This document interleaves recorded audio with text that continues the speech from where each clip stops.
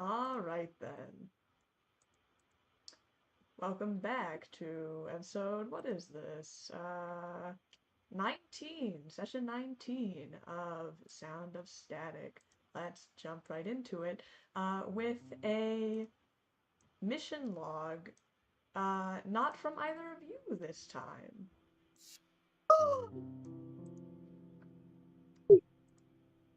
Uh, this is Vernon giving my mission log for the Silent Stars, reporting into Forum member Flemeth. Our mission assignment was to map an uncharted sector of CD-15 space, but we got a tad sidetracked along the way when we ran into a seemingly abandoned space station amidst the rocks. In the past 24 hours, we, along with the Star Ranger troop, Waydan's Blessing, have rescued going on 52 Sheeran colonists from a now destroyed Hell Knight's battle cruiser. Captain Osiris Nivea was kind enough to escort us back to our own home sweet junk hauler. And now 4 hours ago, we managed to launch the cartography probe and get a fine, clean survey of the area. Our mapping should be attached to this mission report for the good doctor's perusal. With the current heading and nearest drift beacon, I reckon we'll be landing at Absalom Station within the packed day. End mission log. Comms starting personal log. On L15, I saw Venice for the first time in years. She's different now. Hell, we both are. Or maybe not. Maybe we both changed when we met Veneer, and now that they're gone, we're just reverting to our old ways. Back before I joined this sideways rodeo of a ship, I was quite content to live the rest of my days on TY7 and never have to think about that ever again.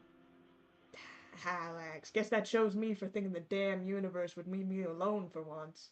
Instead, I get kidnapped by Hell Knights twice, and I'm taking orders from a halfling teen with more bark than biting a head screwed on backwards, let alone the rest of this crew. We're not trying to sneak into restricted rooms or starting fights with local security, trying to weasel their way into unsuspecting pockets. When they're not doing that, they're off risking their lives trying to keep an old cheering like me from getting lobotomized by a crazed Hell Knight lictor. You would have liked him, Veneer. Still, someone's got to make sure this reactor core doesn't blow up with all of us in it. I guess that someone's got to be me for the time being. End personal log. It is a late night for all of you guys on the Silent Stars. As to set the scene a little bit, you guys were on Waydan's Blessing at the end of last session, and then had been dropped off at the space station, got back on your ship, you guys took the probe, you have the information from the mapping, which was your original job, which you were supposed to do here, and now it is late night on the Silent Stars, as you are currently on autopilot drift to the nearest drift beacon, where you're going to be heading back to Absalom Station. And you all have already leveled up, so for a little bit of upkeeping, you're now level 6. Congratulations. Hey, I'm stronger. It deserves a round of applause. So what are you guys doing here aboard your ship, the Silent Stars? I'd say it's pretty late night. A couple people have probably already gone to bed by now, but should you want to stay up late? Can I look at the ship console? Sure, yeah, you can access like ship comms, ship facilities. What are you looking for? I want to look at how long the route is to get home. I need to get home to Absalom Station. You will be, by the time that you reach Absalom Station, it will be morning, having been about, you would say, the morning of like the 3rd day since you left. Okay, there's still time. And I suppose... Oh, you know what? I'm gonna run to Meridian's room, see if she's still awake. Yeah, sure. You run over to Meridian's room. I say it's about 11, bordering on midnight almost. Axel's time, obviously. And you knock. What do you say? Meridian! Hi, it's your captain. I would like to speak to you. Meridian, The door love you. opens. You see Meridian is kind of sitting at her desk. She's turned towards you. She had her computer comm system is currently off. And what exactly warrants the Grand Captain of the Silent Stars to visit my quarters at 11:49 at night? Well,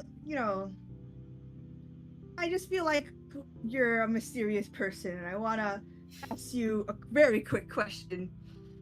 Do you have a twin? Do I have a twin? Yes. Perception check to see what her expression is right now. Okay. Make a sense motive check. Okay.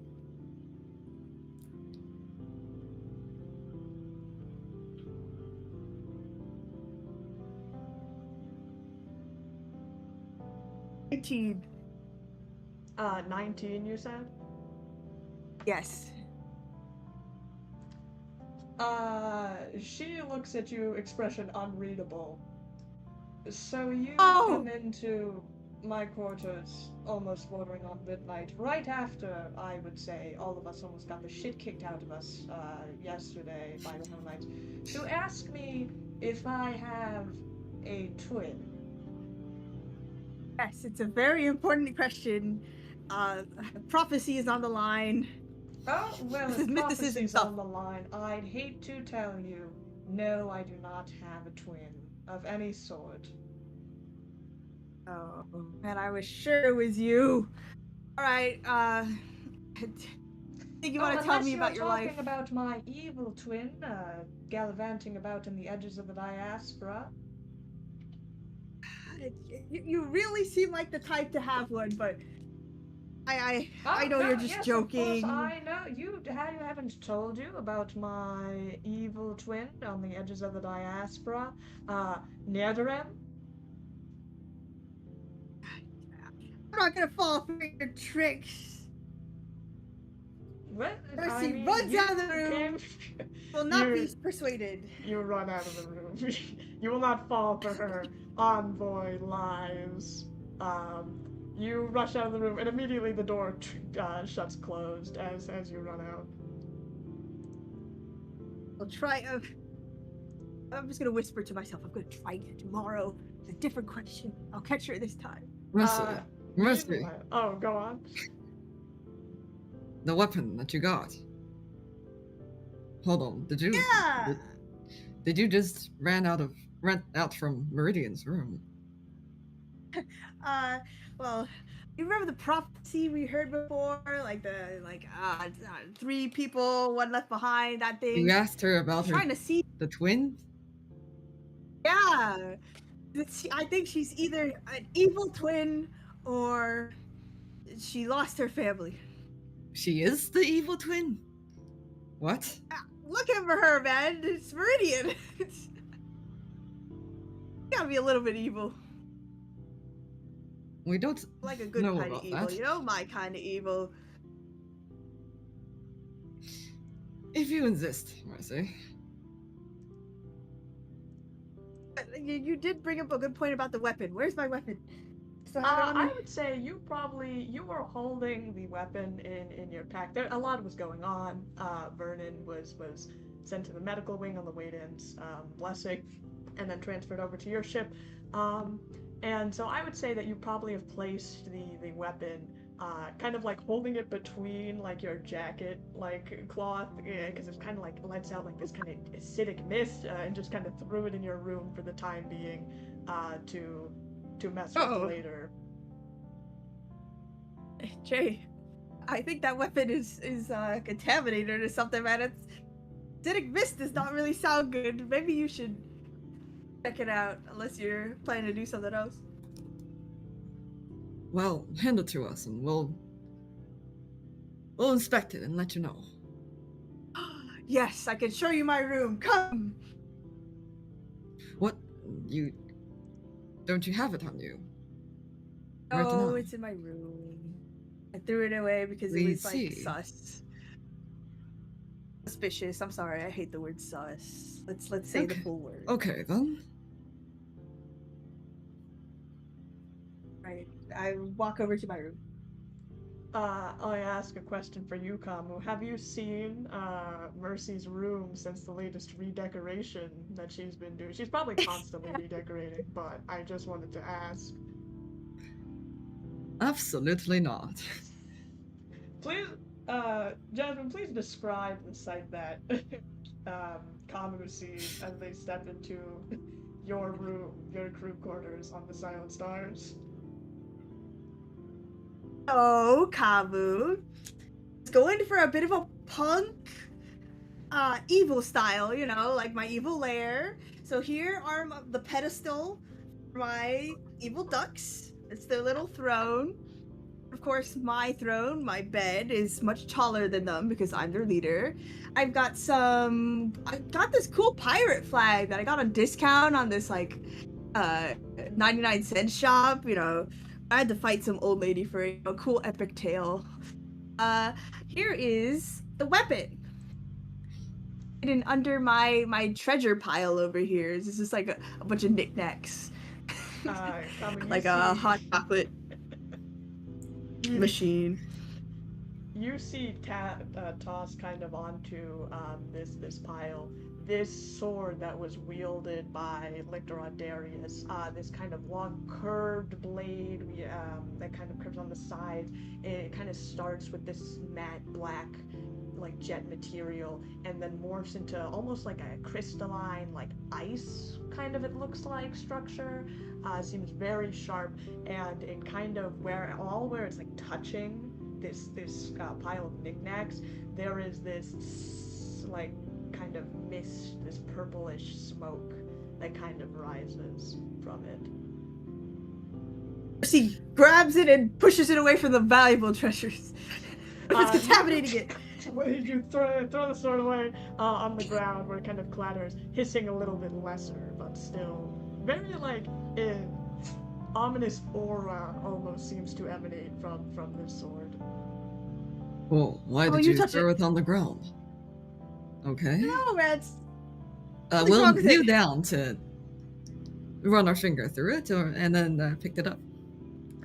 You pick this sword up, and again you feel it's almost like some sort of faint irritant, like when you touch it. It's not quite like a harsh burning, but it's like a light acidic feeling that like irritates your hands where you touch it, and like this more smoke kind of pours from it. It seems to have been actually, Mercy, make a perception check for me. Boy.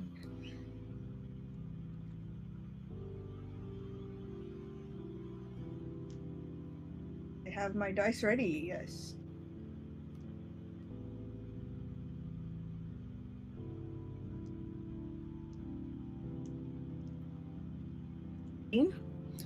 This blade, whatever it is made it out of, we've never seen anything quite like it. Sorry, what did you get? 17?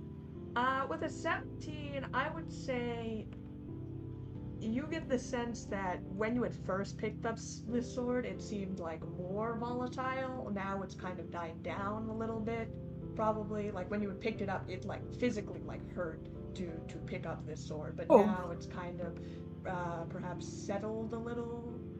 The implications of that you have no idea, but that is what you gathered. Think Lictor was secretly a toxic goo monster. He got all of his goo-ness onto the weapon, and now it's slowly evaporating. That is my theory.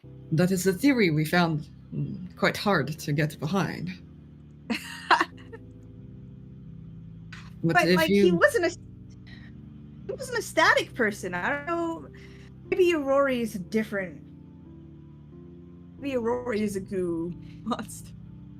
If Lictor or Darius have access to the static, same as we do, then he's bound to be connected to the static in some ways. I think he was, because he never used any of the powers, and the static didn't really seem to help him out, like when we were in that trip space. Like, it seemed like it was those webs were kind of attacking him while we were just like chill. The static was protecting us. We don't know anything about what power the static grants a person who's connected to it. It's true. Take out your staff. Maybe we can compare the two. Does it feel like your staff, did it hurt when you first got it? We do remember tuning to it. Khamu will pull out the staff of the king. Okay, and you want to like compare the weapons, see if there's any sort of like similarity. Yes. Yes, we will place the two side by side. Okay.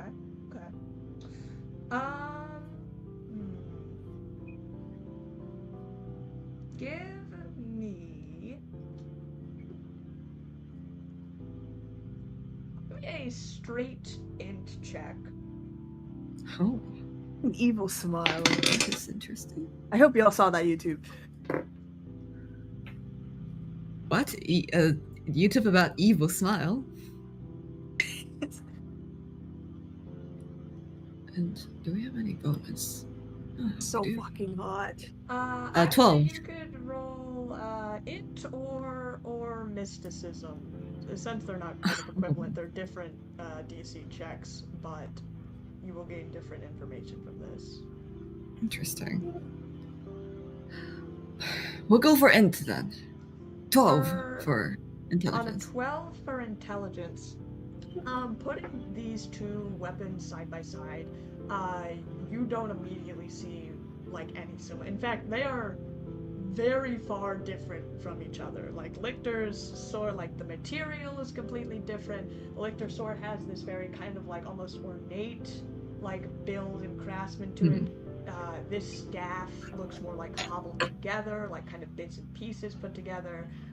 They seem they're two different, like one's a slashing weapon, one's a staff. You don't immediately draw any sort of similarities between the two. Can I check? Yeah, go ahead.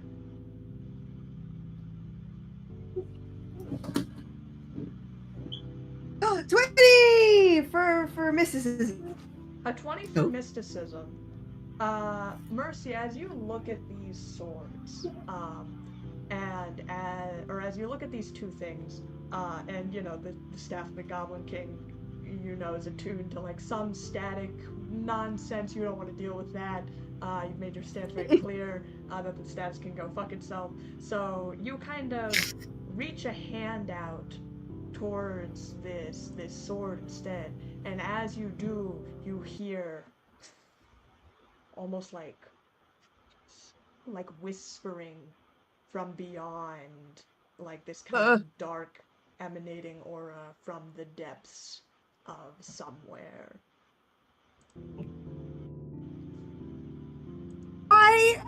What?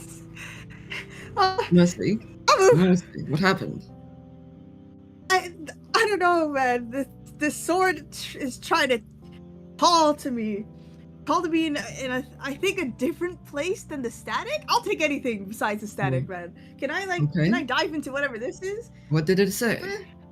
I would say this is kind of different from like like you don't think this is something, whereas the static you always feel like you could choose to delve deeper into it. This is more like you had kind of like a brief connection with something as you had gone to such it, but now as you try to reach for it again, it's you're not really getting anything. It's not really something you can reach for as easily as when you were able to with like static attunement. Our best guess is that this sword is connected to some sort of magic or magical creature. Oh, that has conscience. That means that Aurori and whatever's controlling the static is different. So I'm on Team Aurori. Let's go. Unless they're evil. Khamu, you look at this like very evil fucking sword that emits like purple mist on the ground. We don't judge. Well, we kind of judge, but like, if it's a cool sword, man, then we don't judge, you know. Mercy, try Privilege. speaking to it. See if you can communicate with Nirori or whatever this sword is connected with. Okay. I try to channel a similar emote, like however I feel when I'm diving into the static, but like not the static. I don't know, man. I hi sword. Hi. Please make a Rory, mystic goddess, check. Aurori, god. Oh, okay.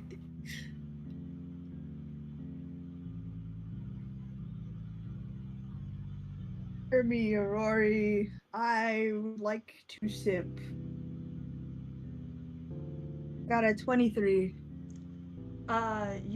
You kind of sit down, and Khamu, you watch as Mercy sits down and just begins to talk to the sword. Sorry, what were you saying? You were saying Aurori?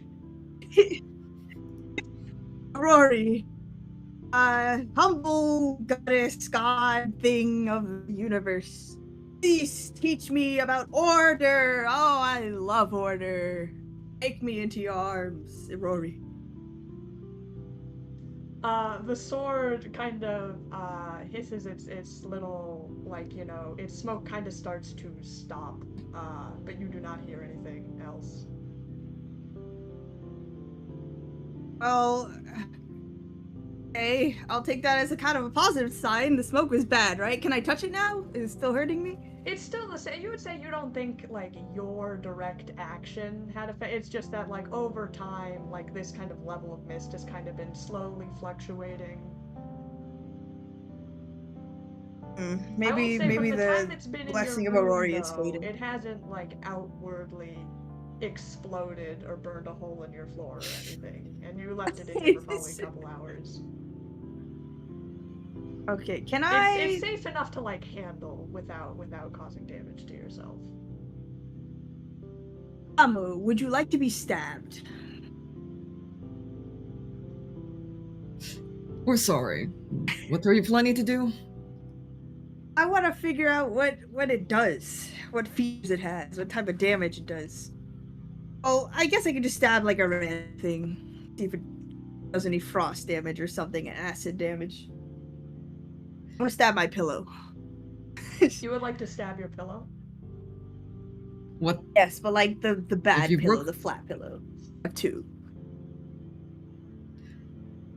If you broke that pillow, we wouldn't be able to fix it. Don't worry, I have We're not good two. at This sewing. is like my emotional pillow that I punch. So stabbing. please make an attack roll against your pillow. The AC is 10. Oh. Are you sure the AC's 10?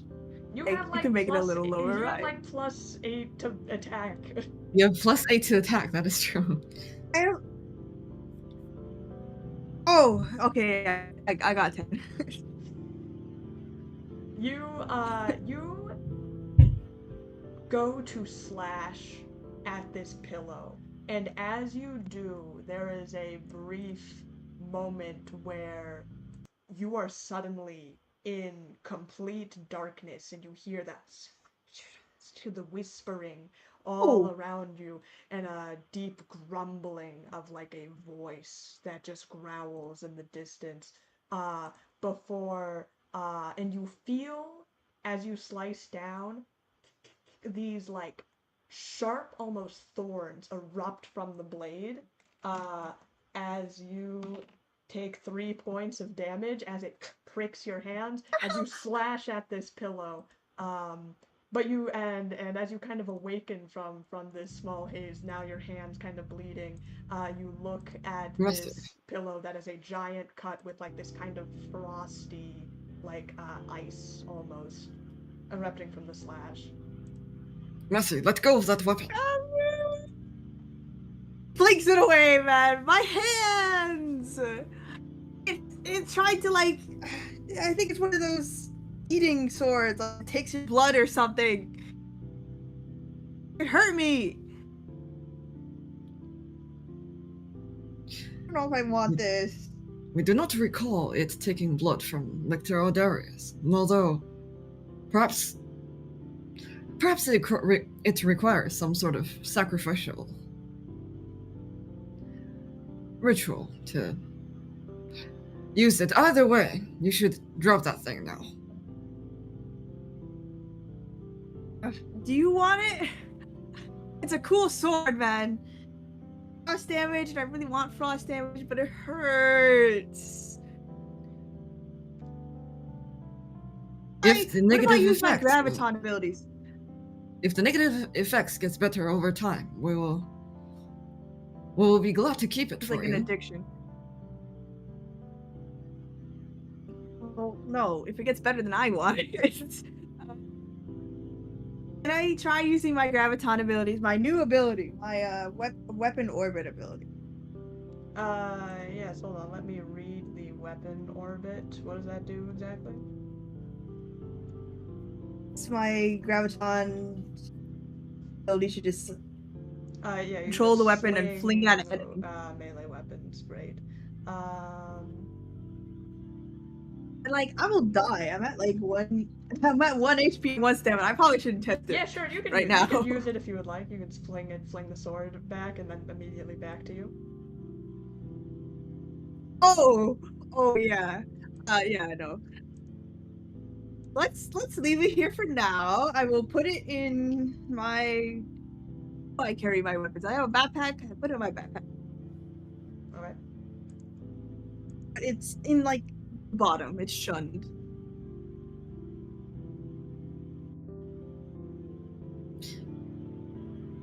Now, if you would hold still for a second, we could patch up that cut for you. Yes. Please. Hurts.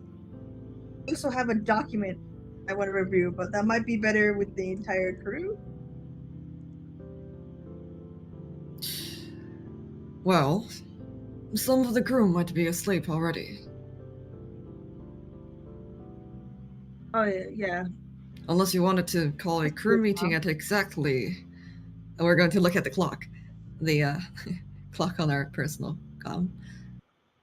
Yeah, it's past midnight. What time by is it? now. Past midnight. I don't want to wait until the morning. You don't need to know what's in the document, right? It's just us against the world. No, we're a team. I'll wait. Well, in the meantime, feel free to send a copy to us then. Okay. And the copy. Khamu, you get the report of this. You get this report. If you want to look over it now, you can. But I would say you now have full access to the report. Or you could wait until the morning. No, I want to read it now and then just talk about it in the morning. We'll finish patching up Mercy, and then we'll go back to our room and to read it. So Khamu, you're gonna go back and read this, and then, so I'm assuming you guys are packing in for the night, though. You're just staying in your rooms, nothing else you want to do aboard the ship. Oh, I hate when you give me choice like that. What if I'm missing something?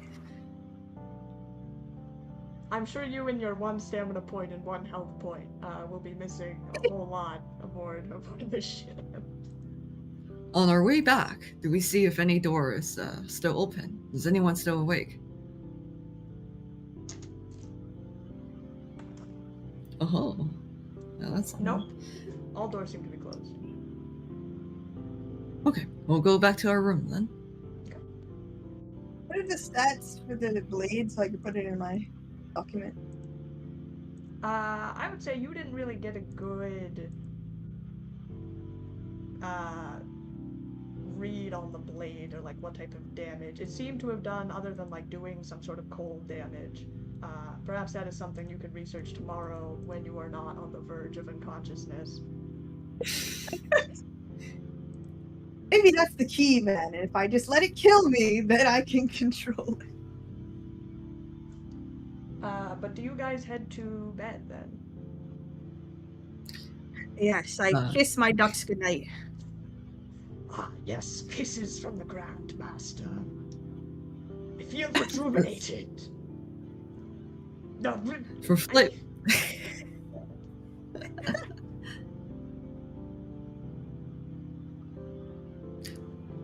I'm just so glad you're giving us kisses. No, Master, do not give Lucky does not deserve grand kisses from the merciless one. They have not been helping our cause at all. Revoke your kiss status immediately. I don't have a time for an argument. I'm about to pass out. Go to bed. Lucky, look at what you've done. Sorry, Khamu, you were saying something? Oh, no. I was just saying, for flavor, Khamu will spend some time to install a new module on the rifle. Ah, classic tinkering. Inspired by Lector Darius's bleeding effect. Oh, and I'm gonna be honest, I don't know what new thing you picked up as an operative, but I suppose that will come in later. Oh, I see it now. It's more of a simple damage amplifier. It causes bleeding. Excellent. They will have to roll and I suppose pass a medical check to stop the condition, or else they take 6 points of damage every turn. I think. Excellent. As long as they have that condition.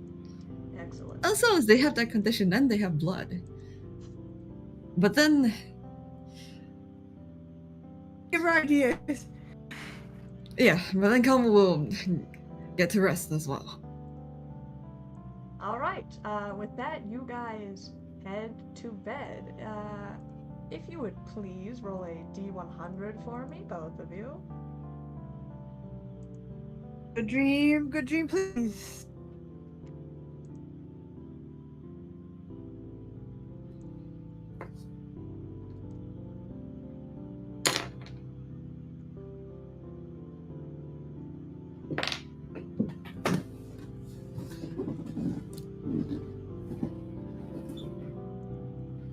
Huh.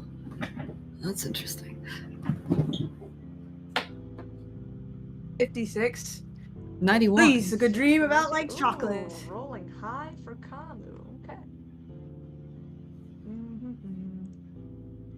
56. Okay. And a 91.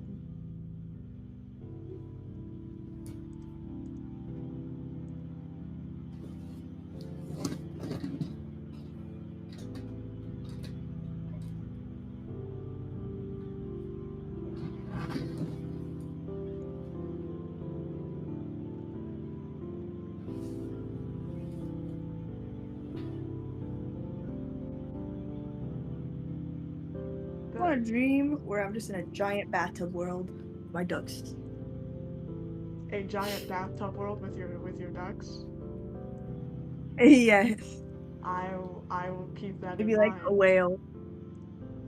It's a little bit pool core, isn't it? Is that what that thing is called? Pool core? Never heard of that. That's Yeah, the very aesthetic. funny. You mean like that one pool game?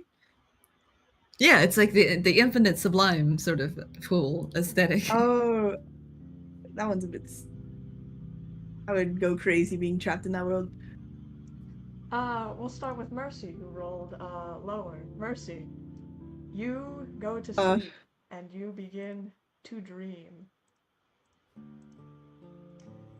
You stand at the edge of a smoky room, slats through the blinds, you standing over a Tommy gun in your hand, a kind of fedora on your head, over the dead body of that traitorous bastard, Scugs, the gnomish, the gnome that had worked under you as the Grand Mafia boss of Absalom Station, who had thought to betray you to your rival gang, and you had to kill him for his terrible switching of sides. Tovar, your right-hand man, stands next to you, shaking his head.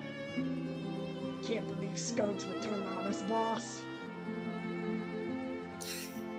That's good. He was a good man. But it had to be done. He betrayed us and he betrayed our family. Always with the family, boss. You Of course, kind with of... the family. With family, we stand strong. It's exactly what you always say, boss. And we treated Scuggs good, didn't we? We did. How could he spit on our name like this? You know how it is, boss. Blood money. It's always about the blood money. He was like a son to me. You He chose money. You close his eyes. Lay a kiss on his forehead. May God rest his soul, that poor bastard. Damn greedy bastard. I just waited a little longer. I might have even handed over the family business to you. And to think he'd betray the entirety of Absalom Station. Just like that, for a couple of credits. What would Godfather Khamu have to say about that, huh?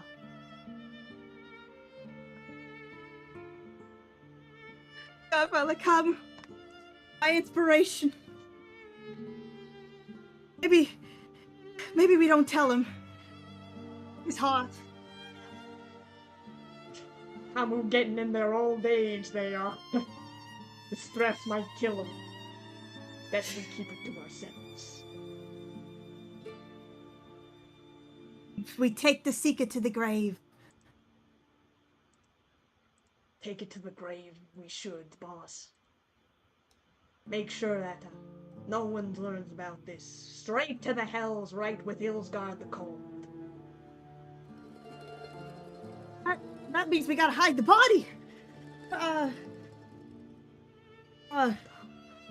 You got a good burial site? Boss, we could throw him in the lake. Off by the Absalom Station Lake. It's a very secure basin. It doesn't lead out anywhere because we're on a space station. We'll sink straight to the bottom like a rock. Disrespect our boy. You can't disrespect our boy for that. That's for criminals. He deserves a good burial. You're right, even boss. If he betrayed us. I'm sorry. Forgive me. Let's just bury him right here. Nobody will know. Underneath the floorboards. Good idea, God, boss. an Italian accent is very hard. Mafia boss on Absalom Station. Okay, right ahead. Tomar leans down and starts to claw at the ground. Attaboy, Tomar. Just don't get dirt on me. A new skin routine. You lean down to pick up Scuggs, God bless his soul, his body, his traitor's body, in the ground. And as you touch him, a purple mist begins to emit from his body as the room grows darker and darker, and you hear whispering. Secure of Isgard the Cold. And you wake up in a cold sweat to see that your entire room has filled with this dark purple mist on the silent stars as you look over to the corner where your sword in your bag lay as this mist fills your entire room. I will say that you have benefited from a long rest at this time, so feel free to give your fully do your stamina points, your resolve points, and I would say because you guys had rested on Waydan's Blessing before going here, you may add plus 12 to your hit points for this long rest. Oh gosh, I run out of the room! You run towards the door, and just as you are about to make it, you are suddenly stopped cold as you hear echoing in the room.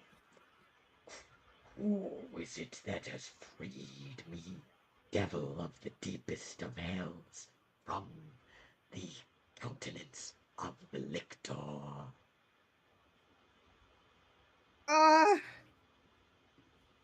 Not me, sir. You can go back to sleep.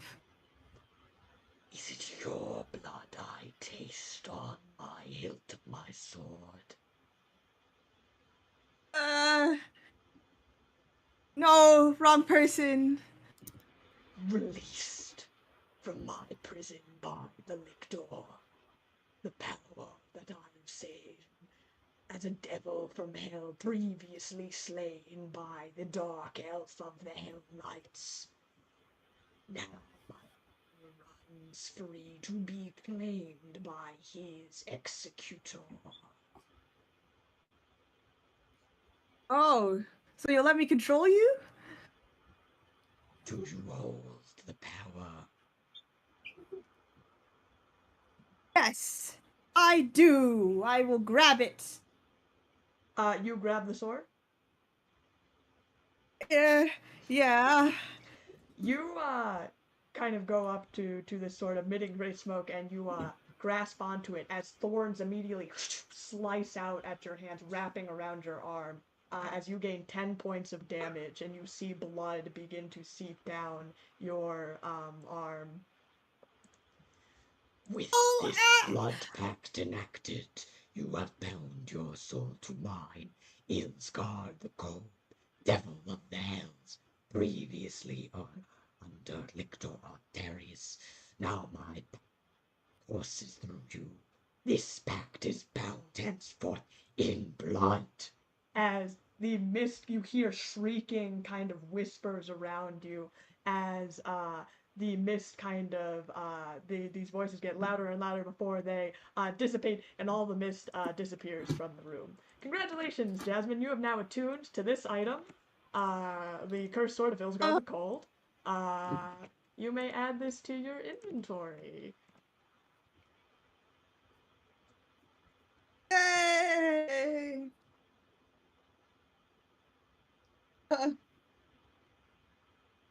I run out to want to see Khamu. Do you drop the sword? No, I'll take it with me, man. I'm scared it'll be like sword, still like blood like running down your arm. You run out into the kind of main area of the Silent Stars, and as you are about to run towards Khamu's room, you actually noticed that one of the lights in the kind of main console area of the Silent Stars, there is a dim light and kind of like a small like scritching noise, almost as if the writing is emanating from the larger room. And I would say this time it's about like mid like 3 a.m. in the morning, like dead in the middle of night. Hi! Hello, who's there? I need somebody. I need an adult.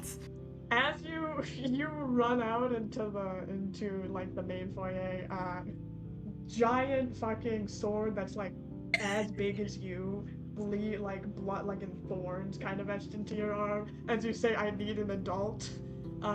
You walk into the main foyer to say that Hawk is actually up right now, currently kind of sitting at this small table. Kind of the Silent Stars isn't exactly like, there's a lot of kind of junk that people leave around, and scattered papers and everything.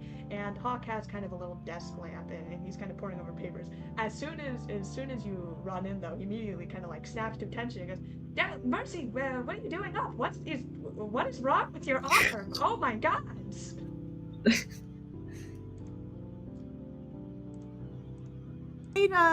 I made a pact with a demon. What?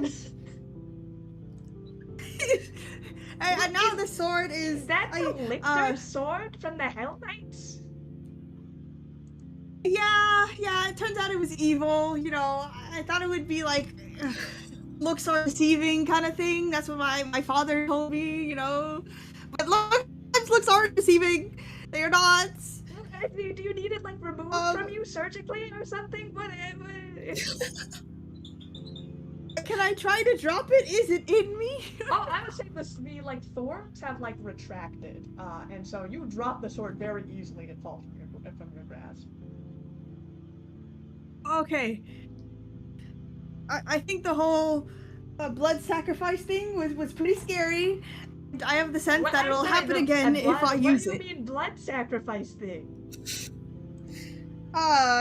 Just like a blood pact. Is there like a demon I think on my the soul's a ship bit right tainted now. What?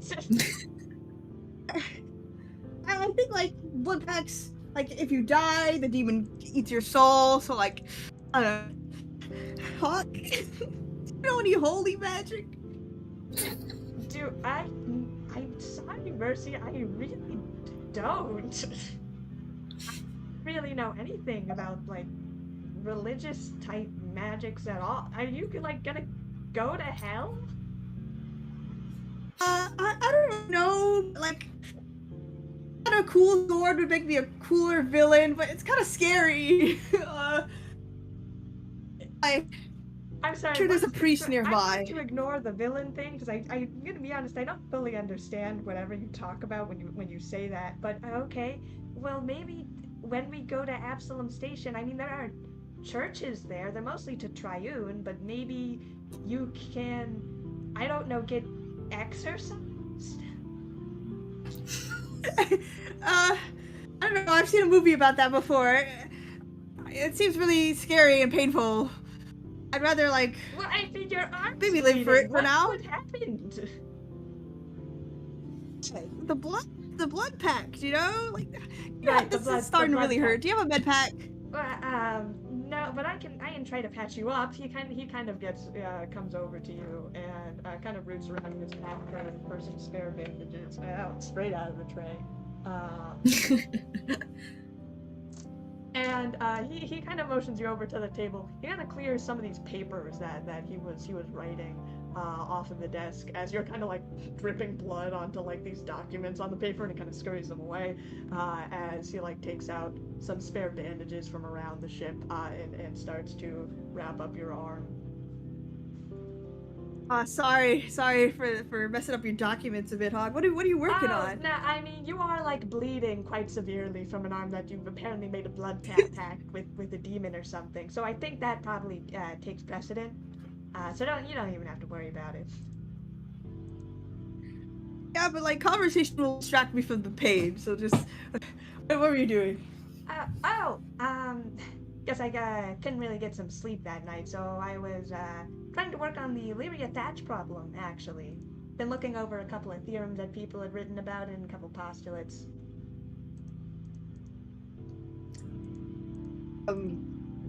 Make a physical science check, Jasmine, to see if you know what the Lyria Thatch problem is. You mean like that's your yeah, that's a theorem that I know. Sorry, what check did you say? This is physical science. Physical science? Yeah. Science.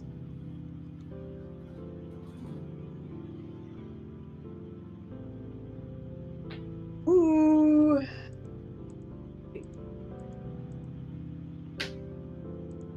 25.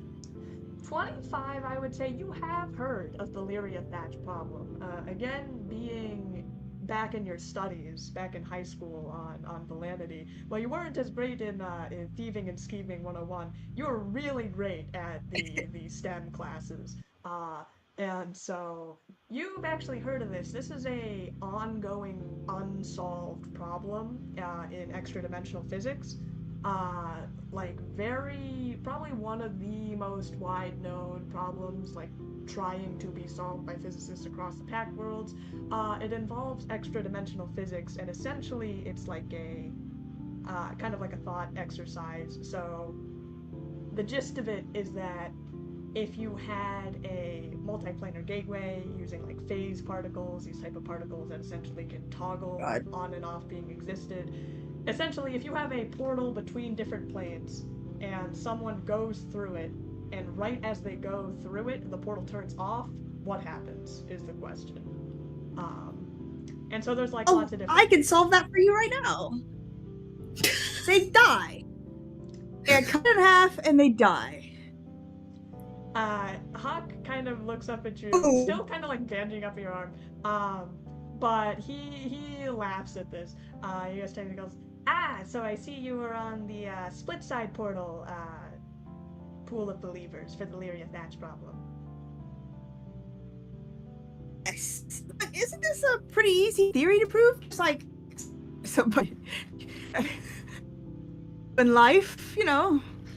Well, I Throw mean, it the away. problem is that, phase particles they're not something that can really be manufactured or created. They just appear at will, and no one really knows exactly how they work. So, to one, find a multiplanar gateway from phase particles would be extremely rare, and then two, to go through it and have it manipulated just so that when someone goes through it, it gets cut off. I mean, even more so. There's no way for us to really conduct an experiment with it, which is why it's such a popular problem. But so you were on the split side theory. I mean, yeah, I feel like if one part of your body is already another place, the other side of the portal, while the rest of it is stuck behind, just gonna split you apart, right?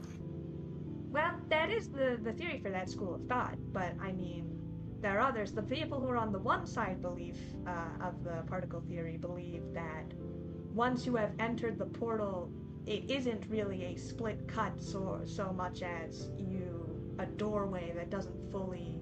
The rest of you will essentially be pulled back to whatever plane most of you is on, so you only end up on one side. There, of course, is the disappearance school of thought, which is that once you enter in, you just disappear to wherever phase particles go when they stop existing, which I guess is kind of a scary thought. Personally, I'm on like the our planet? duplication side of the theory. Like our planet disappeared. Do you think that's what happened? Like a giant phase particle thing appeared over the Galarian planet? And oh, for the gap? Well, I think that is one of the proposed theories for it, is something to do with phase particles. Personally, I'm not sure if I buy it. To get that many phase particles on such a large scale as a planet seems a little improbable to me, but, well, a lot of improbable things happen in the galaxy. Like Either that way, one I adhere to hallucination episode. Like that one hallucination episode that we still don't know why happened. Did you say episode? I mean, yeah. we broke through it. It was like a brief period of mania. Mercy, sometimes you talk as if like we're on like a TV show or something, and you're like trying to follow a script or something. You were talking about like a episode of Mass Hysteria in that context, rather than like a serialized. Okay, great. Sometimes you say things that like kind of align with like you're not entirely in touch with reality, and so sometimes I have to ask questions. What are you talking about? Yeah, I mean, strange things happen all in the Pack Worlds. I mean, magic isn't especially thoroughly studied even by practice mystics in the Pack Worlds. Did your family kick you out? What?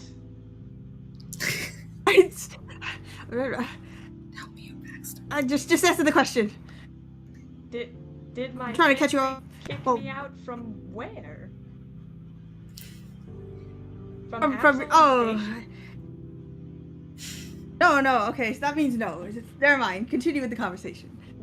I don't think I can gloss past that. What do you that feels like a very kind of personal question to ask someone who's trying to talk about like a highly developed physics problem. I feel like that just kind of came out of left field.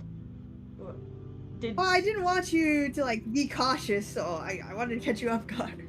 Well, you certainly caught me off guard. Mercy, is that okay at home? Yes, I'm just trying to solve poem that we got, prophecy that we got. I'm sorry, what? Don't worry about it. Don't worry. There's just like magical words in my head. Mercy, I feel like you ask a lot of personal questions to me specifically about my family since I've gotten to know you. And I just think, I'm not like a psychologist or anything, but I've heard that it's a lot of like reflecting of people's personal problems. And if you want someone to talk to, then I'm here for you. But you can my family ask. No, fuck. No, I'm okay. I'm okay. Okay, my family is great. The rest of the planet, not as great as my family, but this is different. This is for a The rest of prophecy. the planet, like 6 billion people. Yeah. All right. Well, listen. I'm generalizing, okay? Villain, okay? We generalize. That's different. I'm trying to solve a prophecy about us, right? You're in it. I don't know where you're in it, okay? Ah. You have a twin. As you start to fucking conspiracy spiral, Hawk kind of like takes a step back. Okay, you know, Mercy, it's kind of really late. Do you want like a glass of milk or something? I personally think I've been up a little late this night. Fine. I know. Look, Fine, I know Hawk. that you just went through apparently a blood pact. That must be very true. Is this? Oh, he like looks around and kind of. Mercy, is this the devil? The blood pact? Are they controlling you? Blink twice if you need help. Alright, Hawk. You keep doing what you're doing here. This is some real complex stuff. If you win an award, I call dibs on the money. All right, Mercy. I'll be sure to put you in the. I will get you that processor.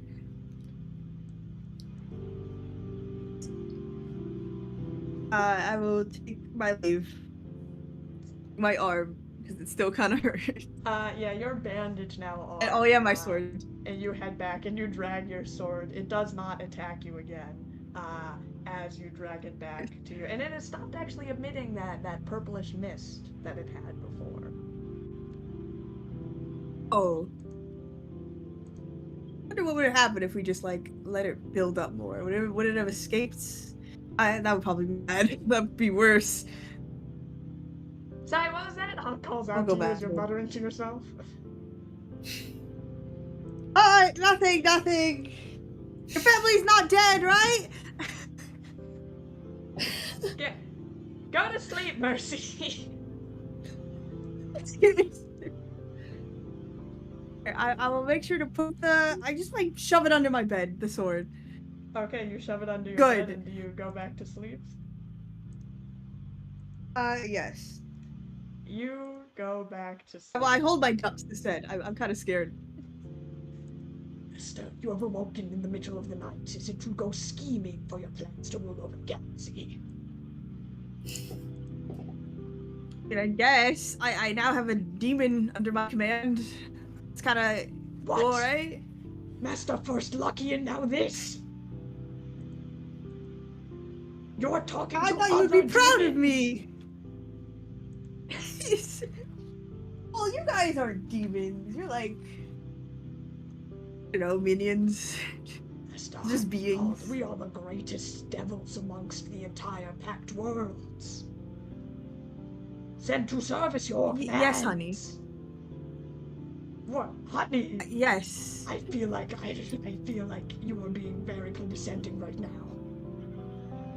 Oh no! Yes, you guys are my great evil demon lords. Great merciless one. Go to sleep with your new demon sword that you've created a pact with instead of us. And like kind of they can't move, but you sense it would have turned its head.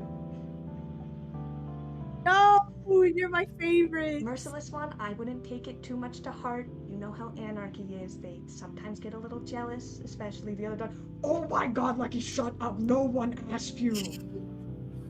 And you go to sleep. While all this was happening, Khamu, you awaken from your sleep also in the middle of the night. You kind of have this dreamless sleep going to bed at the night after tinkering with some of your operative tools, and you awake kind of hazily in your crew quarters. We're going to check the time first. You check the time. It's probably about like 1 a.m. deep, Okay. like within the night. All like the lights on the ship have been dimmed. It's very dark. It typically does that, you know, between like 11 to 7, just for kind of ambiance on the ship. Peace and quiet. We're going to gently open the door. You open up the door, to stare out. So your room kind of faces directly.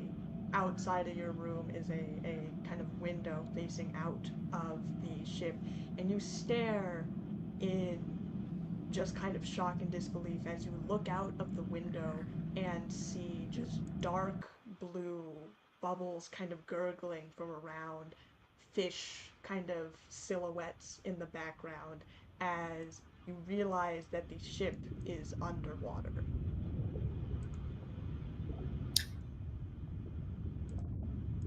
Our first instinct would probably be, this has to be a dream.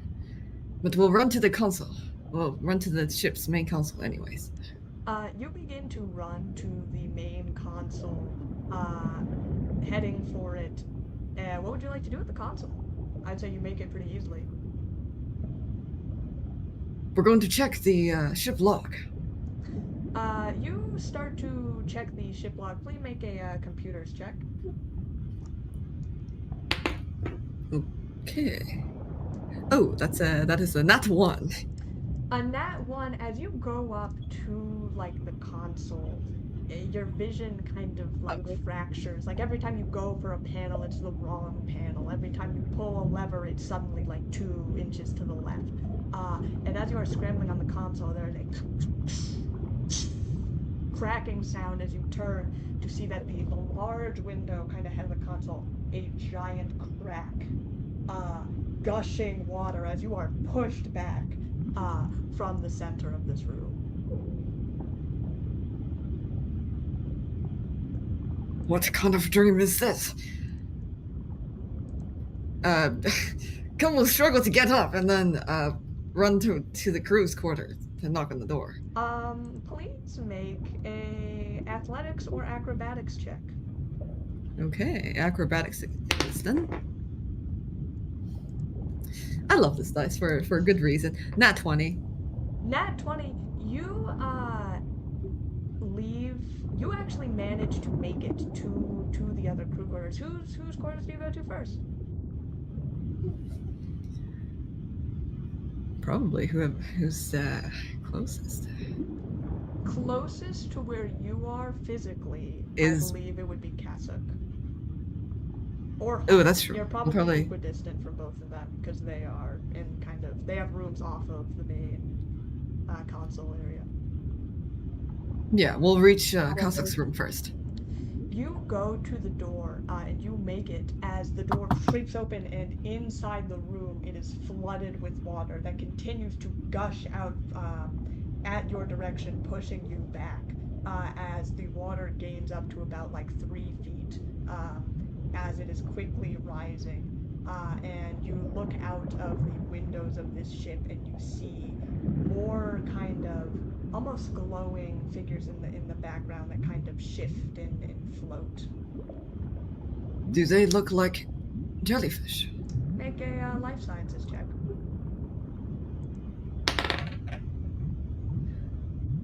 Okay. Life science. 17 for life science. Although, do we get I don't remember if we get a bonus for having Alien Archive. Alien Archive, yeah, sure. Plus 2 it. Oh, cool. Very nice. 19 then. As a 19, as the water continues to rise, you can very easily pinpoint jellyfish floating just outside of the window, like a whole mass of them, almost as if they are like surrounding the ship as water begins to rise up to your chest and to your neck.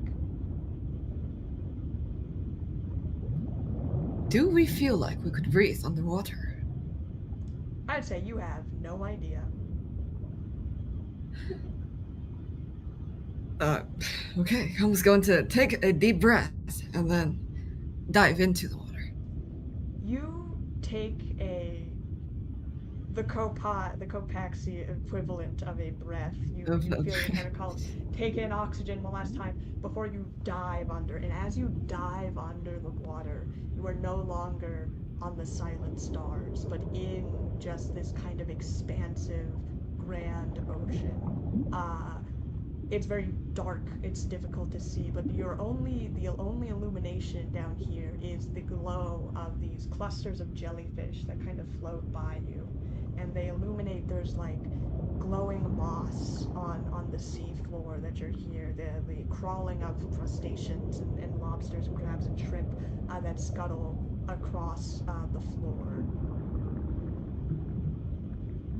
We're going to approach, try to get close to one of the creatures. One of the jellyfish creatures. One of the jellyfish? You float up to one jellyfish, kind of luminous, glowing in the, like all the rest kind of almost part in a sphere around you, except for this one jellyfish that floats. And you reach out, and as you touch it, there's a sharp stinging in the tips of your fingers as it travels through. You see like your entire arm begin to alight with these Lichtenberg fractals of glowing blue energy that burn, and like you see your hand begin to disintegrate as it continues to roil up your arm, and you awake on the silent stars. Please benefit from a long rest. You can gain all of your stamina points as well as plus 12 hit points.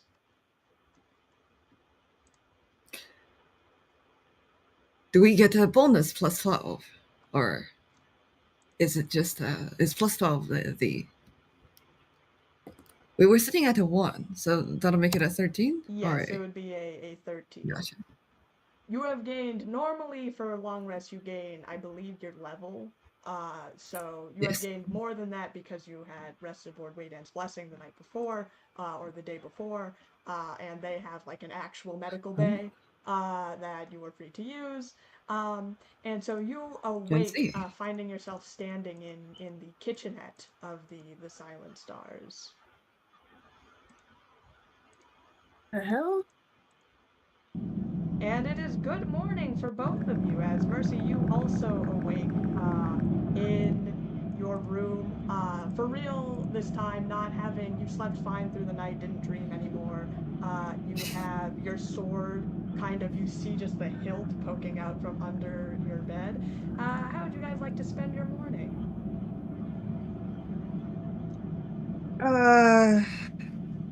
Would like to call a crew meeting. Okay. Just like send a message out to Yeah. others. Yeah, go ahead and put that in the chat.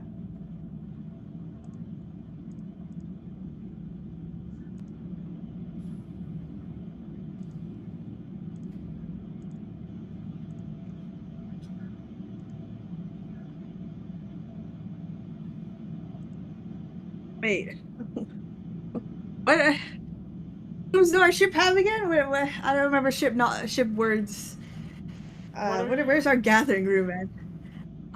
You could gather, and usually I would say where most of you tend to congregate is where the main console is. You kind of have this main room. You also technically have like a ready room specifically for like drawing up maps and like putting things on board, kind of like a conference room, but I think mainly people just kind of gather around where the main console of the ship is, where the helm is.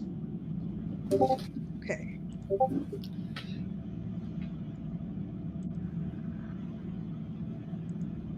Guess we sleepwalked again. Oh, there's a new message.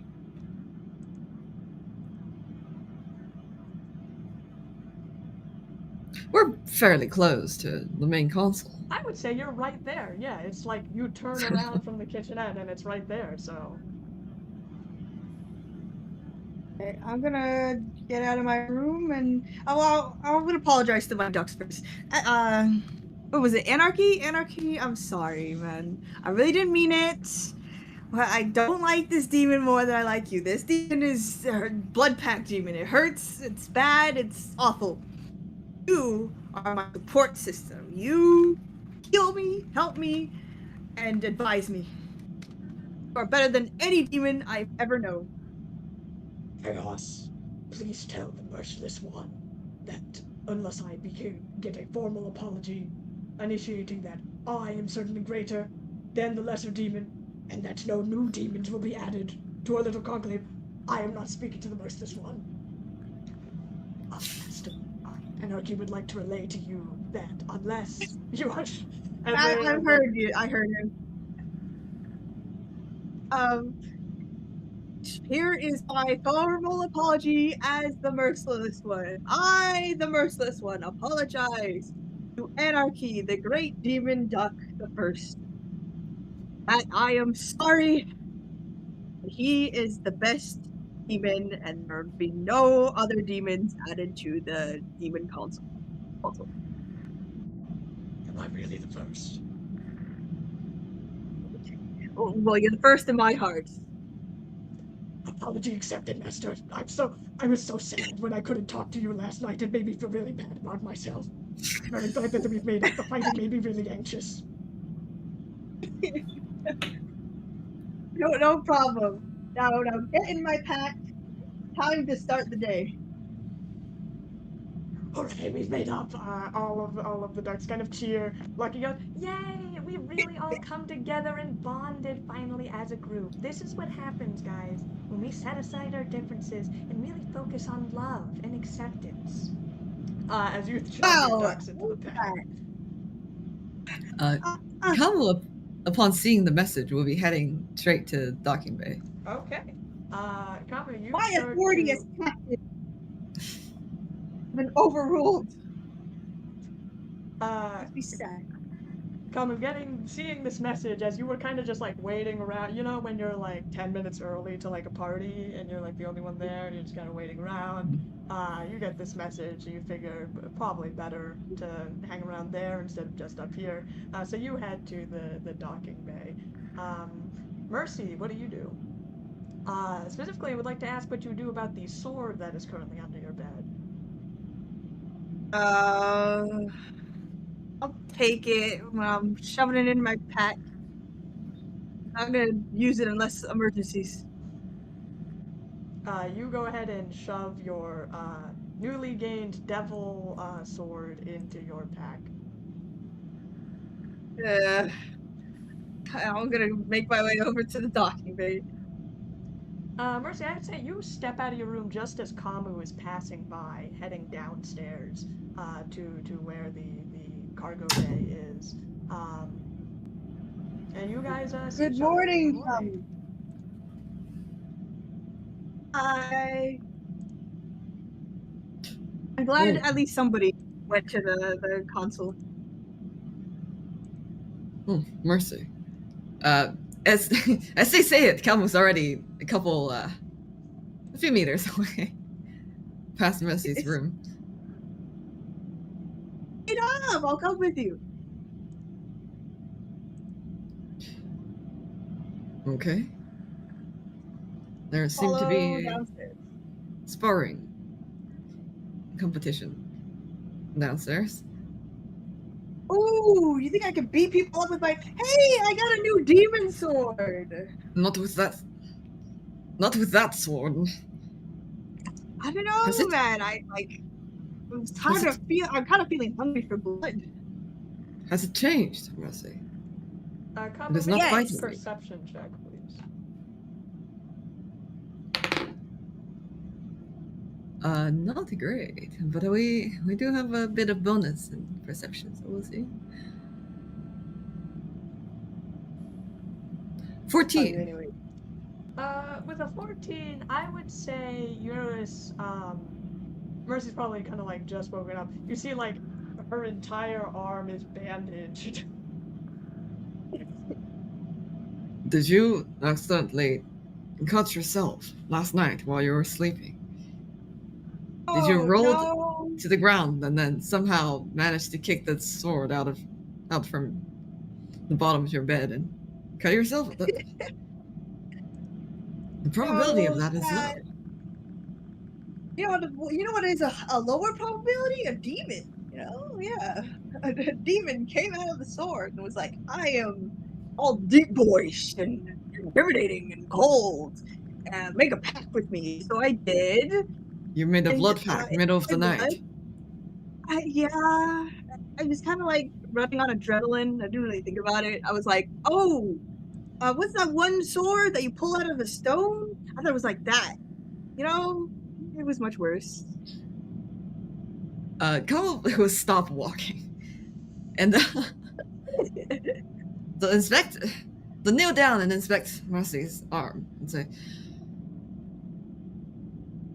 "Tell us, is this going to be dangerous? Do we need to find a solution to this?" Well, he seems to be satisfied for now, but I'm assuming if I don't use it for too long, he's gonna get hungry.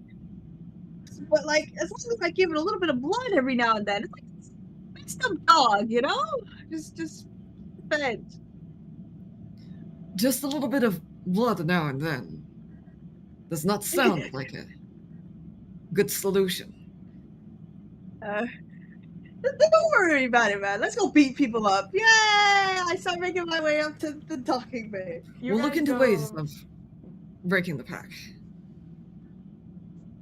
Okay. You guys head downstairs to the cargo bay, to the sound of light kind of clanging of weaponry and firing of guns as you head down and see that the rest of your crew is sitting around in the cargo bay. A couple have Hawk is kind of tinkering with his gun. Vernon is kind of back against the wall. He's sitting down at this kind of like little work space area. But Cassock and Meridian are like out and doing stretches, and seeing as you guys walk into the room, you get kind of a friendly wave from Hawk, Mercy. Hey, you guys managed to make it! Whose idea is it to do workout this early in the morning? Cassock? Everyone looks towards Cassock, who is kind of like, she's like taken off her armors and is just kind of like in doing kind of stretches, her glaive kind of erupting in graviton. You all wake so late on this ship. Where is your early time for stretching and sparring?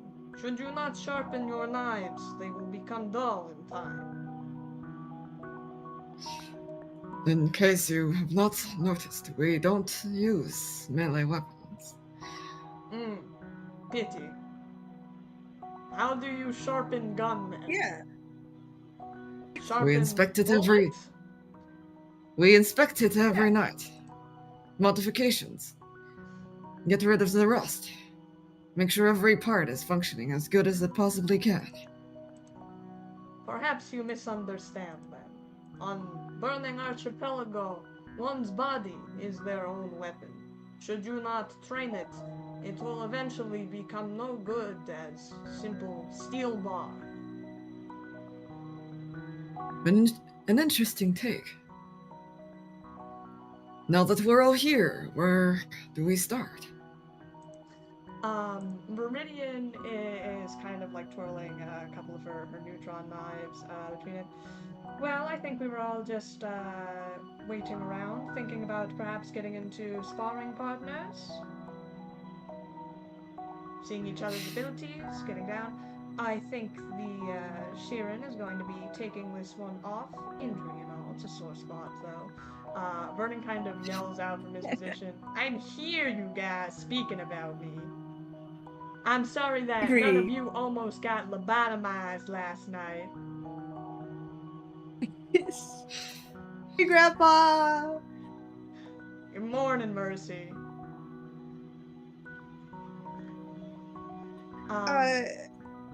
But yeah, we were just going to get into sparring partners and, you know, do a couple matches. I mean, no, obviously not doing any real damage or anything, but, you know, keeping the skills sharp.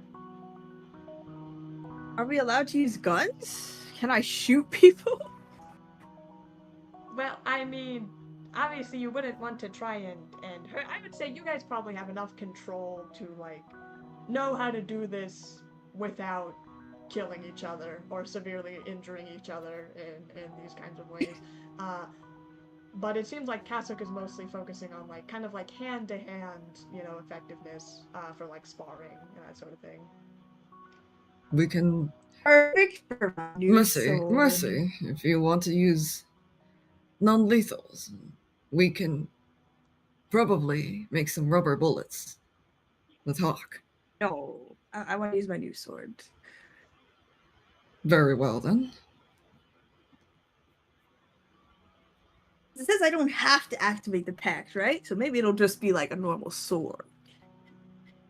I will say for mechanical purposes of your sword, you can choose to activate the pact, in which case you will do like the bleeding effect. The pact is for like the bleeding effect, but otherwise it is a normal sword. Yeah, Kasuk! Kasuk! I challenge you. We're the same body mass, right? Like, yeah. Okay. And Khamu, as Mercy, you kind of pull out your new sword and you point it at Kasuk.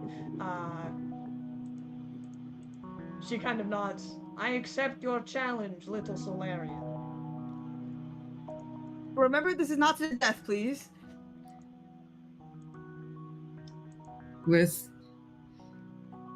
Since Vernon is taking a break, we are down to 3, aren't we? Oh yeah. How does this work? Well, if one of you two wanted to 2-on-1. give it a try, we're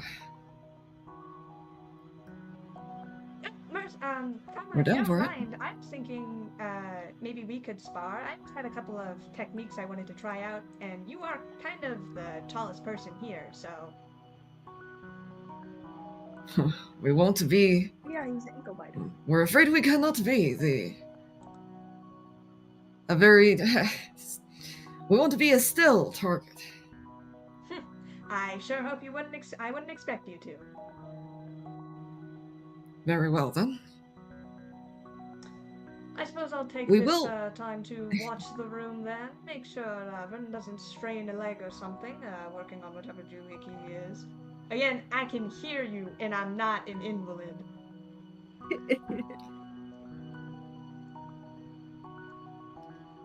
Khamu was going to take a look at Meridian, and then join the sparring and the talk.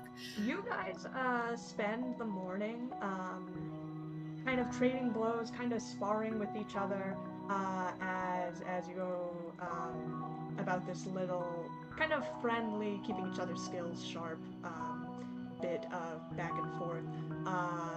Mercy, you kind of pull out your giant sword, and Casa kind of looks at it and nods.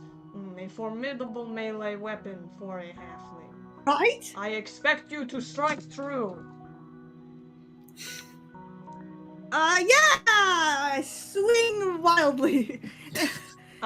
You swing wildly, Casa kind of blocking you blow for blow as you guys begin to spar.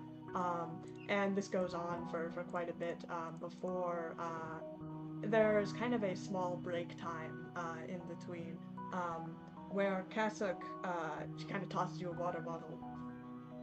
Little Solarian, you are versed in the magics of photon, is that correct? Yeah, I can do graviton too. I just don't much. I don't really like it. Truly a warrior, focused on the offensive, doing damage against your enemies, even at the cost of harm to yourself. Very admirable. Yeah, I don't really have the defense to make up for it though, so I'm gonna need you to help block some blows in the future. Ah, that is why we are Yensado. We watch each other's backs. Only together do we form whole unit. One son disciple on their own does not a force of nature make. I would like to try move with you. Oh, yeah, sure. Do you remember when we were on Burning Archipelago, da? The ritual of Dryarza. Yes.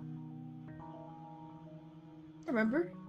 That technique we used, very common I use among Sun disciples. I think I can teach to you.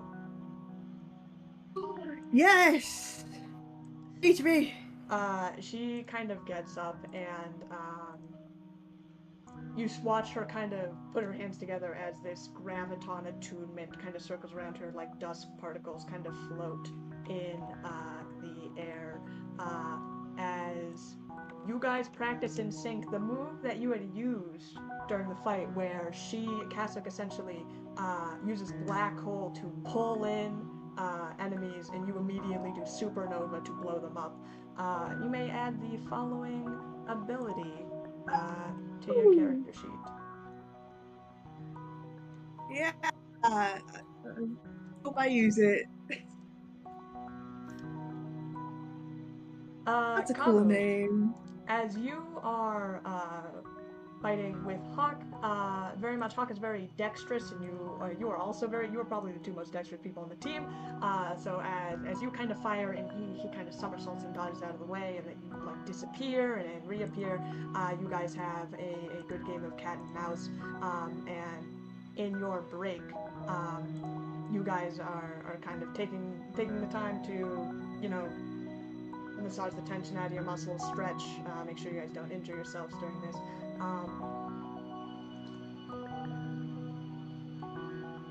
And Hawk, as you guys are kind of having this brief break, he kind of looks up at you. Khamu, I'm going to be honest, most of the other, well, I guess they were space pirates, but, other space-faring people that I met in the packed worlds were mostly from the ankle biters. And, probably Captain Halloween was the tallest person that I really had to spar with, and she's a dwarf, so he kind of just looks very much up at you. Right. Have you learned something new from sparring with us? Oh, well, trust me, I've definitely had a lot of practice fighting against taller enemies. I mean, the other sorts of space pirates we would have to go up against usually thought that our short stature put us at a disadvantage, but really just makes them more vulnerable to tipping over, if you ask us. But I guess I have always wondered what's it like to have the high ground, so to speak.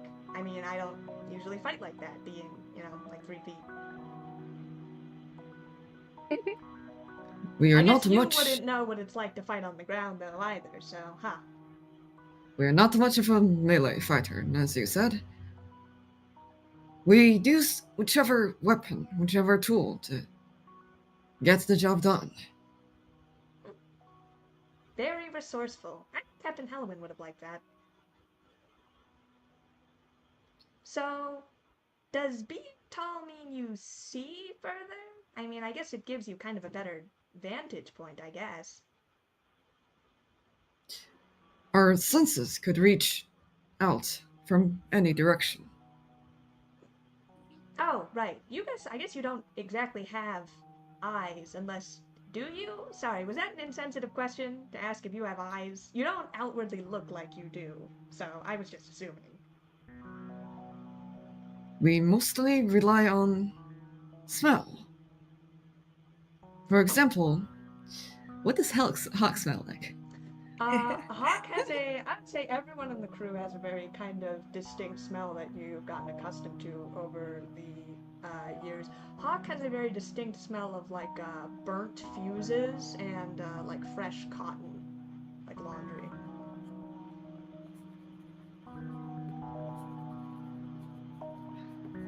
Burnt fuses and fresh cotton. And Meridian over there. We remember the scent of mint and cologne. Oh, that's kind of interesting. I mean, I guess for creatures that don't exactly have eyesight, then yeah. So does everyone you meet have a specific smell? Well, in a way, yes. But sometimes when there's another smell that is too strong, it interferes with our ability to sense. And we do have eyesight, so to speak. Well, I guess you learn something new every day. I've never met an alien like you before, so I wasn't exactly sure. And I mean, I've met a lot of aliens. We would give you a... How much do we remember about the history of Kovaxian? Well, I would say you should make a culture check.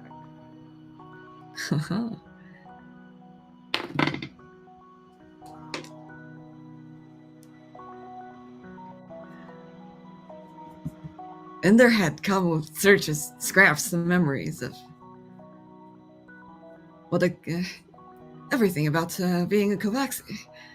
Perhaps some of them more ingrained in the everyday experience of seeing, sensing, eating, existing. That is a 30. That is a 30. A 30 I wrote What did you roll? a 30 on culture, 18 plus 12. That would be That's a 30. 30, right?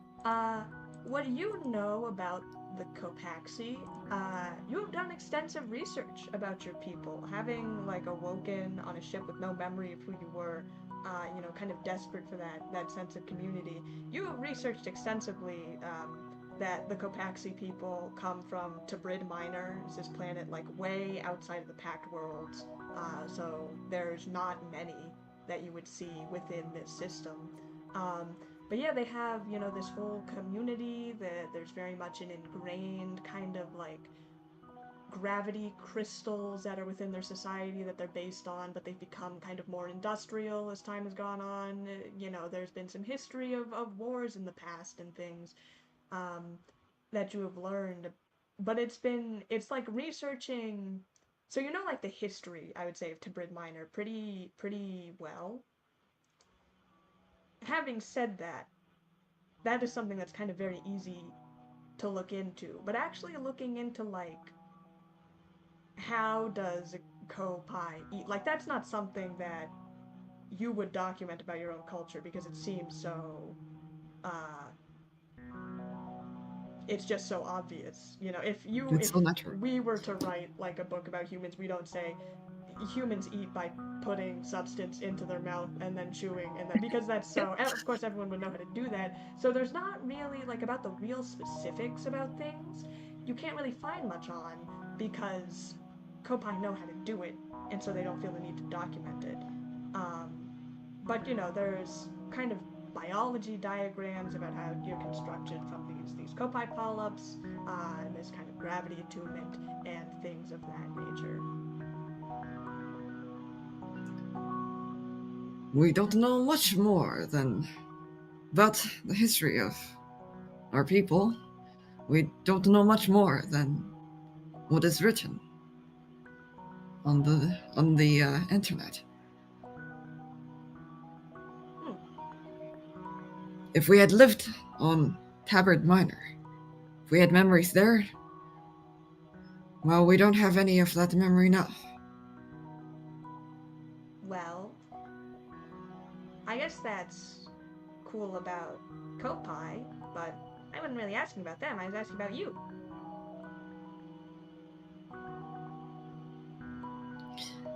That's right. Khamu realizes that they have not talked to Hawk about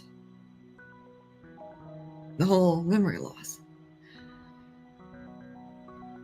Well, in case you haven't heard from the other crew members, we woke up on a ship without much memory of everything about us. Oh, yeah, We've been searching for that ever since. I think I've heard about it, but I mean, that was some months ago. I mean, what have you learned since then? Not about, I mean, your past, I guess, or anything, but what's life in the life? What is a day in the life of Khamu?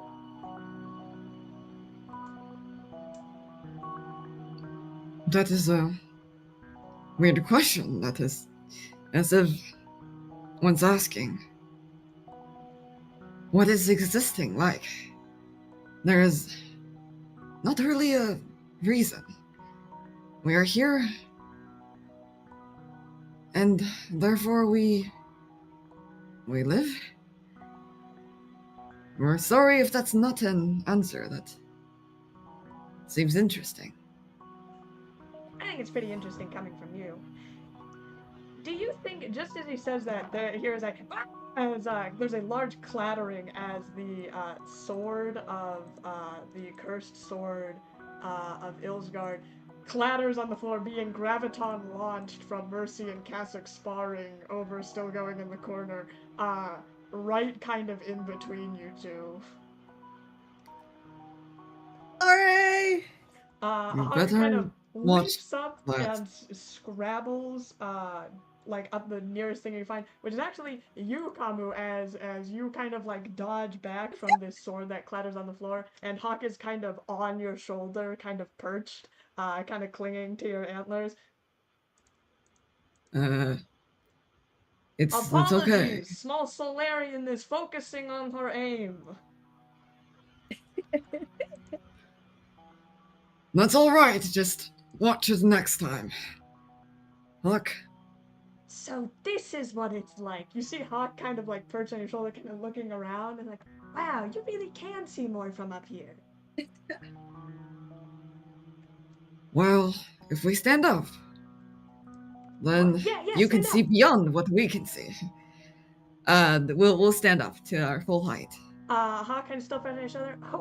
Oh, yeah, I mean, you must feel like 7 feet tall, Khamu. It's like, I can see over all the boxes from here. I could probably, like, even reach to the end of the cargo bay. You see he kind of, like, lines up his gun, kind of pointing, over at the end of the bay. Even Cossack would look shorter. I know, and she's like a giant vesk woman, so this is, wow, I didn't think that, you know, being that there's this height might have some actual benefits. It's kind of interesting. He's kind of like tosses a couple grenades and they like launch farther. As Khamu, you may add the following ability to your character sheet. Up top, Hawk. I know exactly how you're feeling right now. Here, we'd like to try something. Look out. Cam was going to activate Cloaking Field. Hold tight. As you activate Cloaking Field, only you turn kind of invisible as Hawk kind of appears. Mercy, from your vantage point, Khamu's Cloaking Field doesn't make them entirely visible. It's kind of like a shimmering mirage, but it does look, if you squinted or just kind of glanced, that Hawk is just floating kind of in air. Hawk! I knew you were a technomancer, but I didn't know you could fly. Good job! Oh, it's that. I think I'll explain this later.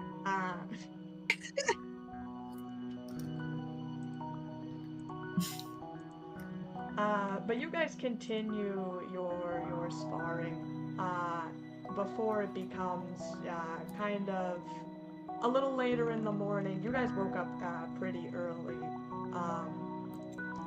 and you guys, there is a as Hawk kind of checks his comms. Oh, I think that's the beacon. Hold on. Sorry to cut the sparring short, guys, but I think we arrived at Absalom Station. At this point, Kel will sort of slowly lower themselves to the point where Hawk could get off safely. Yes, Hawk very, will also very easily deactivate kind of flips off your shoulder and starts heading up to the console room as the Silent Stars sails into Absalom Station. You guys have returned from your mission 3 days ago, and as per your Star Reader rules, should be reporting back to Quorum member Phlegm who had given you this mission.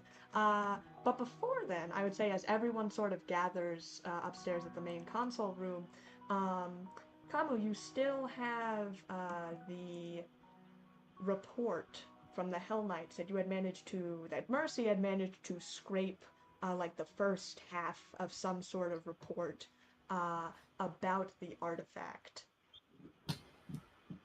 We do have that. Just let it be like, oh, Icarus Innovations is located here. Go kill him, and then we win. Khamu will pull it out and give it a look. You pull it out. This is what it says. No, I see data corruption.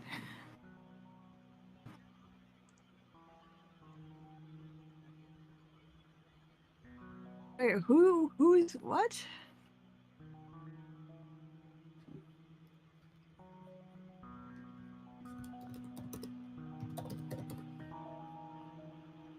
What are these words? My relictors, they are Hell Knight ranks. Oh.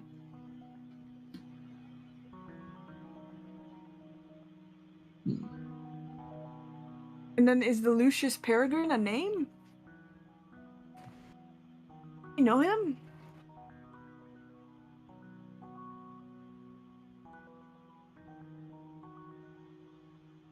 That's a coordinates though, right? We should... That is a coordinate. I would say they are not coordinates. They are directions. Oh. Oh. I see. Not the Asmodeus. Was the Asmodeus the name of the ship we were on? Yeah, right?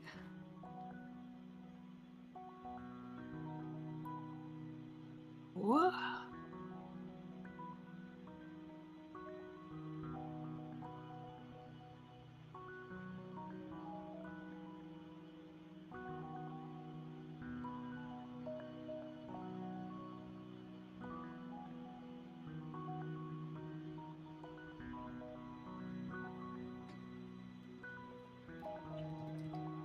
I have to analyze this later, but this is not... I'm not soaking anything here. There's so many new terms. Cadavers. Roner... Cadaver... Must say. A cadaver is a corpse. A cadaver is not a... Oh, yes. I 100% knew that English word. Yes.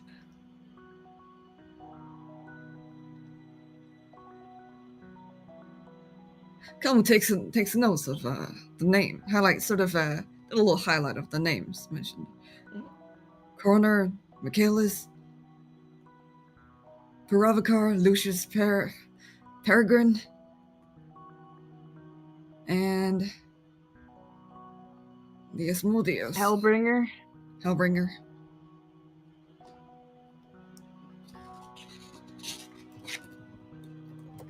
I would think they were talking about the industrial station we were on, but that was like a lab place. I don't think... We didn't see any pods or anything, like even in the medical bay, so they must be talking about a different...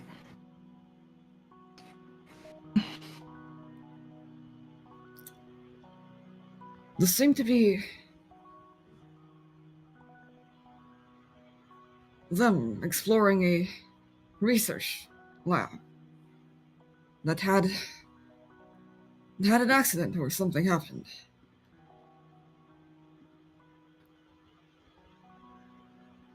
Survey team. Like, what were the bodies? They were in pods? Or...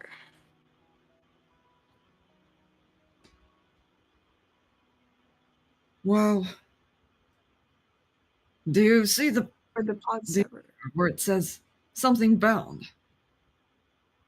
That can only be northbound or southbound. Or, well, actually, no, there might be more. Oh, it ends with the H, so it has to be H-bound.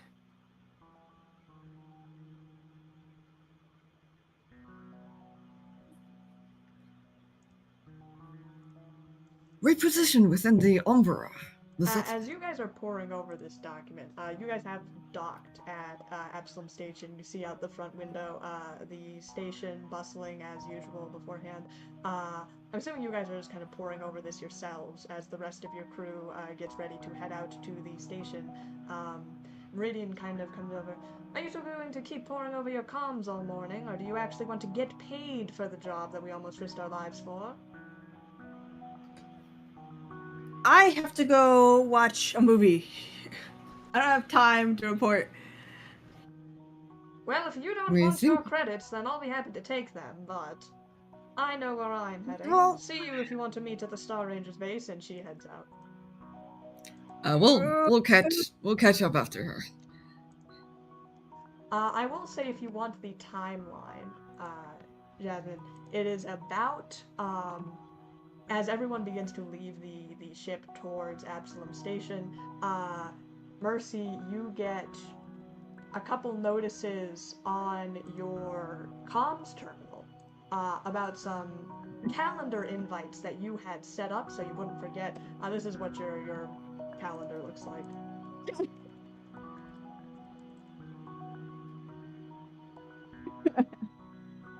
Oh, some of the others. Oh, hey! Does anybody want to go watch a movie with me? At 3. Meridian has already left. I would say it's They're both at the same time? As you realize you have scheduled 2 things at once on your calendar, I will tell you that you have some time before 3 p.m. I'd say it's probably like around 11. You definitely have time to report and maybe do one other thing before you try to meet up with either Donahue or Tobar or whatever you should choose to do today. But that is your current timeline. Oh my god. Alright. Well, yes, I will continue with my statement. Does anybody want to watch a movie with me at 3? I would say Meridian has already left. Vernon is like downstairs, maybe can't hear you. Hawk is probably still around though, as he looks. Oh, are you seeing a movie? Which one? Yeah. Captain something. Yeah, have you met Tobar? Tobar? I don't think so. Who are they? Oh, he's a great vesk boy. You're gonna have a great time. You should come. It's that one space guy, Captain whatever. Captain Cosmic, the movie. Ah, that's the one. Is that like that new movie based on those like old comics? I might have heard about it. Yeah. Yeah, okay, you You said should it's at come. 3? It'd be great. Sure, I guess I'll meet you at the theater on Absalom Station then. Yeah. Okay. We'll see you there. Yeah, He 'cause- kind of waves off and he also heads out towards Absalom Station. Okay, let's hurry up and do this report, and then maybe I can just run to get food. It doesn't have to be lunch, just like a snack or something. And he can tell me stuff and then run to the movie theater. Let's go, Khamu. Mercy, Vernon had already done the report. We are reporting in for a mission result. That's what I meant. Oh, we should grab Vernon, right? Does he know we're leaving? I would say you guys were the last people in the Silent Stars. Oh, okay. Let's go with it. We better move then. You guys head off towards Absalom Station. Returning to the bustling space station, the hub of civilization in the packed world, as you guys head straight towards the STARFINDER section of this station, straight to this elaborate kind of cartography room where you had previously met and were given the information about your mission. And so you return to see the place exactly where it was. Dr. Flemeth is still apparently awaiting your arrival as he's kind of sitting by a desk. Dr. Flemeth, we did the job. Okay, pay us. We can go. What? Oh, yes, you returned. I did get your Starfinder's mission report. He kind of flicks up some stuff on the comms as they kind of pop around. And, I see the message that you have sent. And I will pop Phlegm's portrait in the chat for posterity's sake. Seeing as you guys, Mercy rockets forward ahead of everyone. Unlike Meridian and like Vernon and Kasich had like arrived beforehand because you guys left late, Mercy just kind of pushes through to the front. Yes, you read through the report? Okay, we're good. Yes, where's money? What? Well, usually we would have a mission debriefing first, so I can assess how well you handled the situation on your mission report. You know, Dr. Flem reminds... Not Khamu. Dr. Flem reminds me of a certain Celerian by the name of Morden, but... don't know where It's a that thought terrible came connection from. to make. I have never heard the name. Anyhow, I received your We are- report seeing that you had taken quite a bit longer than is usually warranted for a simple probe, for a simple map surveying job. Like you don't know. You sent us there to help the refugees, didn't you? He's kind of leaning back and he kind of turns his chair away as he's reading through the report. Yes, I do see you guys got sidetracked with a group of Sheeran colonists that appeared to be trapped in that sector of space. I have sent the report to Averial, who is since reviewing it with the board of forum members. But I suppose we did get your cartography report surveying that sector, which is the mission job. So I would say you handled it with the correct amount of poise befitting a Star Ranger. And the credits have been sent to your account. Both of you can please add 2,500 credits to your character sheets. Done here? Oh, great. Yeah. Off the record, I would say that I have read your reports very thoroughly, and I thank you for the poise in which you handled the situation, even if it was more than perhaps you were expecting from a simple job. We were caught off guard when the Hell Knights attacked. We could have prepared better.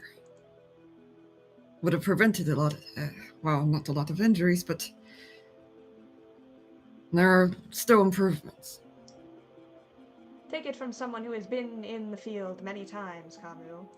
The more that we dwell on the lives that we couldn't save, the more we forget about the lives that we did. Maybe you could have done things better. Maybe you could have done things worse. The past is the past, and you have done the best that you could. Thank you. That, For what coming it's from worth, you, I it's- believe, especially to it's those not. Sheeran, that they are better off for it. Thank you.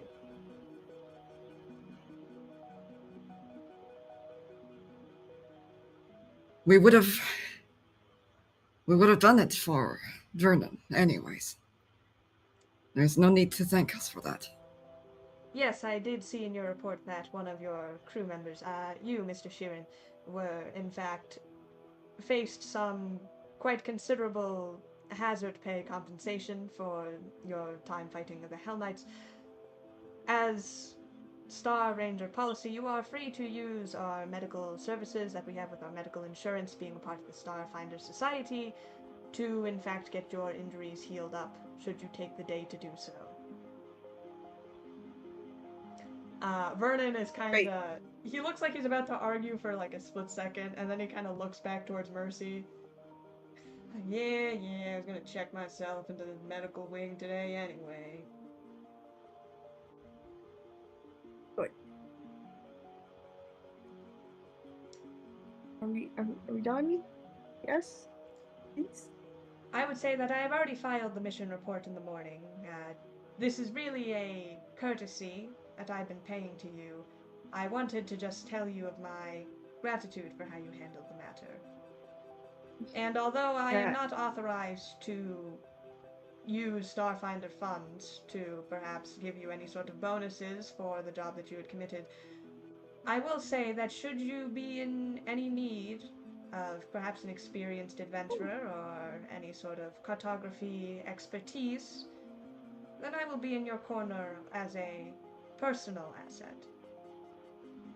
Here, we have this data log, man. It says somebody went to Oh, immediately. 2021. Okay. Usually people take that offer, and then I get like contact probably like months later that said, "Oh, hey Flem, remember when you said you owed me a favor? This, I'm glad that we're getting this out of the way now. Well, what is this?"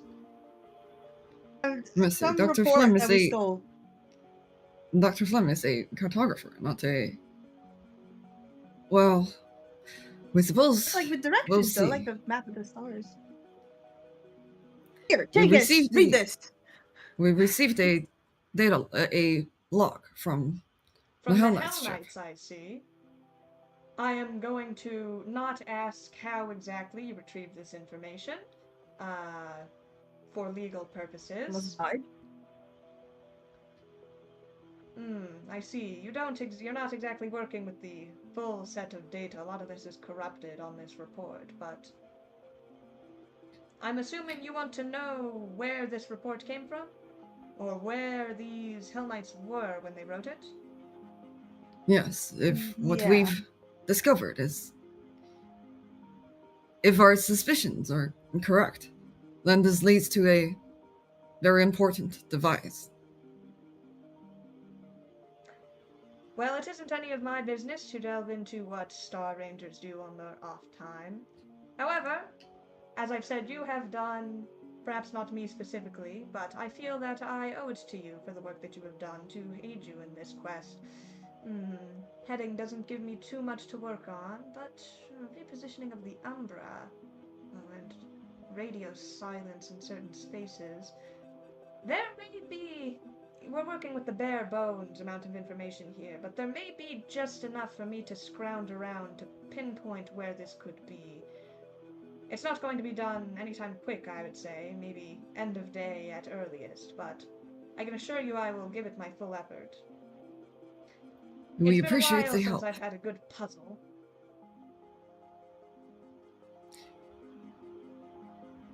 Do you We recognize respect your any of the time and names? Mercy. Sorry. Names? No, from what I know about Hell Knights, these are ranks, I believe, in their order. Any of the specifics, Lucius Peregrine or Mike Callus, I mean, that could be anyone. I'm sure there's plenty of aliens with that name across the Pact Worlds. Also, could be that as Hell Knights, they don't exactly have Absalom Station jurisdiction, or even Pact World citizenship is not guaranteed. I do not personally recognize them.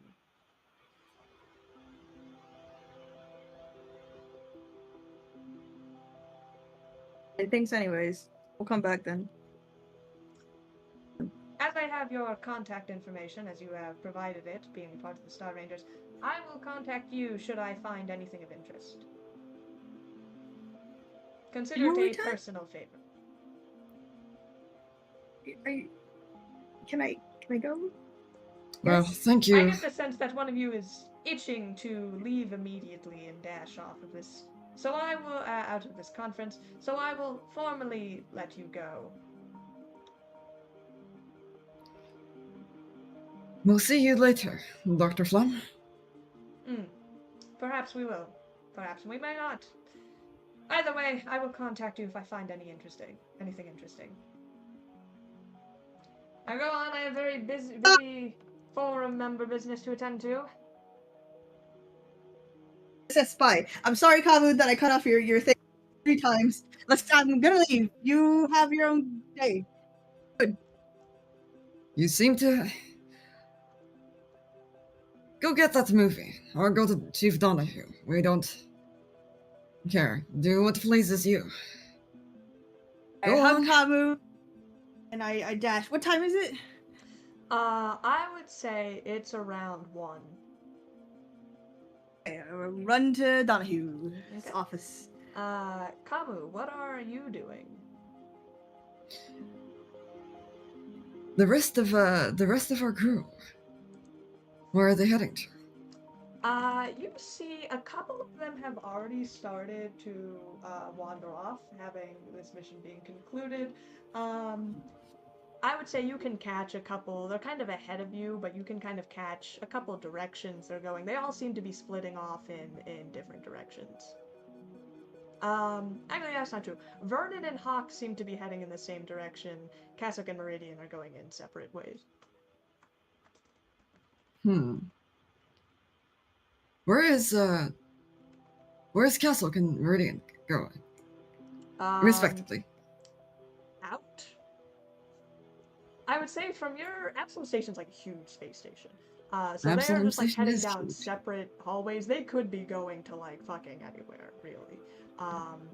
But they are heading off. I mean, there are plenty of things to do on Absalom Station. There's, you know, markets. If you guys want to buy supplies, this would be a good time to do that.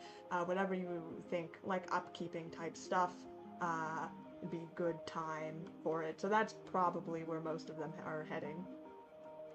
Is Vernon going to Medbay? Well, we'll check out the market then.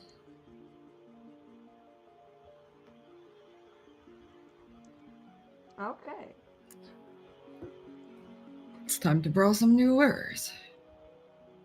I'm really like the only person that buys things on our team. Thank you, Khamu. Well, Mercy, let us know if you need anything. Yay! Okay. Okay, so, Khamu, you are heading to the markets. Please let me know what type of stuff are you looking for, and I can give you a sheet. Well, we'll save you some time by picking multiple, I suppose. Okay. I'll just be browsing. We'll check out the grenades shop first, and then the armor shop. Grenades, right.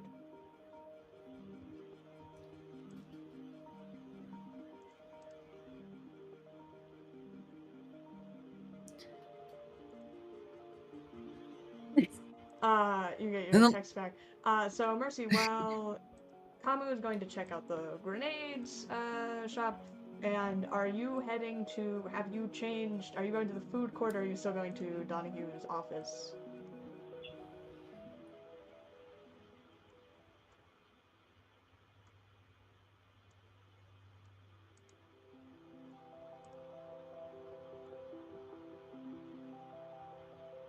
Jasmine!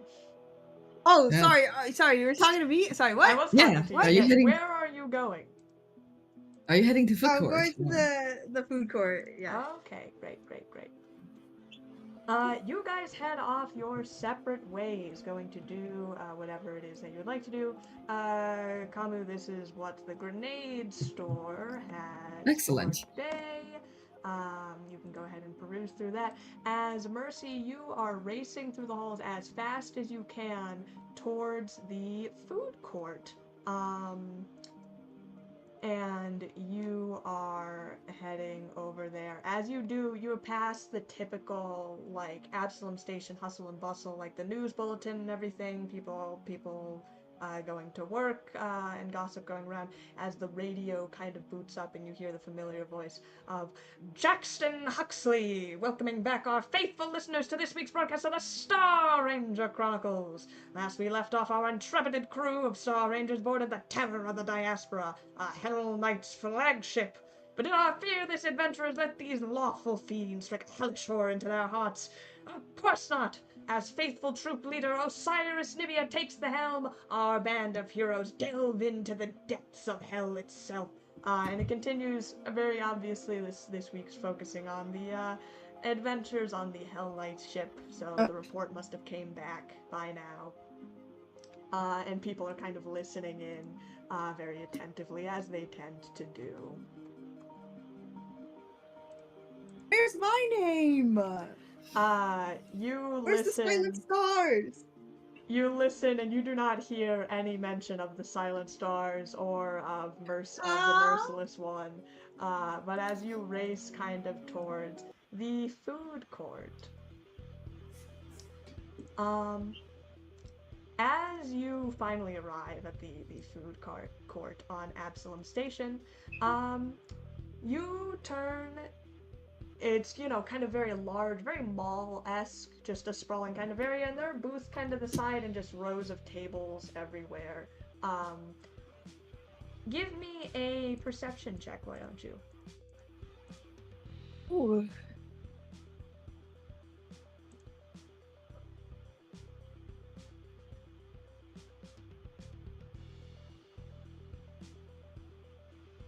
Seven. A 7, it is very crowded in here. No, 27. 27. Okay, I was like, I don't think you can even roll a 7. I think your perception's at least plus more than that. With a 27, it's still very crowded in here. But as you kind of look around, you can spot Donahue, his kind of ginger hair, and he's a dwarf, so he's kind of shorter than the rest, but you can spot, his kind of ginger hair, his kind of bun, as he's sitting at this table. It kind of cuts you off that he's sitting at a table with like lots of other people, and he's kind of chatting with them, and they all have like their trays of food and everything, as they're all kind of talking to each other. I have no shame. I run up. Mother, oh mine! I've arrived. Oh, mercy! So glad you could join us for brunch. Yeah, well, take a seat, take a seat. He kind of shifts over his tray. Everyone's kind of like gotten food and they're sitting around talking as they kind of politely, shift over for you to take a seat. At this table, there's probably like 8 to like 10 other people like sitting here, kind of engaged in this conversation. They don't look like these are not his coworkers. They're not wearing like Stewards uniform. Donahue is kind of in his uniform at all times. At least whenever you see him on, at least every time that you have seen him. But they look kind of more civilian. Like they don't have any sort of. They seem like they're kind of from all around, and they're not particularly from any one like place or anything. It's a variety of crowd. And I will post Donahue's portrait. Dad, you've adopted other people besides me? What? Oh, mercy, I didn't introduce you. Well, yeah, these are, I suppose this is the first time you've been to one of these brunches. But, every couple of weeks, sometimes, these nice folks like to get together and, just have brunch, see how everyone's doing. He kind of starts to introduce people down the line. And these people are, older than you. They're all older than you, but not significantly. Probably the youngest is, like, 25, maybe. But, they're in, like, 20s, 30s, like, human equivalent of that, at least.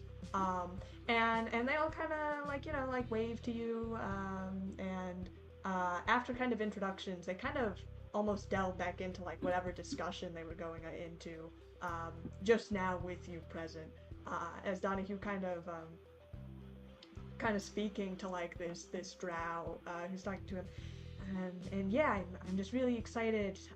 If everything goes right, and I'm gonna graduate in like next 2 months or so. That's great, Varric. That's really nice. You said it's in computer science. I'll tell you, if I had credit for every time my stupid comms back and security gave me trouble, I'm gonna be calling you up far more often.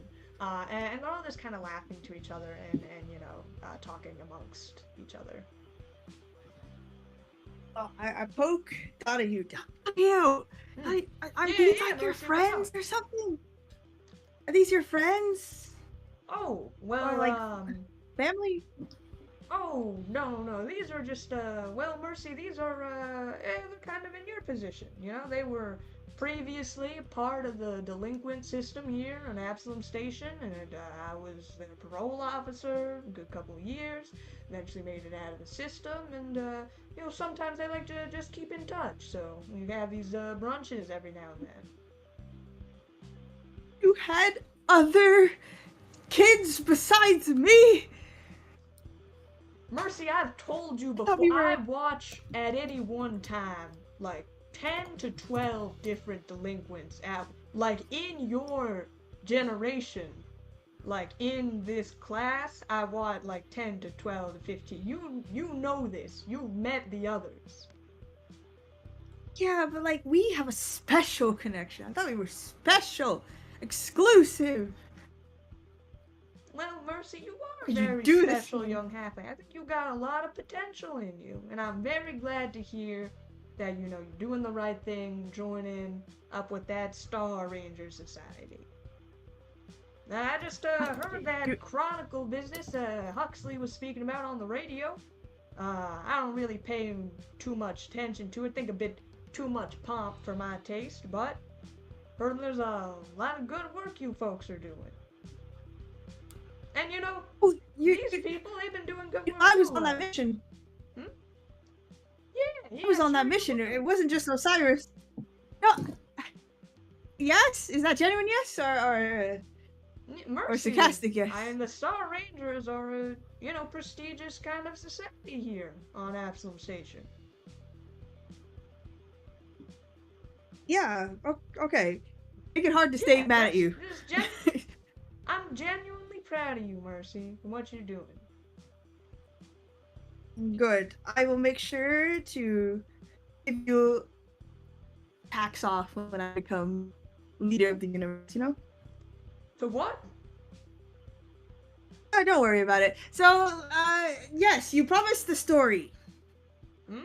Why have you gotten to the position that you are in life right now? You decided to do this, help delinquents. Well, you want my life story?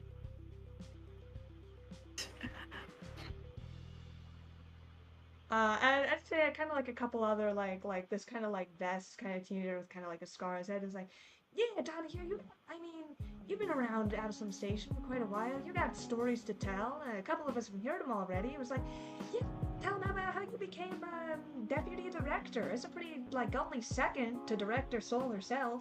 As they kind of like egg on Donahue's guy.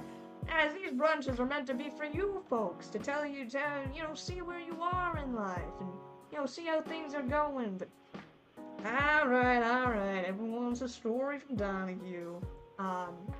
As he kind of settles down.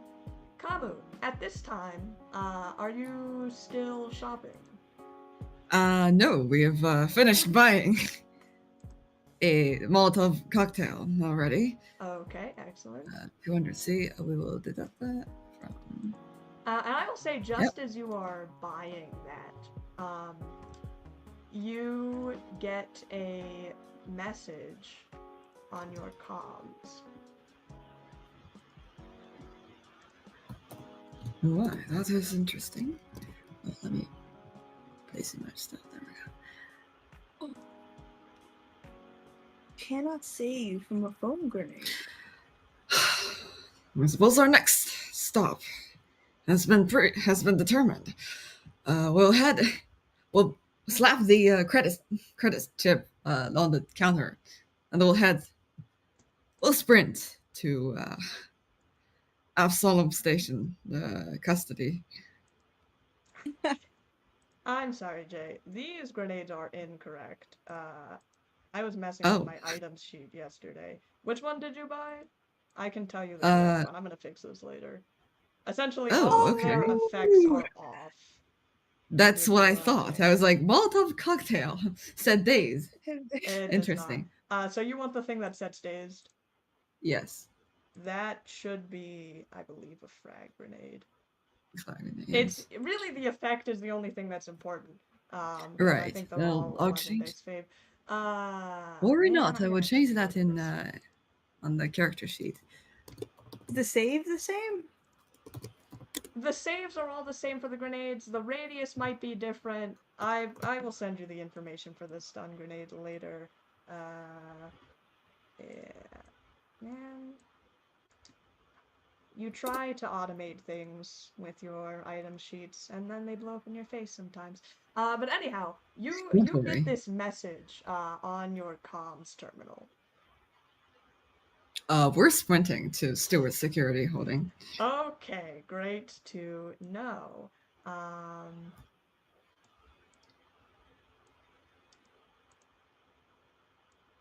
You start racing off towards Stewards security, and let's see, where is it? Here it is.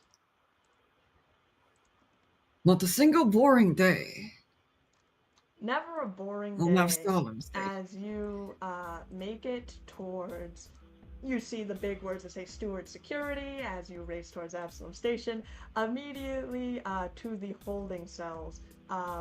As you kind of screech in your steps to see, you know, they have these kind of like bar holding cells that they keep people in before they're processed. A cassock is sitting inside. You see they've kind of taken her kind of like, it's not her weapon per se, but she has kind of like an augment or a tool that helps form the glaive, and that has been set off to the side. And in front of her is a very unimpressed Yasoki, who you recognize as Director Soul. Director Soul. Seeing you Cassock. rush in, Soul turns to you. You've decided to arrive. Cassock, if we failed to mention that you should sheath your weapon when not in combat, then we apologize. Shadow Walker, you are here now. This Yosoki warrior has told me I have violated Absalom Station law. Perhaps you can clear up issue with her. Director Soul, the Sun Disciple, is unaware of the customs at Absalom Station. We are still keeping her informed of the customs here. Ignorance is ever rarely a good excuse, Mr. Khamu of the Kopaxi. Your Sun Disciple crewmate here that I see, and you see she pulls out like this kind of document, is a crew member aboard your ship, the Silent Stars, is that correct? Yes. What exactly did Kazakh do? If you have not been made aware of the report as of the current situation, your Vesk friend Kasuk, during a completely unrelated comeuppance going on in the marketing stalls of the Absalom Station Stewards, there was a small thief running about who had stolen some goods, was being chased by security. Your dutiful Vesk friend had apprehended them quite violently and enacted violence upon their person. I will have you know that vigilantism is strictly forbidden on Absalom Station. We take these cases very seriously. It sounded like she did your job. If our job involves cutting the hand off of a thieving Yosoki, then perhaps we have different views of the law. Your friend had committed acts of violence, unsheathed her weapon in the middle of a civilian common space, attacked this unprepared Yosoki, who was committing a minor felony that the stewards were already in charge of and apprehending. As I have said before, whether or not the moral implications of whatever she did was right or wrong, it is not in her duty. She is not a registered steward. She is not at all authorized to enact any sort of violence or justice, as she has multiple times put it, upon other civilians. We see. If that is what happened, we apologize on behalf of our crew member. This Yosoki was running from store. You were chasing. He had goods not belong to him. I simply enacted justice in behalf of Serenray.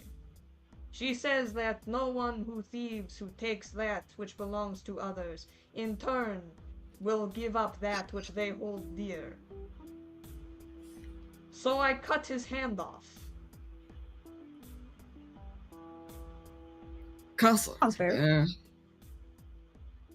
Who This is said very that? common practice on Burning Archipelago. You've seen these stewards who watched it. One, I believe, vomited after witnessing. Your warriors that keep the peace, they are not made of quite strong stuff. Director Soul, you see kind of like her ear flick as she listens to that. By the way, Tasek Vibrim here has committed a serious felony of vigilantism on the Absalom Station, of which I am the director and presiding steward member of the constabulary. There are consequences for these acts. Which Should are? you wish to take this to court, which in the arraignment should be within weeks. However, I believe there is a newly updated Star Ranger status on Miss Vibrim's record, which means the circumstances are slightly different. Essentially, we have much work to do on this station.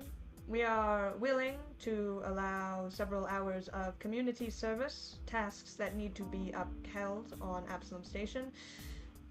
And once those tasks are finished, we will release her as being her first infraction. If this should continue again, we will pursue further legal action. Are we clear? On behalf of our crewmate, we accept. Very well. You see, she kind of makes some notes on her comm. There is the bars, kind of the gate kind of unlocks and creaks open as Casa kind of stands up and the director hands you like an anklet monitor. I will give you the honors of placing this on your comrade or allowing Miss Vibrim to do it herself. Should this anklet monitor detect that Miss Vibrim has left the specified areas of Absalom Station, we will immediately come to retrieve her and continue with the arraignment as planned. Are we clear? Yes, Director Soul. Kasserk kind of steps out of the cell. Shadow Walker, I sense that the customs of this Absalom Station are different than on Burning Archipelago. Have I committed a wrong in this place? Took you a little while to realize. If we're speaking, no. Although what you did commit is a act against the rules here. You say Which we... two different things. You say no, but others say yes. This is not correct. There is only one truth.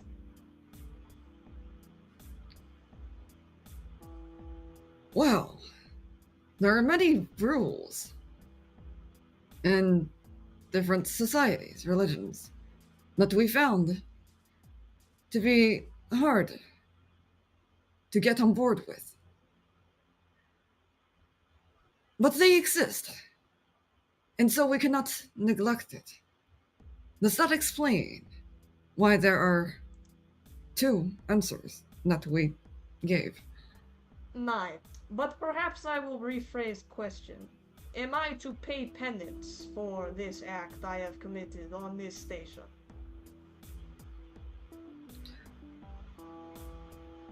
Well, no, if you take it as an opportunity to get closer to the culture, the customs here. Again, I asked for answers, and you instead weave your words in ways that are not straightforward.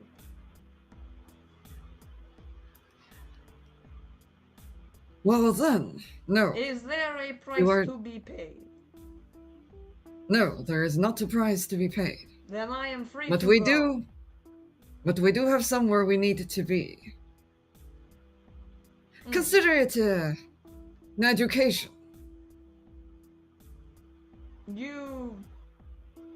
We are done speaking with this Yosoki warrior. Look, let's just say for now that we need to do some work for the station. So that We must, or you go to do for fun? we must. Ah, I see. So penance, as you must pay for my penance, I must pay blood for blood. I understand. She turns to Director Soul. Small Gyusoki warrior of Absalom Station, I have committed a wrong in the eyes of the laws you have set forth. Even though they may not be in Sarenrae's name, I honor your traditions. The price will be paid. Her glaive appears in her sword because you can't you can't really get rid of a Solarian's weapon unless you inhibit him. And she puts it against her palm, and she slices like a giant cut in her hand, and there's blood like dripping down her arm as she kind of holds it. You decide when the penance of blood is paid for my price, Yosoki warrior. Director Soul looks at this, just like looks at like the blood that is now just dripping on the puddle. As I said before, we will be monitoring your progress in regards to the current tasks that I have sent to your Director Soul, terminal. is there a first aid station nearby? Yes, if you should need aid to stop your Vesk companion, who is now bleeding actively on the floor of my holding bay, I'm assuring you that we will be sending both medical staff and janitorial staff to clean up this mess. We appreciate it. What's wrong with this woman? And you should Please do not contact me any further until this job is completed. And tell your Vesk friend to stop bleeding over the floor of my station, please. Director Soul said you should be patched up. Cossack, that's enough. Ah, the price is paid then. For now, yes. As she kind of pulls her hand back, still like the blue. She like didn't even flinch. She's just like openly bleeding from her palm. This is learning experience for me. The customs on this station are very strange. But now we must pay your penance, you said. We must go to somewhere? What? Did Director Soul give us a location? Yeah, you have a kind of location. Hold on, I have to give Kasich some damage real quick. Can we roll a medical check to... Yeah, go ahead and roll a medical check as Kasich is just bleeding from her palm and she's just kind of looking at you. You do, as you roll that, you do have a note. Essentially, you are trash collectors. That's the kind of penance. The job that you've been sent in this entire sector, you have to take trash to like the compactors in a separate area, load it up for like each room, and then haul carts back. That's it's very like janitorial type manual labor. We see. But first we'll use our travel size hand sanitizer to, well, this what is it called? Disinfect the fabric strips in our bag, and then we'll use the fabric strips to patch up. What did you roll for mysticism? Sorry, for medicine. Let's see. Medicine. 10. We do not have that much in medicine. There's like a little blood trail leading to you guys as you're heading to where you're supposed to go, as you're trying to figure out how to maybe stop Kasich from actively bleeding all over the floor. She's just kind of looking at you, like completely just like unfazed as you're like taking out cloth strips and like pouring hand sanitizer on them. Like that's what you're supposed to do, right? And you like take her hand and just kind of start wrapping this thing. Is this a Absalom Station ritual you are doing? No. And Khamu won't say anything else. She nods in understanding. As you kind of patch up her hand, she is not actively bleeding all over the floor. That trail of blood is someone's gonna have to clean up probably later. But now you guys There was start another heading crew to clean. towards. What's saying? Things. And you guys start heading to complete your community service, essentially. Fantastic. Let's cut back to Mercy, over by the food court, still listening to Donahue. Well, alright, what story do you want to hear?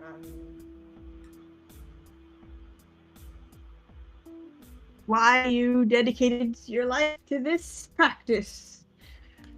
What made you want to become chief deputy? Well, I don't know if I ever thought about becoming deputy director. It's just, well, when you join the Stewards Constabulary, you rise up the ranks, you know. I was, well, a soldier back before, fought with a lot of good folks back then, keeping the peace here on the inner planets, and after that sort of debacle, figured it might be better to settle down for maybe an office job, not quite as much of the grit. So, took up to the stewards officially, you know, rising through the ranks, saw a lot of people ascend further than me, and some people decided it wasn't cut out for them, and go pursue their own thing. It's, I ain't not much a story to tell. Think I maybe just got tired of, you know, all the fight going on. Needed to What settle was down, it for? You know? What was it for? Was it like your home planets? You No, nothing of that sort. I mean, I spent most of my life on Absalom Station. It was, well, let's see, a couple years back, really, on the tail end of that, I was, I have to do a little quick math here.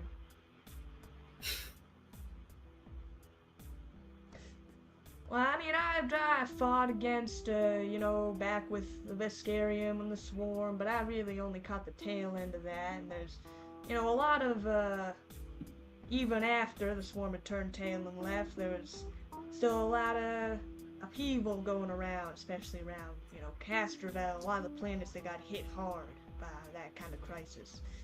And, you know, the Veskarium wasn't too happy, having finally had to fight with us against the Swarm. Some of them had some things to say, trying to, you know, expand their conquering empire.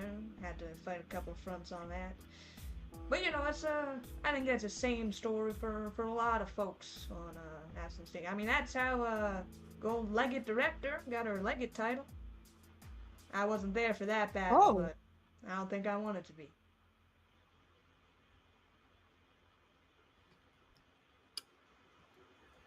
But like, so you got tired of the fighting and you wanted to settle in an office job, but you know, why Zelda this job? was coming in at like 15, had to, you know, stay home for her, and yeah, it just seemed What? I needed to stay in a centralized location, you know, couldn't be up being sent off on missions across the galaxy anymore.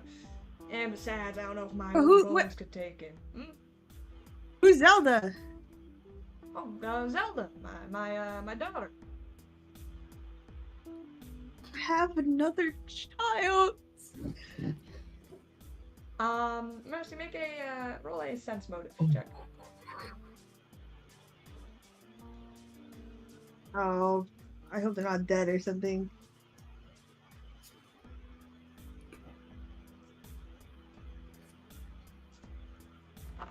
23. 23, I would say, you say Donahue kind of glosses over it, but everyone else at the table, when you start mentioning Zelda, get, like, very quiet. No! Well, I just wanted to stay and raise her, and I guess that's where I really started my constabulary career, and, really then it's just moving up the ranks through paperwork and all. And it's some people I think would think being a part of like the juvenile crimes division is insulting to them. But I think they're just full of shit. There is nothing more valuable in this world, I think, than fostering the youth of tomorrow.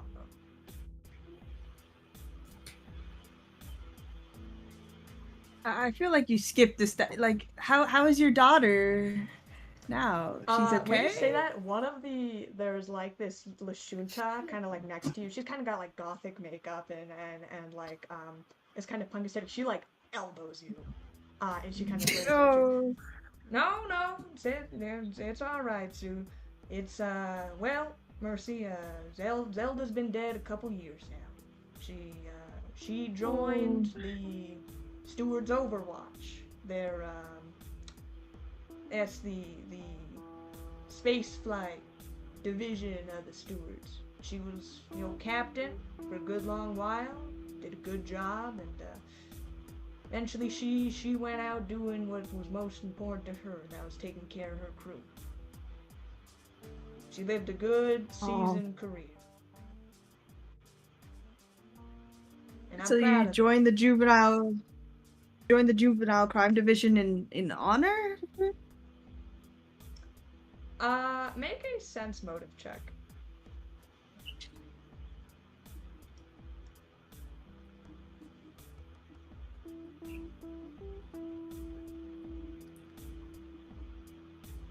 $27.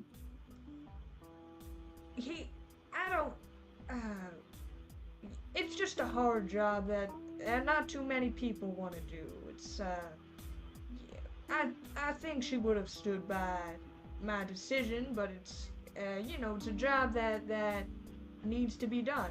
He kind of like stutters over this. You get the sense that very much exactly that was the reason why he made the path choice that he did, but to like say it overtly, he doesn't want to like say that exactly was the reason. But now I get to meet all bright new young folks who are, well, maybe on a bit of a troubled path, but still making their way through the packed world, and it's a good position to be in. And I know it's not exactly for everyone, and I'm glad everyone out here at this brunch table searching out their own kind of paths, but it's really just great to see how far you all come. And I got my eyes out on you, Mercy. And you know what? I'm sure Zelda was a lovely daughter, and what you've done, all these people, you are the one that got them to where they are today. Oh, I wouldn't say that. You all, I think you would have found your way. And they all could be like, no, Donahue, you changed my life. Like I thought I wasn't gonna go anywhere. Like, yeah, Donahue, I thought I was gonna hit a brick wall I'd probably be dead on the streets, overdosed on something if I met you. And they all kind of like speak up about this. He's just kind of trying to fend off the compliments. Khamu, you see on your docket that the first place that you are heading to get cleaned up is the mess hall, the food court on Absalom Station. As you kind of open the doors, Kasuk, the doors open as Khamu and Kasuk are standing there in like janitor uniforms. Like Kasuk's like hat, like very too small for her, kind of crooked, and like a big can and like mop and like giant cart. Is this where you needed to go from that Yosoki warrior? This is our first stop, yes. We believe the garbage containers that we were asked to carry should be over there. Is that who we think it is? Make a perception check, Khamu.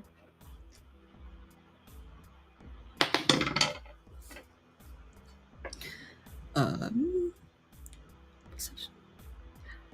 26. 26, you spot kind of in the back corner of this station, Mercy speaking to, you've seen him a couple times, you've seen Donahue a couple times. He was there when you were in Alcora, and, you know, kind of looking for Mercy, so you know they are affiliated somehow. But yeah, you see Mercy sitting at this table with like a bunch of other people, just talking. A quick word, Cossack. We'll just check on Mercy for a brief moment. We will be here in a minute. You want me to guard the carts? Yes. If anyone should come and try to disrupt the business that we have, she her glaive alights, then I will make sure they regret their decision. Khamu will reach out the hand and gently, slowly pull the glaive down. There is no need, like we said, there is no need to unsheath in a non-combat area. You would prefer to use martial tactics. She kind of sheathes her glaives, and you see her kind of flag like her fucking clawed, like, vesk lizard hand. I will adhere to those principles.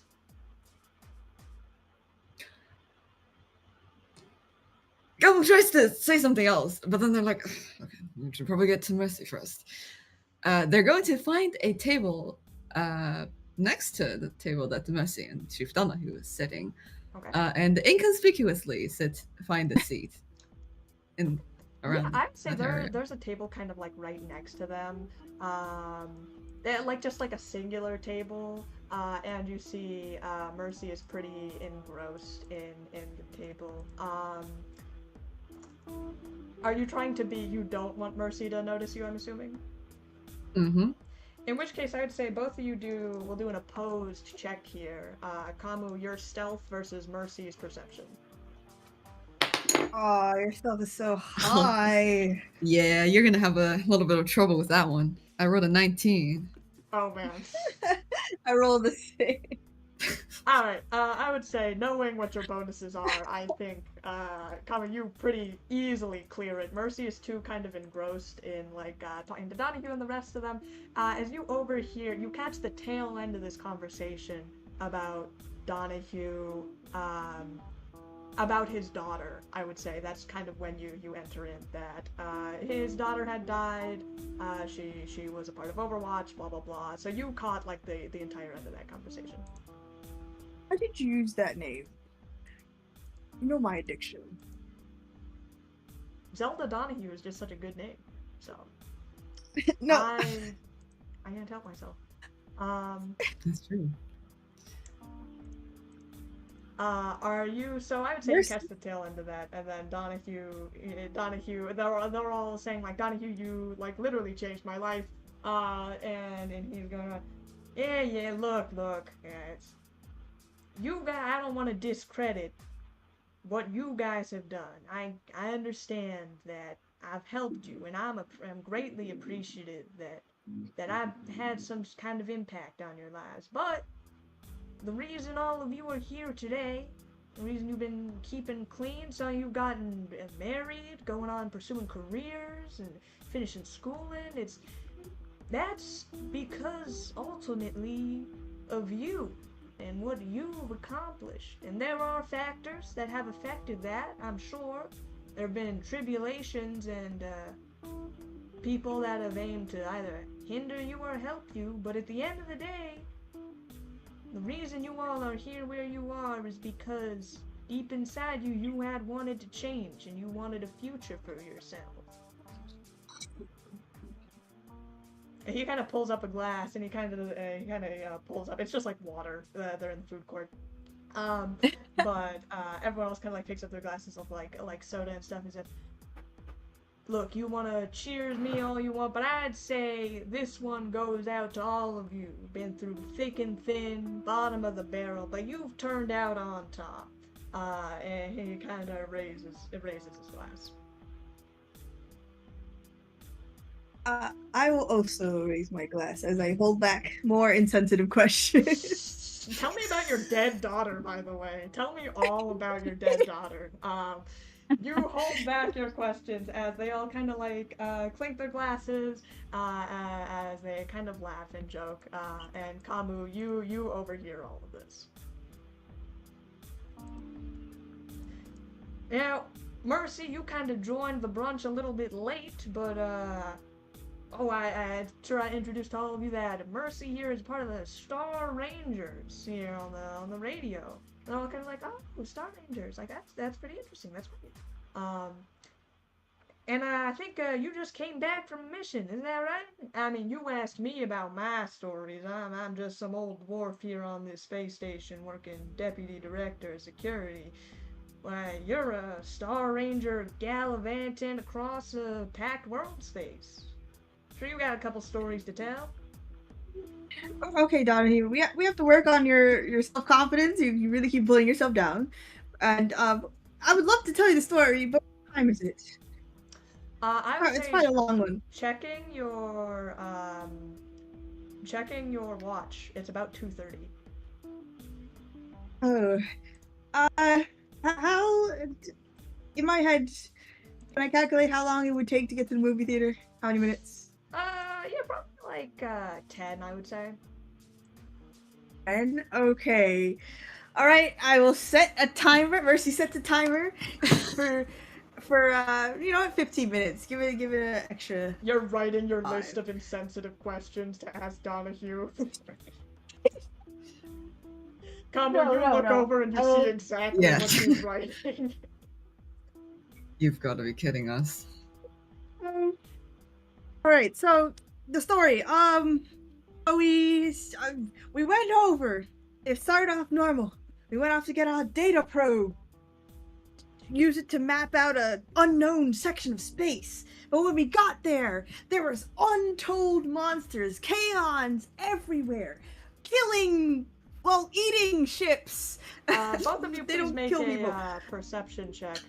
Mercy, you at disadvantage because you were telling the story. Oh crap, Cossack. Uh, I dropped it. Where did it go? Give me 1 second. Then I bravely jumped out in front of everybody and beat up the monster pole. Oh wait, that's too early. I got 27. Okay. I got 23. Okay. I would say actually, as you're telling the story, both of you notice, Mercy, you're trying to tell this elaborate tale of how great you are as a Star Ranger, but your attention keeps drifting to this like family over kind of next to you, and it's just like a small group of them, and to kind of set the scene in this food court, there's a lot of like drones that kind of fly around, and they just like deliver food, or like they take requests and put them back. That's very common here in the food court, and they kind of flit around. And so you see this drone kind of like taking. You did not eat, by the way. You were the only one without a tray sitting at this table. But a drone kind of like sits out at this table, and you see like this kind of like elf family. Like one of them's kind of like tapping. He's like, this stupid thing. Why is it like the bot is going like, please place your order. Order 2, 3, place order, and place order. As it's kind of having this malfunctioning, and it starts to like kind of fits a little bit as one of them kind of the elf finally goes like, stupid technology, these things never work, and like hits it, and then it begins to kind of spin in circles, again kind of just uttering nonsense. And it's then that you notice, looking around, that a couple other drones are also starting to like have issues as they are starting to break malfunction. And finally one of the drones goes, getting an order for 2 cheeseburgers on 7, activating protocol, and you see kind of just starts to fire these kind of laser shots around the room as everyone immediately kind of jolts their attention to these drones just kind of going haywire. Why did Uh, why is the restaurant server bots equipped with laser? I knew the You robot think revolution about would that. come. You think about that as these drones kind of spin around. And I will say for the lasers that they are equipped with, they are kind of like hot red for like perhaps searing or like kind of like microwaving maybe things on instant. Again, very bad probably idea for whoever made server drones. But they begin to go around and Donahue kind of stands up and goes, oh, what the hell? I shoot at one. This music. Castle As crashes. the room descends into yes, thank you. The best, by the way, track for Castle Crashers, the show. Thanks for the call out. But all of this begins to start, and as Donahue kind of looks around and says, "Get these civilians out of here!" As you see, he pulls out this giant kind of stone block that you've seen before, Mercy, in his office. It's like these like several kind of stacked squares of like stone, like these kind of purple runes edged to it. You see he picks it up as it begins to glow and kind of like float under his arm. Make sure these civilians get out of here! As everyone please roll for initiative. Bro, that was a weapon this whole time? Oh, that is great.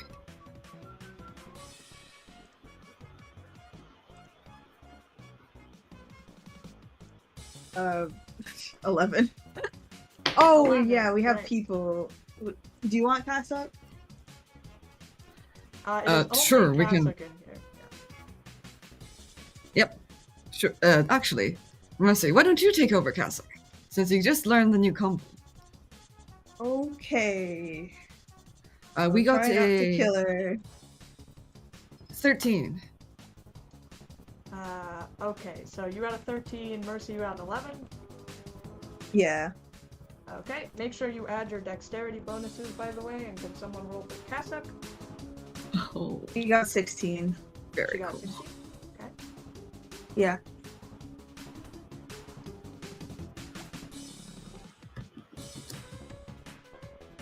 Donahue rolled low. Lower than me? He Let me did go roll first. lower than you. Yes. And the bots rolled high. Oh. Hey, the order is the bots, then Cassock, then Khamu, then Mercy, then Donahue. Which means bots get the first shot. No. Just go deliver my Amazon packages. These bots begin to spiral. The one that was kind of over by this like family, it starts going, birthday detected, happy birthday, blow out your candles, as descending from it, a flamethrower bursts across this face as this elf family screams.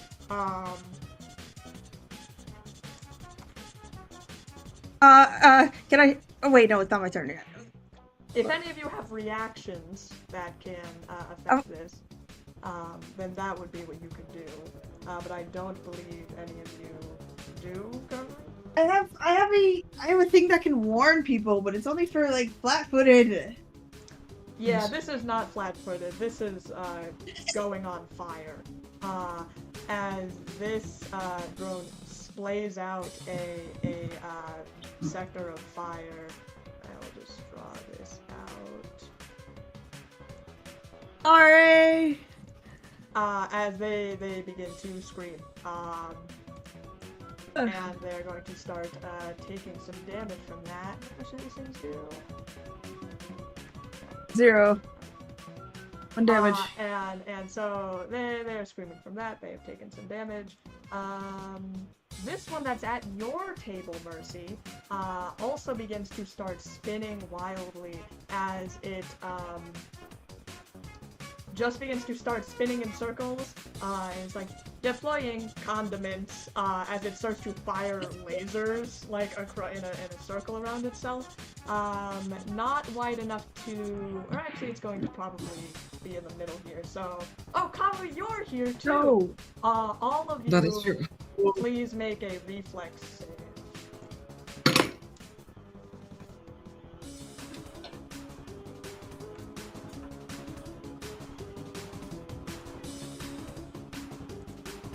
$18 for reflex save. Okay, 18, Mercy. 22. 22, okay, I gotta roll for Donahue. Okay,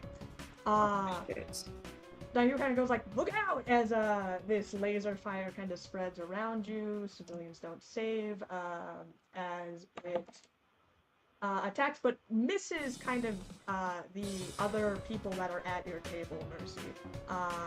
So, let's see, you will take half of 4 points of damage. So Mercy, you take 2. Khamu, I think you take 0 because of operative evasion. I forgot to heal again. Yep. Let's take that thing down. And then the Since I third one. slept, Sorry, what? since I went to bed after my nightmare, did I regret gain more No, you did stamina? not. This one is also going to start careening in and out as it takes out, as it says, hibachi mode activated, and these like 3 knives come out as it starts to chop rapidly in the air, as everyone begins to scream. A couple people is going to dash straight between these two, and these 2 civilians get hit. Wait. Can Kasak use her reaction to, like, that bodyguard? Let me She could? see I think what so. is her. Yeah, Do so civilians it's count as bodyguard allies? on one of them. Yeah, I would say civilians count as allies for the sake of this combat. So if they can use it on those. Okay, so I'll use it on this civilian. That's the closest one, right? Yeah. You guys see from across the room, Kasuk does not pull out her glaive because you had told her not to, Khamu. No! Now it is time. They are going after Karth as she takes out her fists that kind of glow with this graviton energy as she punches this, as she makes a swing at this drone that veers out of the way, and so it does not take an attack against this like android who's on the ground. Okay. And speaking good. of, it is Kasuk's turn now. Okay, she's. Can I force her to pull out her glaive now? I would say, Khamu, you look and see Kasuk with her fists out, ready to monk style beat the shit out of these flying drones. Khamu, please, if you would like to, make a. Tell me what you tell Kasuk and make a diplomacy check. Yeah. Otherwise, she will be doing unarmed, which is Okay, well- 1d4. We'll try to project as much as possible, and we'll say, emergency situation. Kasak, use your glaive. You can. Make your diplomacy check, please. Well, we do not have that much. That's one of the things that we don't have a lot in. Will a 12 do? Will a 12 do? I'm gonna roll for her and see. Oh, you always roll high. A 12 will do as she looks over to you and she says, Yeah. "But you Nice. said." Well, we're under attack by Chef Bots. Was that Yusoki not attacking people, taking their items? Protecting civilians is something else. Use your glaive. Nah, I will not say no to using weapons. She manifests her glaive. Just in time, it is Kasuk's turn. She will attack the drone in front of her with just a normal weapon hit. Okay, go I ahead. got a 20. 20 will Natural. definitely hit. Go ahead and roll damage for this.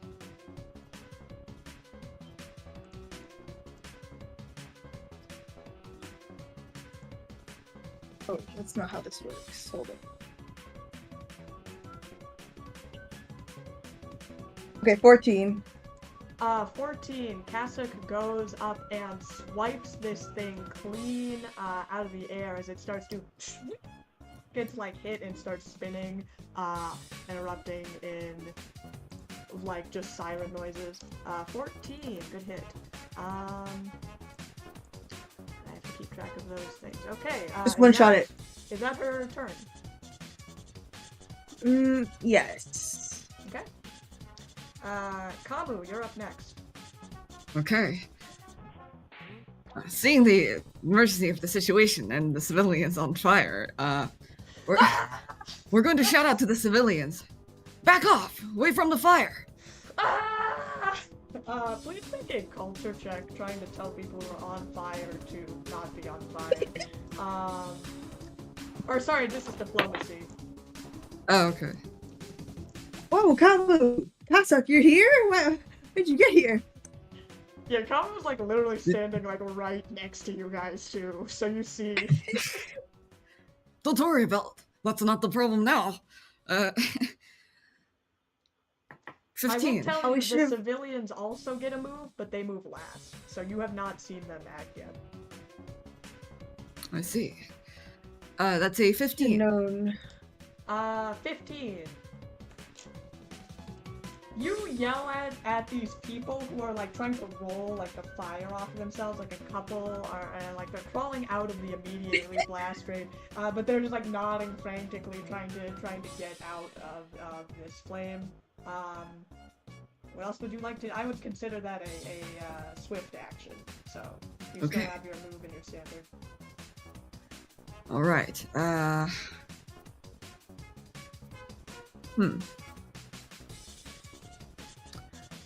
We should have bought the extinguishing. The extinguishing Bomb. grenade, but That was there. Which in good reminds me. Well, while which you guys one are was doing it? This, I'm going to fix my grenade item list. I think staggered was this. we're going to attack. You know what? Can't act. Probably wouldn't act in the cold field I right don't now. have an ability that would Well, cause we're going to attack the boat on the next table, right next to the civilians. You are. Let me check the map. Yeah. So the one that's not immediately next to you, right? Yes. Okay. Go ahead and make an attack roll. Aren't you gonna get? You might get. Okay. Opportunity. You know what? Before that, we'll take a guarded step backwards. Okay. One go step ahead. backwards. To clear out some range. Okay. Rolling for a trick attack. Can we do trick attack? Well, I I think don't so. think you can do a guarded step and trick attack. And a Trick trick attack is attack. a Okay, standard. interesting. In I that will case, tell we'll you, just though, these drones do not do attack of opportunity. Oh man, Okay. I could have moved. Okay, we're going to use trick attack then. Okay, Rolling go for trick attack. That is not going to land. A regular attack though. Will a 25 hit? 25 will hit. Alright. We're going to roll for a d10. Where's our d10?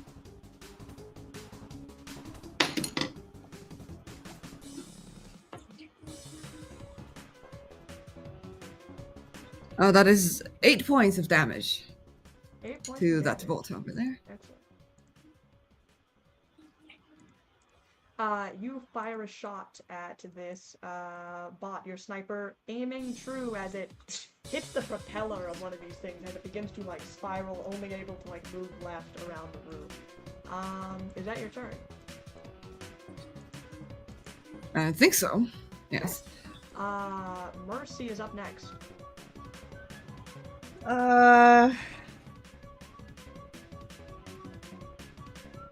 We don't take attack of opportunities. I kind of want to finish off on I'm gonna shoot at this guy. My solar flare. Oh, but I have my new sword. They don't bleed, And Mercy. Donahue's watching, Mercy. No, I'm not This gonna. is your chance to like be cool in front of Donahue. Oh, Mercy, that's so true. I don't have to activate the blood pact. I'm not gonna activate. Robots don't bleed. That's only if I activate the blood Never pact. mind. If I attack normally, it doesn't cause bleeding. Oh, I see. Is this more damage? Yes. I'm gonna pull out my cool sword and attack this one. It's right next to me. Okay, go ahead. Make an attack roll. Got a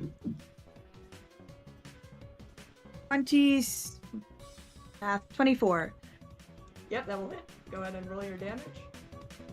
You pull out the sword as Donahue's going like, alright, now everyone stay coordinated. What a hat! Where did you get that? As you pull out this giant fucking blade.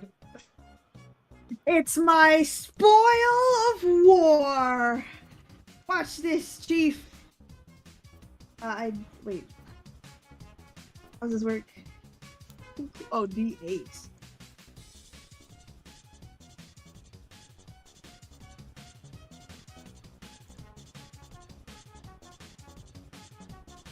Uh, 11.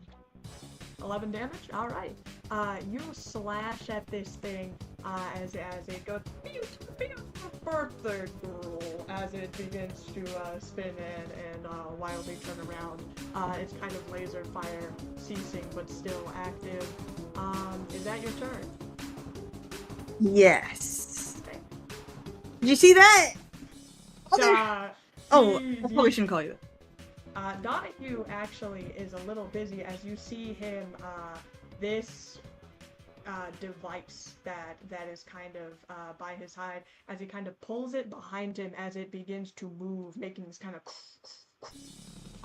almost archaic noises. And he is going to, let's see, how far is this? 10, 15, 20, 30. Yeah, that'll be enough. As you see it begin to fly in the air from whatever this like archaic magic it is, and he is going to use his full turn to move it twice. So in here, he's going to move it here, and you watch as he gets it into position as it like starts to spin, like the ends of these kind of bricks spin wildly, and it dashes in a straight line, straight through these two drones. Whoa! That's something. And some you see it news. Multi-attack? crashes through like both of these drones. Let's see how much damage it does. What a multi-attack. Dealing a significant amount. Let's see, what is it? Is these two, correct? So that's going to be. Why are you asking yourself? No, It's these that's two just. that I'm looking at on my battle tracker, right, guys? Confirm, please.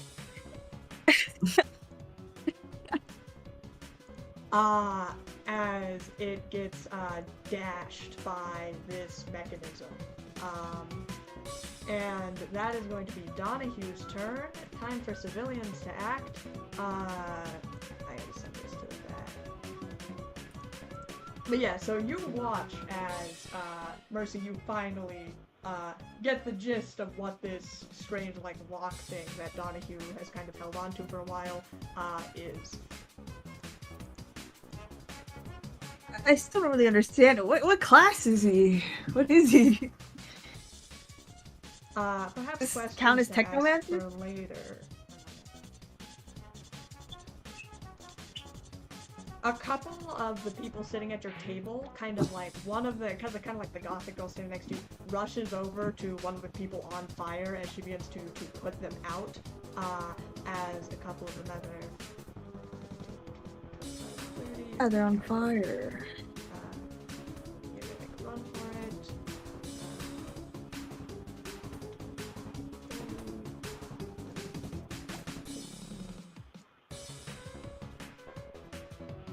Are you security, man? This security is here. Donahue is just Chief Donahue is the security. And so that is going to be the movement of all of these civilians. Top of the order, the bots begin to, this bot who just got dashed, looking pretty much on its last legs, if I have to remember which is which, yes. Like half of its propeller blades is broken as it's spinning. It's like, uh-oh, looks like we need to call in the birthday squad. What? As it starts to like spiral down to the ground. As two more bots. They have called for backup from out of sides of the room. Oh. I have my own birthday to get to. These two are going to, this bot that Kasich is fighting, flies up to her and says, excuse me, citizen, weapons are not permitted in the mess hall. She goes, I have resolved this already! As she takes a swing at it, as it is also going to begin to chop at her. And miss, I believe. Is her AC greater than a 10? Yes! Yes, it's going Yes! as it kind of like chops, it takes out like its knives and begins to chop around, but she even smacks it away with her blade. This one, who is next to all of you, birthday bash function initiated, starting party lights, as you see a disco ball kind of erupts from its head and spins wildly out of control, just giant fucking flashing lights. Could all of you, Percy and Khamu, please make a will save?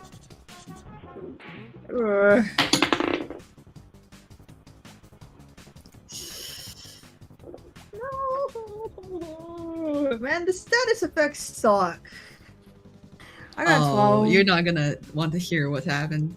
I wrote a nat 1. Oh, great. Light sensitive.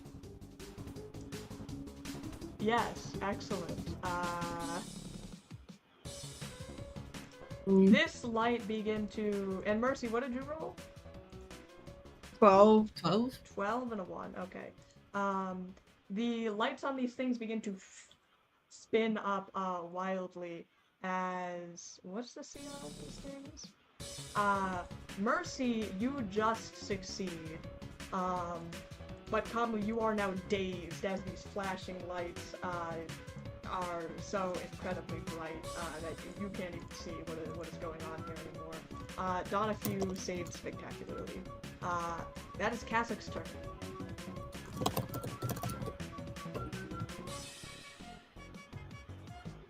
Oh. Okay. Interesting. So, you saying her turn is over, or it's now beginning? No, it is Kasich's. What happened at the end of the bot's turn is Khamu got dazed, you saved. It is now Kasich's turn. That was the end of the bot's round. Okay. For Eclipse defense, you're saying I have to fail to deal damage? So how Eclipse defense works is that it's a reaction. So if you get hit by a melee attack, you can do Eclipse defense. And if you succeed, you have the damage taken to yourself or to a creature adjacent to you. Oh, okay. She's essentially redirecting the melee attack to like have the damage. Okay. Also on the crew sheet, all reactions are in green, so for your convenience, you can only use those like on the contingency that whatever the reaction thing happened. Okay. I'm gonna choose this guy and use Blade in the Night. +1 damage bonus. Excellent. Or well, no, I guess +2 because I'm attuned. I'll attack with her glaive. Go at. You got a 17. That will hit. Yay! What did she roll? 15 or 13? She 16? rolled a 17, right? Oh, 17. A 17. Okay, gotcha. And she does damage for 16. Okay. She goes ahead and slices this thing clean out of the sky. It goes careening to the ground and crashes with a thud. That drone is gone. Ha ha ha ha ha ha ha. Khamu, you're dazed, so you can't do anything. That is true. Alright, Khamu, I got my cool Wait. sword to back you up. We told you Dazed is a good conditions when we bought that grenade. But anyways, Mercy, it's up to you. It's true. Alright, I take out the sword again. Also, what did you... Just a little bit of upkeeping. Well, Mercy, I'm assuming you're gonna make your attack roll. Yeah. Great. Khamu, what did you buy specifically? Because the price might have been wrong as well. I know what you want. You want the Mind Spike grenade. But what did it have? How much did you pay? Do you remember? Or like, what was the 200. item listed? Wait, I remember. Let me. I paid 200 for the grenade. That I bought, whichever that one is. Alright. I will send you the new information. Okay. Mercy, please make your attack roll. 18. If that will hit. Okay. That's gonna be 9 damage. Against the one that's right next to you, yes? Yes. Oh, it's actually it's 10. It's 10. I'm attuned. You slice at this thing, and you cut it clean in half as the two halves fall to the ground. That drone is gone. Did you see that? Yeah, good job, amazing. kid. Now time to get rid of the rest of the rabble. We can't see anything. Wow! Hey, where'd you get yeah. here? Sir, you better hide under that table. This is a dangerous fight. As you see him kind of... Yeah, he's still with him. I was moving there.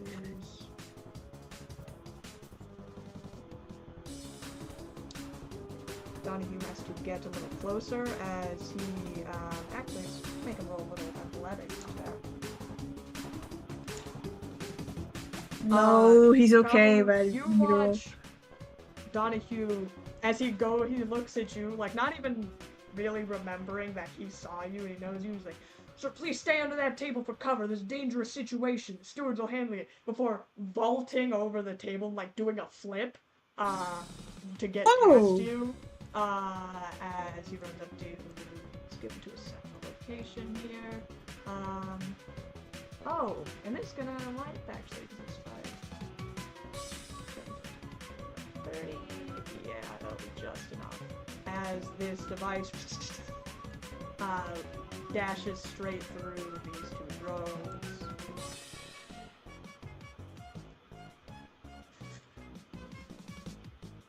For his attack rolls on that, by the way, he just rolled a 1 and a 20 back to back. So and I have to keep track of which ones these are. These are the new ones, okay, so they have special. You see this device and absolutely smash through this first drone. And he rolled max damage on that. Wow. So this thing gets fucking smashed. Not quite a one-shot, but definitely pretty close from like one good hit. This one? Or The one that this is one? closest, this one. Okay, gotcha. Oh. And then press it it again? kind of veers off course just before, just missing the second one. So this one is looking pretty bad. This one's also looking pretty bad. This one is untouched. And that is Why are you so close to me, Donahue? Donahue's turn. Time for civilians to start running. Please don't run towards me.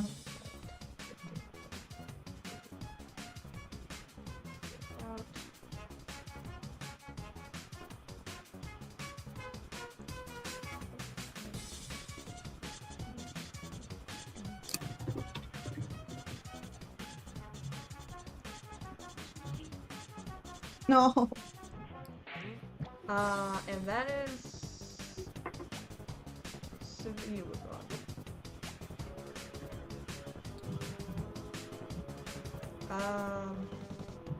And that is civilians' turn. Back to the top of the turn order, the bots.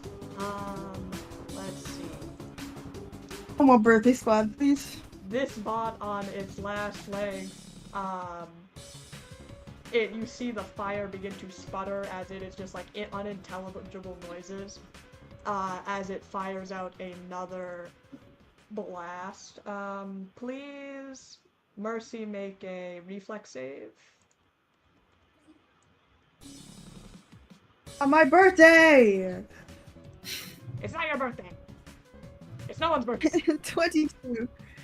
22, you save easy. Let me see if the Sim saves. This is the one that was on fire previously, I think, so. Oh my god, please don't tell me they're gonna die. Good. You both take 3 points of damage, that is halved.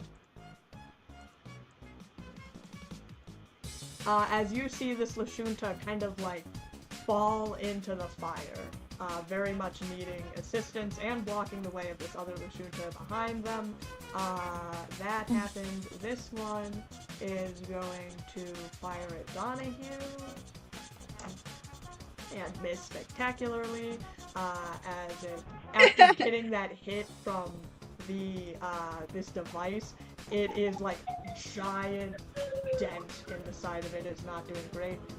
This one is going to attack with its knife at the civilian, and that is going to hit as this starts attacking this Lashunta right next to it, as its like vocalizer goes, "Time for chop suey," and the knives start to spin.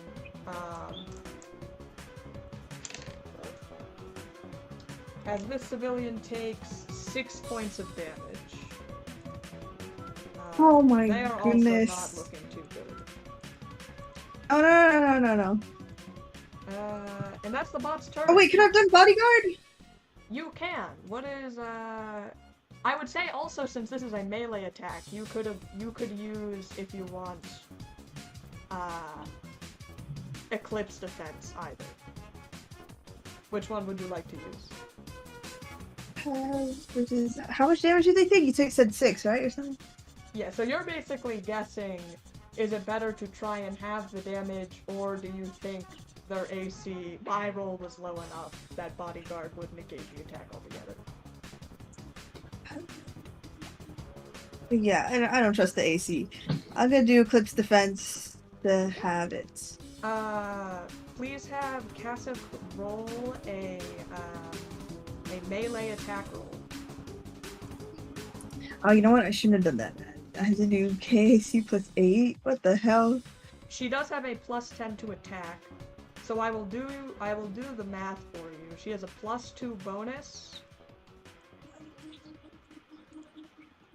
and the KAC. So it's 26 then.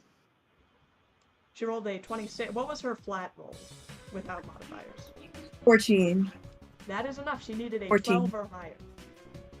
So Ooh. she successfully, as the blades go after it, she knocks them out, and this civilian takes half that damage, and is no longer in the danger zone from Kasif. And speaking of, it is now Kasif's turn.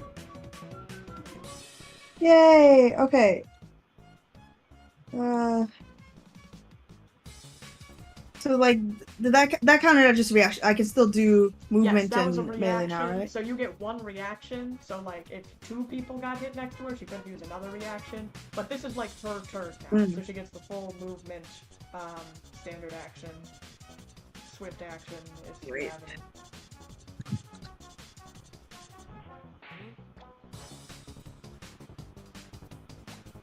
Man, why does she have a gun? I do not believe in the guns. Ranged weapons are for cowards. Okay, I will just straight up attack this one then. Okay, go ahead and make your attack roll. 15. 15 is just enough. Yes, for KAC. Yes. Okay.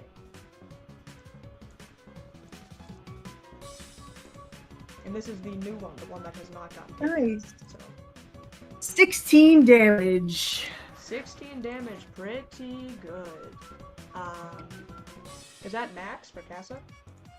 Yeah. Excellent. She swings at this thing, like cutting off the edge of like one of the knives that it was holding as it drops to the ground. Good turn by Kasuk. Is that it for her? Yes. Okay, moving on to Khamu. You are undazed. Kasuk, on your way to become the MVP. We see. Okay, we're going to test it. The other two, is the one that Kasuk attacked still up? Yes, all of the drones are still up right now. Make a perception. Please get the fire one. Okay. Perception check. That is a 28 for No, maybe perception. Donahue can get that. 28 for perception. They're looking not like they're definitely not at full health. You think there's a very good possibility you could take them out with one shot? Okay. I think you should attack the one next to Casa because Donahue could probably take out both of these two. We're thinking the same. Okay, we'll attack the one next to Kasuk then. Okay, make an attack roll, please.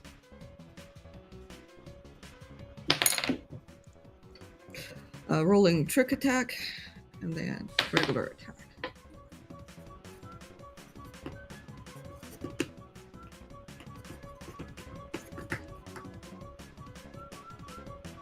$34 for trick attack. Yeah, 34 is gonna hit the trick attack. I'll just pull the curtain back. The CR on these things is 2, so. 35, okay. Yeah, 35 will do it. Okay, and then on regular attack, I rolled a 18. 18 will also hit. Make your damage. Okay. Very nice.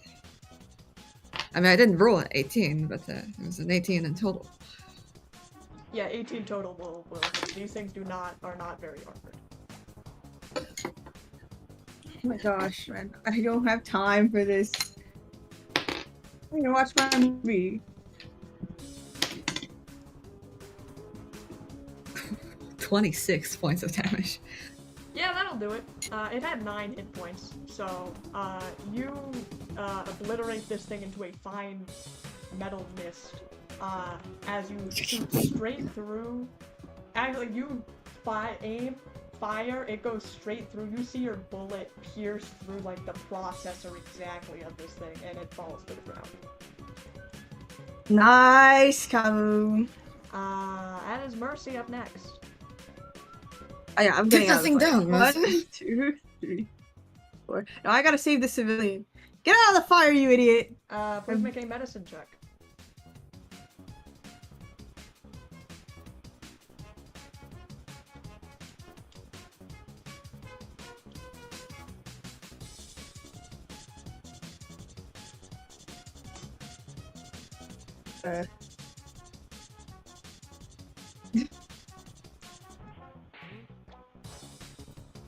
I got a 12.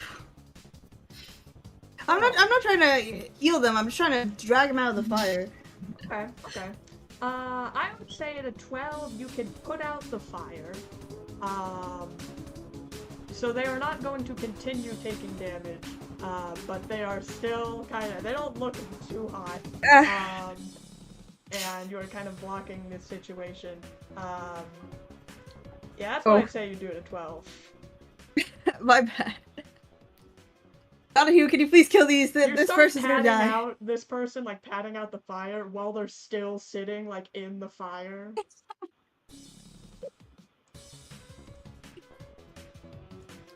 It will still help. Mercy, keep adding. Keep doing what you're doing. Doing great, kid. Recon, as Donahue kind of and I believe that is a standard action, is using the medicine aid. So I think it is... Yeah, I'm done with my turn. Donahue's turn. He's going to stand where he is, and he just gets 2 movements. So this gets into position and runs straight through these 2. Hit. That'll hit. 2020. 220s.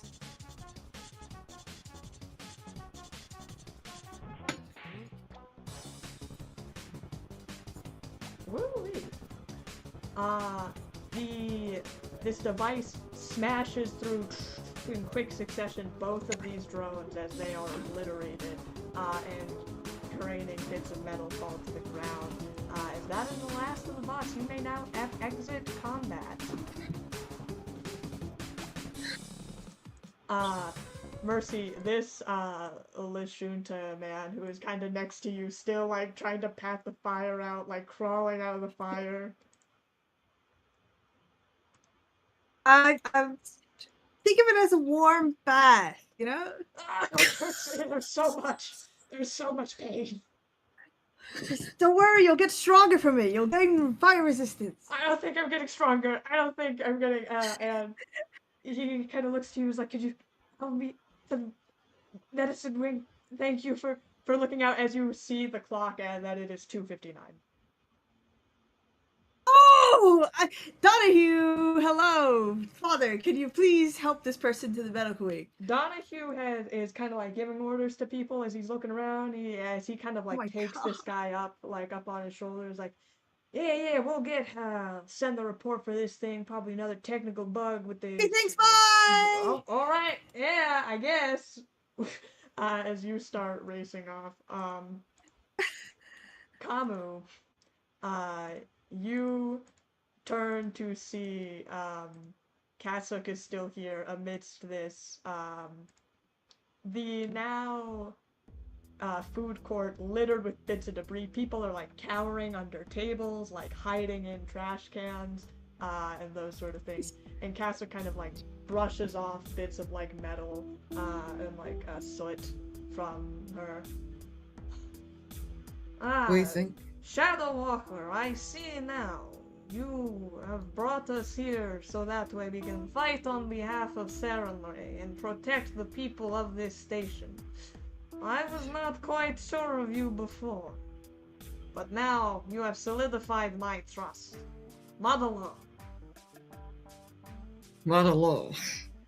We believe what we have done here should make up for whatever community service that was planned. What? What is community service? Don't mind that. You up to grab a drink, Kasuk? A drink? You suggest perhaps at a tavern or bar? Somewhat like that. If you've not been to Tab's Place on Absalom Station, it's worth a visit. I am unfamiliar. After good fight on skirmish back on Burning Archipelago, our group would always go for hearty drinks for all. Now, do they have these taps have Half Moon Sunrise? Well, if he doesn't, I bet he'll figure something out. Let us get going. And with that, you start to head out for Taps's bar. Mercy, we will cut to you racing down the hallways. You see the clock Oh no, the show is starting again. Is racing against the clock. Ignore that, everything's fine. Certainly.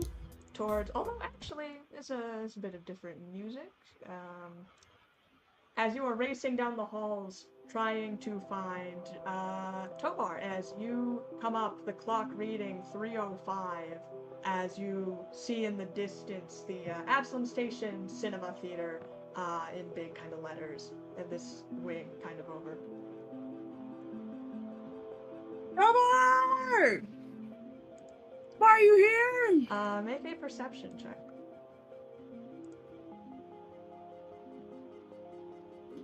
He's dead.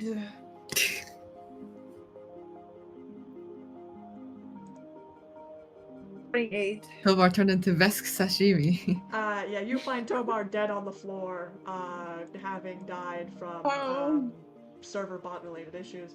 No, you turn around and you actually hear before you see him. Well, I just think, because I have a friend that's like your size, and so I thought maybe you would have known her. Her name is Mercy. I think it stands for something. But she's like your height, so if you looked around and saw her, I said, is she a halfling? As you turn around and see that Tobar and Hawk are standing in the kind of foyer of the theater. Tobar has like this big popcorn bucket. Tobar! Hi! I'm here! Mercy! Tobar turns to you, dropping popcorn all over the floor, as he picks you up in a big hug, like lifting you up over the ground, and we see you, Mercy, I thought it's been so long. I thought you left with your new friends, because now you don't want to hang out with me anymore. It's 3:05. I thought you didn't want to see Kevin Cosmic. I thought you said you were going to see Kevin Cosmic with me. Yes, I'm here. I made it. You're crushing great. Put me down. Oh, okay. He sets you down. Oh my god. Yes, this is Hawk. He's gonna watch the movie with us. Hello. This is Hawk. This is Tobar. Oh, hi, Tobar. Mercy's talked about you. Tobar kind of like looks down and is like, oh, I should have known, Mercy. I was just telling him that he was your size. And actually, I thought he was you for a second because he was so short. With the green screen? Yeah. Right. I thought he was just like, I don't know, maybe you like dyed your hair or something. Like, I don't know. So, but how can you look at each other? Yeah, and I thought like you were gonna come. Oh, but we're gonna see Captain Cosmic the movie. Are you hype? Mercy, are you hype? Well, first I'm very tall, and yes, I am semi-hyped. Oh, it's gonna be the greatest. They're gonna be talking about masterpieces in the entire pack world for years, Mercy. I promise you, this is gonna be the greatest experience of the entire millennium. Captain Cosmic the movie. I need you. He puts his hands on his shoulder and like kneels down, and looks into the eyes. Mercy, this is the most important thing, probably to ever happen in the history of anything. Do you understand? But what if it's bad? It's not gonna be bad. It's Captain Cosmic, the movie on the big screen. It's not gonna be bad, Mercy. Obviously. Don't even say it. If you say so. Did you buy tickets? I don't want to spend money. Oh yeah, of course I bought tickets for all of us. Yeah. I like told you didn't know Hawk was coming. I was gonna like buy tickets, and then he said, "I'm sorry, what?" And then I ran off, and I went to go buy the ticket. I might be in debt, to be honest. I might be in debt to the Absalom Station Cinema Theater, but I mean, it's Captain Cosmic the movie. Captain Cosmic on the screen with like a guy. It's gonna be him. All right, let's just see the movie. We'll talk about your debt situation later. we'll start during the previews. I can fill you guys in on the extensive Captain Cosmic history that I know. Okay, so Captain Cosmic started in, we're going to, as Hawk takes both of your hands, flinging you, dragging you across this, like, tall vest boy, flinging you two, like, small humanoids behind him, into the theater. It's okay. You get used to it. A lot of things are happening at once right now. Is this, so you know this guy, right? We're not being kidnapped? No, I actually know this guy. I thought he was so far, but stranger. What? Hey, you see the movie. You guys get hauled off to see the Captain Cosmic the movie. Khamu, you have gone to Tap's Bar. Is that correct? That is right. Excellent, excellent. You arrive at Tap's Bar. Let's do. You show up to Tap's Bar, your favorite bar on Absalom Station. Kind of let's see, it's about 3 o'clock, so not too busy. Things kind of, more customers come in later in the day, but people kind of trickle in here and there. You lead Kasuk over to this, sector of the space station. And there's a couple of people milling about, a couple of groups, but your attention is immediately caught on your favorite gnomish bartender, Taps, who's kind of, as always, as you have always seen him, cleaning glass by the bar, sees you and your distinguished antlers and Copaxi features, and kind of waves over to you. Well, if it isn't my usual customer, Khamu. Yeah, I see they haven't killed you yet over at the Star Rangers. Well, yeah. Hey, Taps. How about something for a change? We'll put down a bunch of credits and say, a round for everyone. On us. Oh, Mr. Moneybags over here gonna pay for the drinks. Drinks for the room? Yep. Well, shit. That's right. I'm not gonna say no to free credits. Taps on the bars. Everyone, drinks on the house, courtesy of our grand Star Ranger Khamu Copaxi, everyone. Everyone in the bar, the regulars who know you, Khamu, the people who frequent Tap's Bar, cheer, raising their glasses, Gorn's Uncle Gorn is here, drunk off his ass, he raises a glass, as you pay for drinks, for the bar. That's from us and Kasuk, our comrade, and Saddle. Kasuk kind of looks to you, kind of confused at whatever ritual you were performing here at this bar, but it seems to have gained you much favor. And so instead she nods and just kind of raises a hand. I'm going to quick calculate how much it would be to buy a round of drinks for the entire bar. I'd say it's about 200 credits. Drinks are not. That's alright. Yeah, we'll do that. Okay. I've already taken that credit chip out from the credits. You put that on the bar as Castle kind of sits down, and immediately, now that you've bought drinks for the entire bar, everyone is in great spirits. You see him tie some guy who you're pretty sure deals drugs in the back of Tap's Bar, who you've never learned the name of. Kind of pats his hand, I always knew we were good friends, you and I, Khamu, as he takes a drink from Tap's Bar. Yeah. Kind of Drink sits away. down, kind of peering at the people at this bar. These people here, they are your Yansado? No, they're not. Only acquaintances.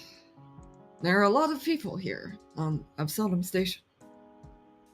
They speak to you with familiarity. almost as if you were comrades. Is that common for acquaintances here? No. Not for... Well, we would say that only the ones who share times on battlefield, on missions, get to be in saddles. And these are more of drinking friends. Party friends. I suppose it is similar on Burning Archipelago. Although... I see. It is similar. Sometimes it is easier being among people who are not so interested in who you are and where you come from, but rather just sharing a drink and a few dumb stories. My experience on Radiant Cathedral, it is a small community. Do not have the pleasure of not knowing. So, we all grow up together, train together. Most of us know each other by name. To share drinks so freely with those you cannot even place face to, it is strange.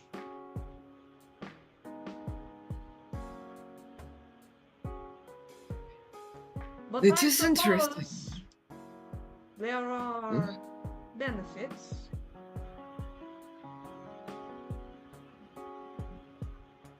We'd rather those who fight with us have faith in us because of who we are than because of something else, but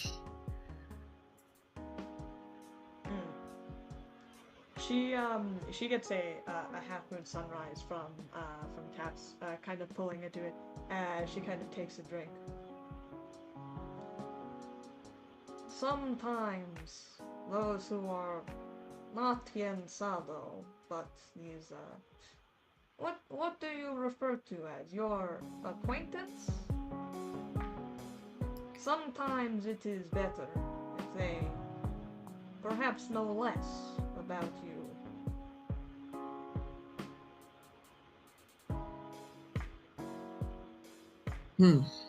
Perhaps we'll get a fading star and start drinking Taps that. slides your usual over to you. Kind of very clearly like eavesdropping on your conversation in that way that Taps does, where he's trying to tend to other things.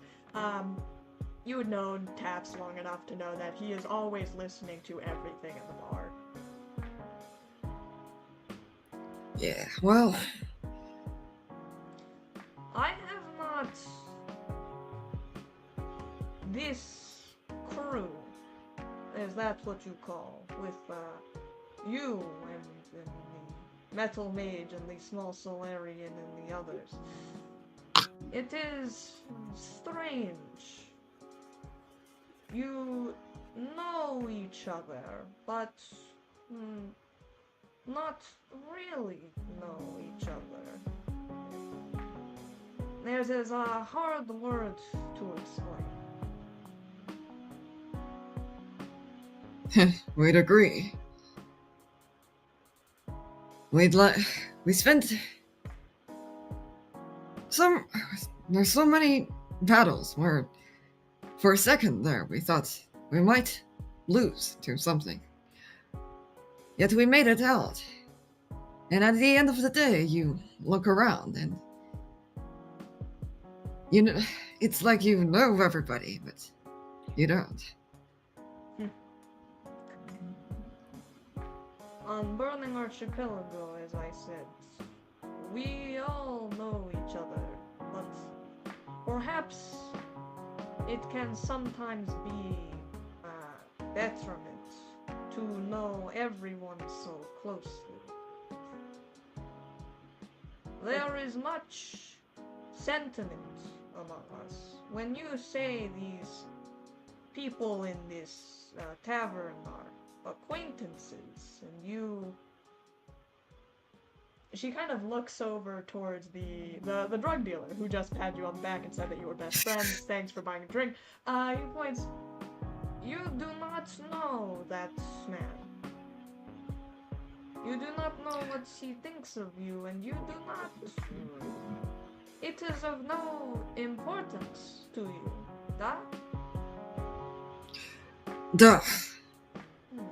This is what drinking friends are for. Strange. You do not know, but you do not care. We cannot say the same for the crew members. On Burning Archipelago, we find strength in community. To treat one, even perhaps the marketplace dweller, or the one who goes on walk on edge of cathedral, even these minor people in our lives, to treat them without care, to, as you say, not care, it is unheard of, perhaps, to me.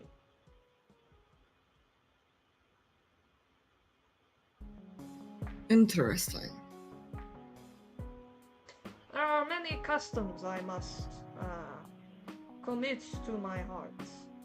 Having been raised under the guidance of Sarenrae, I find that her words are not always set in stone.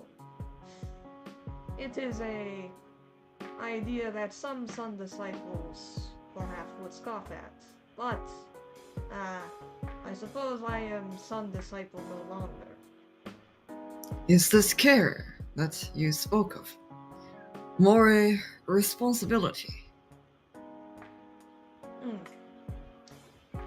Responsibility and discipline are ingrained in life of Sun disciple. To say that there is any one aspect that does not pertain to duty, to discipline, it is an inconceivable concept.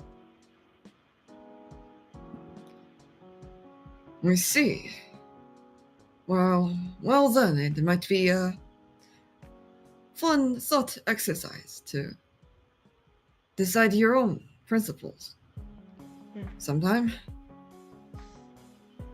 I have been raised by way of Sarenrae, and although I am not disciple of Sun no longer, I am still very much devoted disciple to her teachings.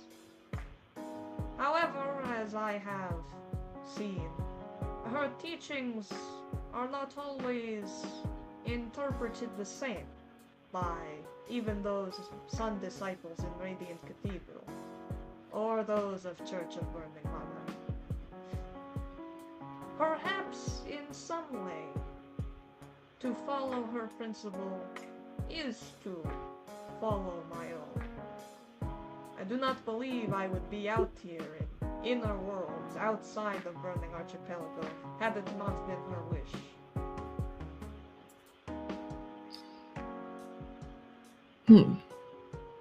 Well said. That is not something that we expected to hear from you, Kazak.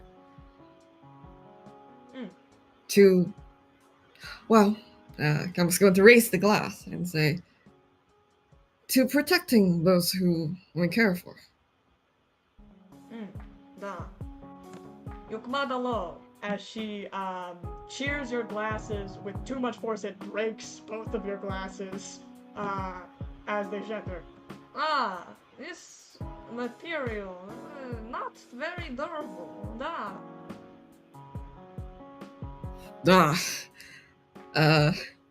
Khamu will, for a second, Khamu will look at the pile of drink trickling down with a little bit of that's good. That's a good drink. And then they will scoop up a little bit. Taps goes over to like brush away the glass. That's coming on your tap.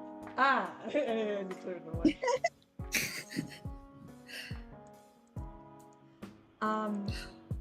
As you guys are kind of waiting in this bar, actually, you hear a bit of noise as a new group enters into the bar.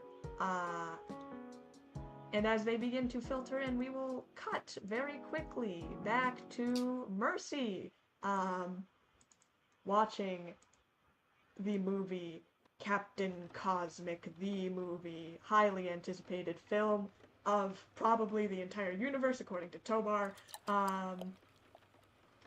You watch on screen as this giant, like, spacesuit guy is, like, has a gun, and it's a very difficult plot to follow. He goes on, like, very long tangents, and, like, just monologues that kind of loop in on themselves, and then, like, action happens. You think they're, like, he's, like, fighting clowns, and, like, there's, like, a whole troop of them, like, Captain Cosmic, you will never bring order and restore peace to the galaxy, and then this, like, Captain Cosmic, presumably, this, like, spacesuited figure, heathens of the deep space, you will never corrupt the grand design of our solar system. I, Captain Cosmic, aim to restore peace to the universe, and I will strike you down. And it's like that, and it's that same, like, scene, just in varying contexts, like, 10 times. So, you watch this movie, during the movie, you're kind of sitting in between Tobar and Hawk. You see, Tobar just, like, watching this movie. You see Tobar, like, just, like, eyes transfixed on the screen, like, not, like, popcorn bucket, like, not even touched, as, Hawk is kind of, sitting on your other side. What's happening right now, Hawk?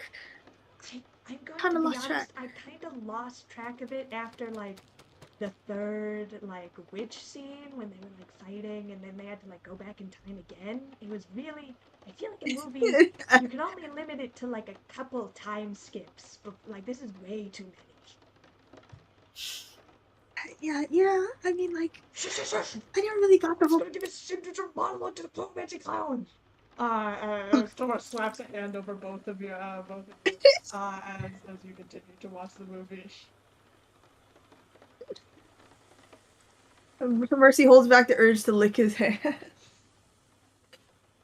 You watch the movie after a good couple hours, and as you finally let out, the credits roll after, like, a final, like, Captain Cosmic, like, standing on, like, a moon with, like, a flag, and, like, a bunch of his, like, cronies, are, like, beside him, and he's like, and that goes out to all you ne'er-do-wells who ever face against Captain Cosmic, bringer of justice to this galaxy and all galaxies. And then they like like the credits start to roll, and like this big like cheesy font as the credits start to roll. Yeah. How did you like that, Tobar? You see Tobar is sitting in his seat, looking at the credits, tears pouring down his face. It's gonna bring justice to their galaxy and all galaxies. Yeah. Shh, I just watched the Cosmic. Tobar makes you guys sit and watch the credits, for of course the post, end credit scene that involves like 4 different characters that you have never seen before and were never introduced in the movie, and like Tobar goes crazy, he's like, oh my god, I can't believe they're gonna introduce Dr. Evil from the second, third arc.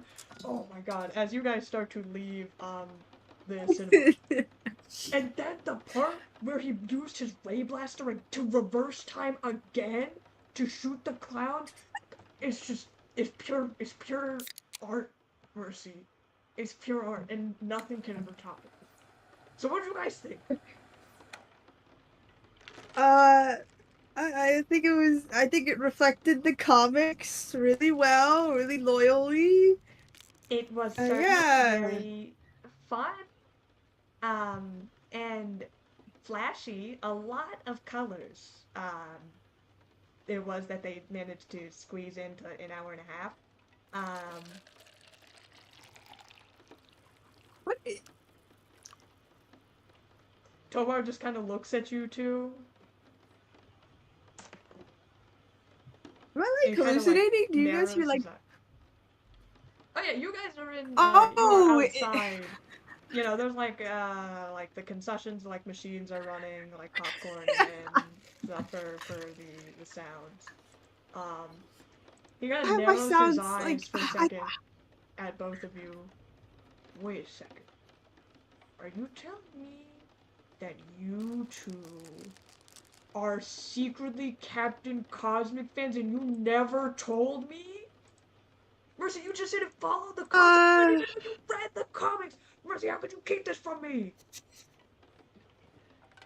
I'm more of like a Captain Cosmic sympathizer, you know, not really a fan. You gotta join my book club. I've been trying to start the Captain Cosmic Comic Club on Absalom Station ever since I got here. And it's only me that shows up.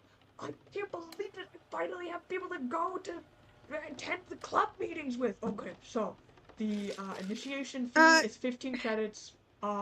Every Thursday we bring in snacks and we discuss the latest issue of Captain Cosmic. And we also where do the credits go to? Fridays. Sorry, what? Oh, I sent where them to the Captain credits even Cosmic go himself. I put them, I go to the post office right after, and I put them in a little envelope, and it says, "Thanks for being greatest hero of this galaxy and all galaxies, XOXO, Tobar, Thresher," and I send it to him. Isn't he not real? Isn't he just a comic book character? Captain Cosmic. Captain Cosmic is always real in our hearts, Mercy, okay? He lives in Galactic Comic Studios, lot 203. Obviously, because that's where the comics come from. Duh. Okay. Yeah. Anyway, that's great. So our meetings are every 4th days. I'll just already sign you guys in, and you know we meet here at this location. I have some station. It's gonna be great. I don't know about this. Like other delinquents about this, and they like didn't even want to join. It was crazy. Like, what's wrong with it? I'm not really like a. Sorry, this liquid is really distracting me. Let me just mute that on my end. I don't really know Captain Cosmic. I don't think I'd be the fit for the club. You know, I can do him justice. You just said that you two are the biggest Captain Cosmic fans ever in the history of everything. That's what you said word for word. No, those words did not come out of my mouth. No, yeah. So anyway, I'm so glad. Mercy, I've met you and you, Green Mercy. I forgot your name. It's just so glad to have you guys here. Finally, be Captain Cosmic. You know, Mercy. When you said that you were joining like the Star Rangers and everything, I thought you were gonna be like, you know, like the other delinquents think that they're like too cool to like read comic books or anything. They don't want to hang out. I thought like that was gonna be you, but like you're way cooler than them, and you like didn't tell me to go sit in a corner by myself while you all ate lunch together. Oh. Okay. And that's I'll sign up to the book club. The book club. Like, just like become Star Rangers. I think you were gonna like do that like with your new friends, and you were gonna like go off and run antics and get laughed at by all the other kids with them instead of me. But now I'm realizing that like you can be friends with like other people, and you're like still friends with like people before. Oh, yeah. That's like... You should have finished that sooner. Crazy. Well, because you always said, like, Tobar, I'm, like, your one friend. You can only have one best friend. And, like, you would always be like, are you cheating on me? Because you were talking to, like, the other friend. So I thought, like, you would only have, like... Remember? You were always like, oh, you can only have, like, one, like, vesk on the team. Because you can't have two of them. No! One pilot on the team. And so, like... You know, obviously you can only have, like, your one best friend. With me, obviously. Yeah. One best friend, but like multiple other friends. They're just lesser though, you know. But not like Hawk. Hawk, I love you, but like they're just Hawk is different, you know. trying They're so different. hard to follow this Coslick conversation. sneezes. Achoo! Oh yeah. Khamu's also. Well, you're like my. What Ah, happened? What come did on. you do with your body? How did you do that? You do not have a nose. Everybody in life has a different role. It's like how Uncle Gord isn't really like your friend, but it's more like your uncle, you know? How is that, by the way? Like, are you okay? Well, Uncle Gore? Maybe it's Uncle Yeah, Gore, yeah. Oh, you're talking about what happened when I came back and I told him that we stole his ship and then we left it on a Hell Knights cruiser that was sailing in deep space? Yeah, sure. Yeah, he was pretty Actually, when I came back, he was insecure. I had to get him out of Absalom Station holding, because he was back in there again, every week. Um, and so I just had to take him home. And he was like yelling a bunch of things. Something about like the shuttle and how he was gonna kill that like Kopai guy. I'm not sure entirely what he was What? talking about.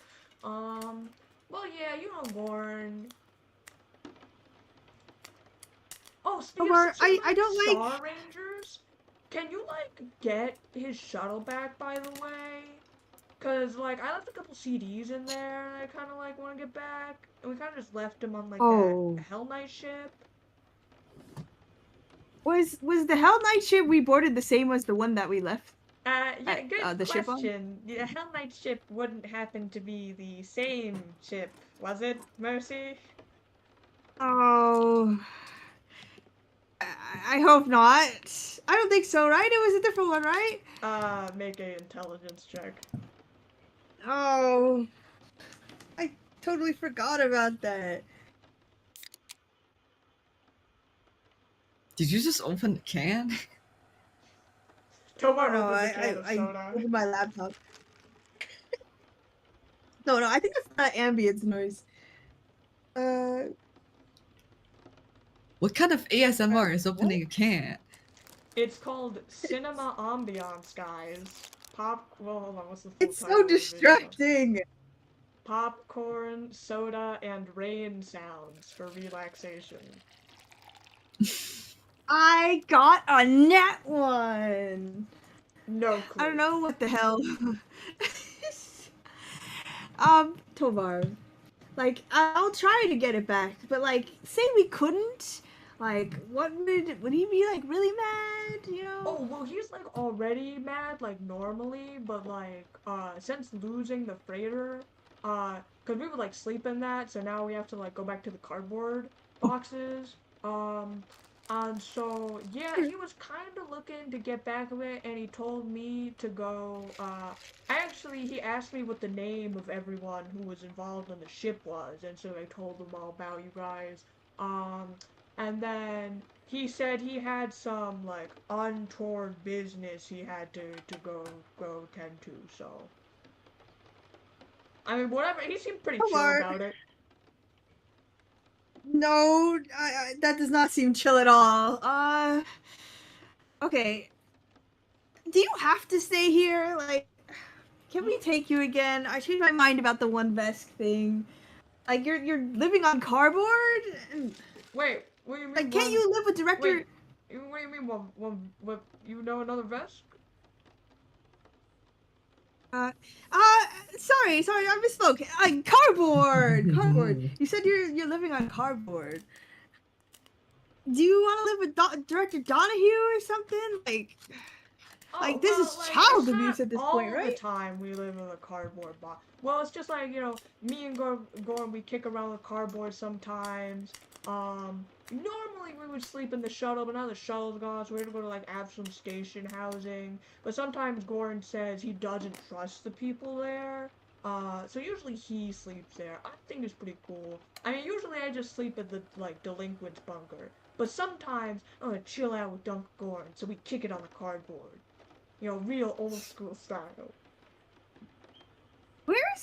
like, do you not have other people you could go to? Like, nobody else? Well, we have like I stay like most of the time I stay in the delinquents hall with like where the others are. They have like quarters there. But, like, All the bunks. I mean, though, like family members. Does Uncle Gordon have a brother, a sister? No. I have Uncle Gordon. It's just Uncle Gordon. Oh.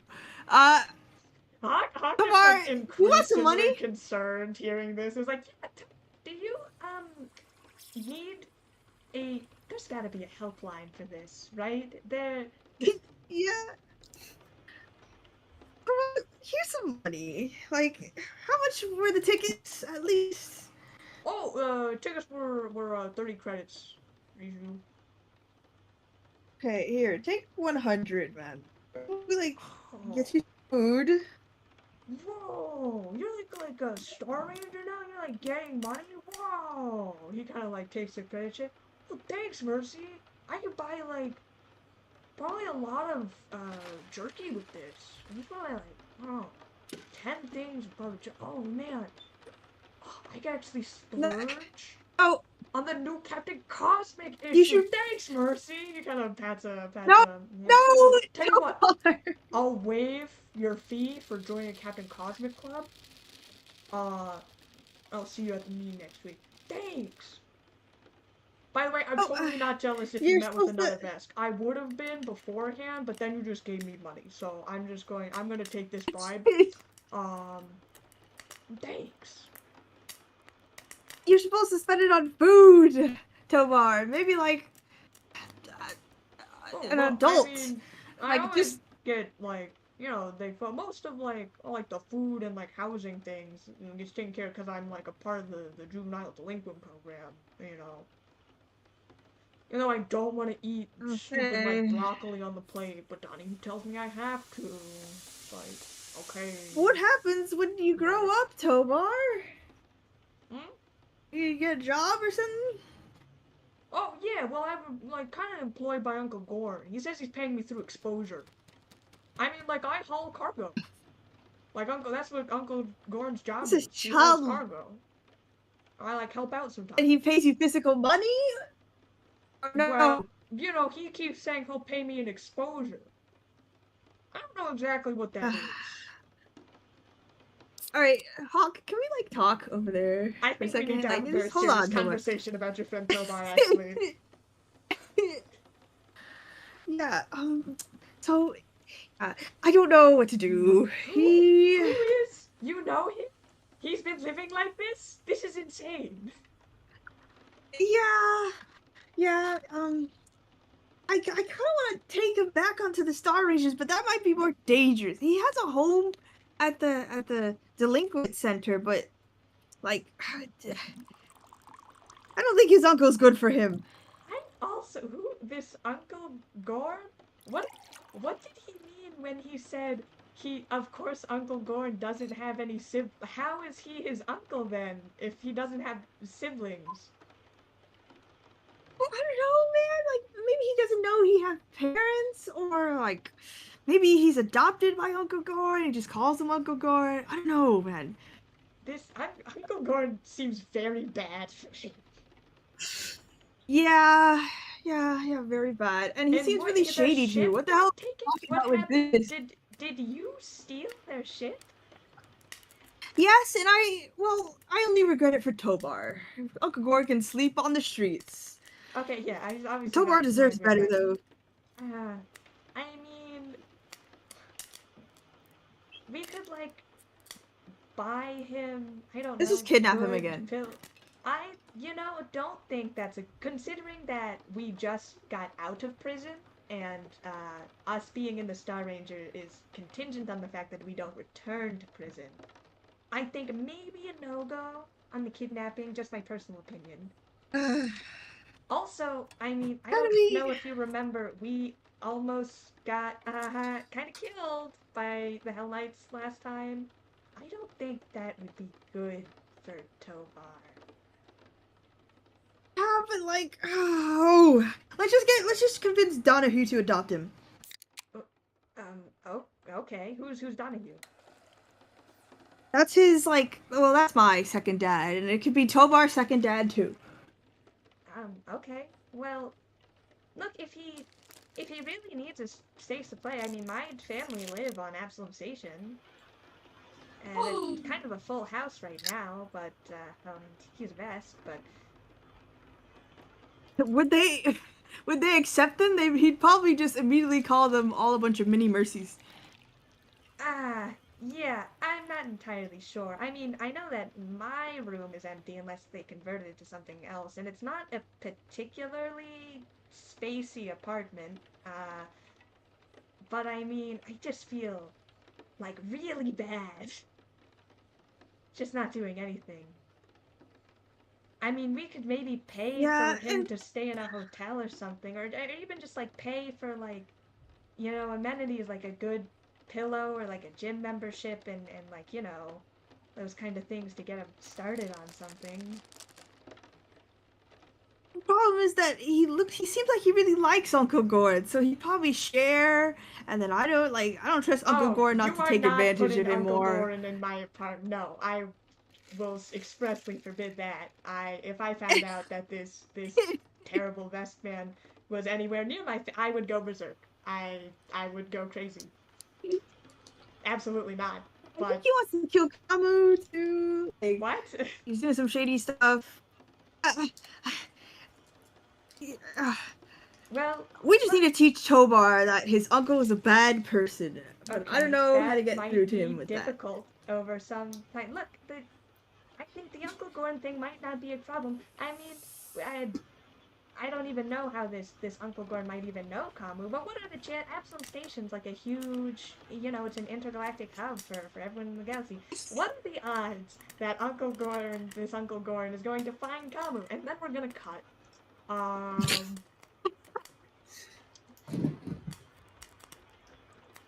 Khamu,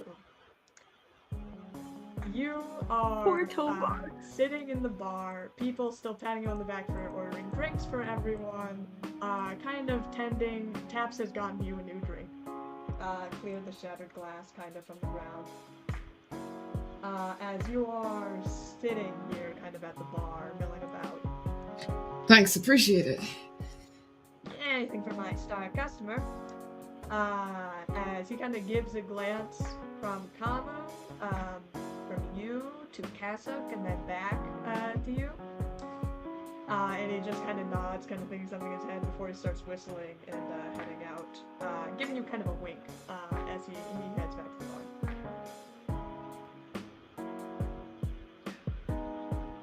Kasuk, there is something that we are curious about. About Sun Disciples. About Samurai. How do you see death or the end of life as a concept?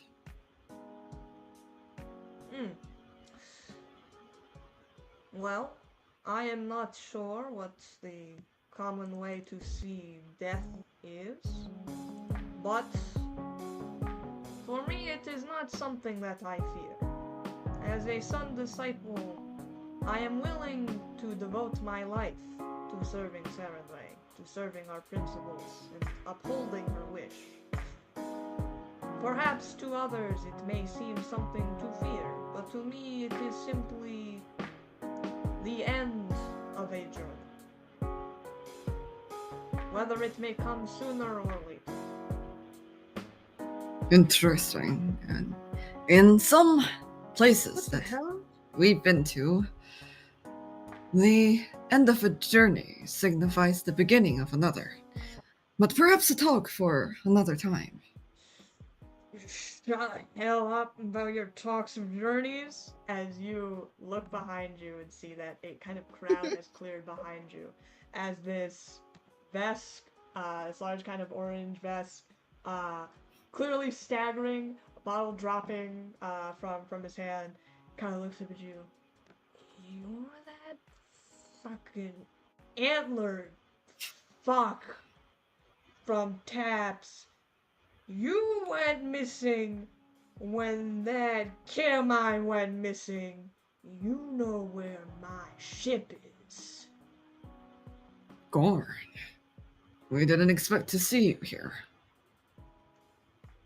Didn't so thought you could hide? Yeah, I bet you didn't. Thought you could hide from Gorn. Master, I got eyes all over this station. You could. What? What are you? Tall, like weird thingy tree guy? You? Look, tell Bar not to tell you that the freighter, it is on a how nice ship. That There's boy nothing wouldn't we can know his head from his tail. I know you're kind, sitting around taskbar, sneaky in the shadows, thinking you thought. I know what you thought, Tobar, easy mark. To steal a ship from, take my freighter, sell it for a couple credits. Well, you got another thing coming. And he takes a swing at you. Oh yeah. Completely missing, drunk off his ass, as he kind of stares to the ground and people start to back up. Casper kind of looks from you to Goran. I assume this is not one of your acquaintances. No, Cossack. You might want to go outside. You see her kind of look from you to him. Is this not emergency situation? Not yet. You see that Taps has kind of cleaned off the bar. You see him taking the glasses off of the bar, putting them under as he kind of goes around. Yep, putting things into lockdown, as he's just kind of very calmly, like, making preparations if a full-scale bar fight should erupt, as the tensions begin to rise a little bit.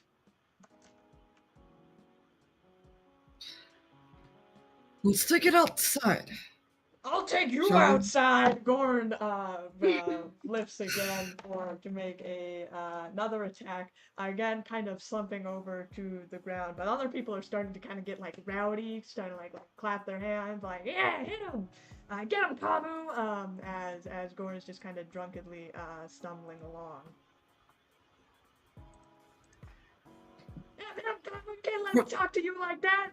Yeah, get him, Khamu! I see you with that sniper! For the sake of Tobar, we do not want to fight you.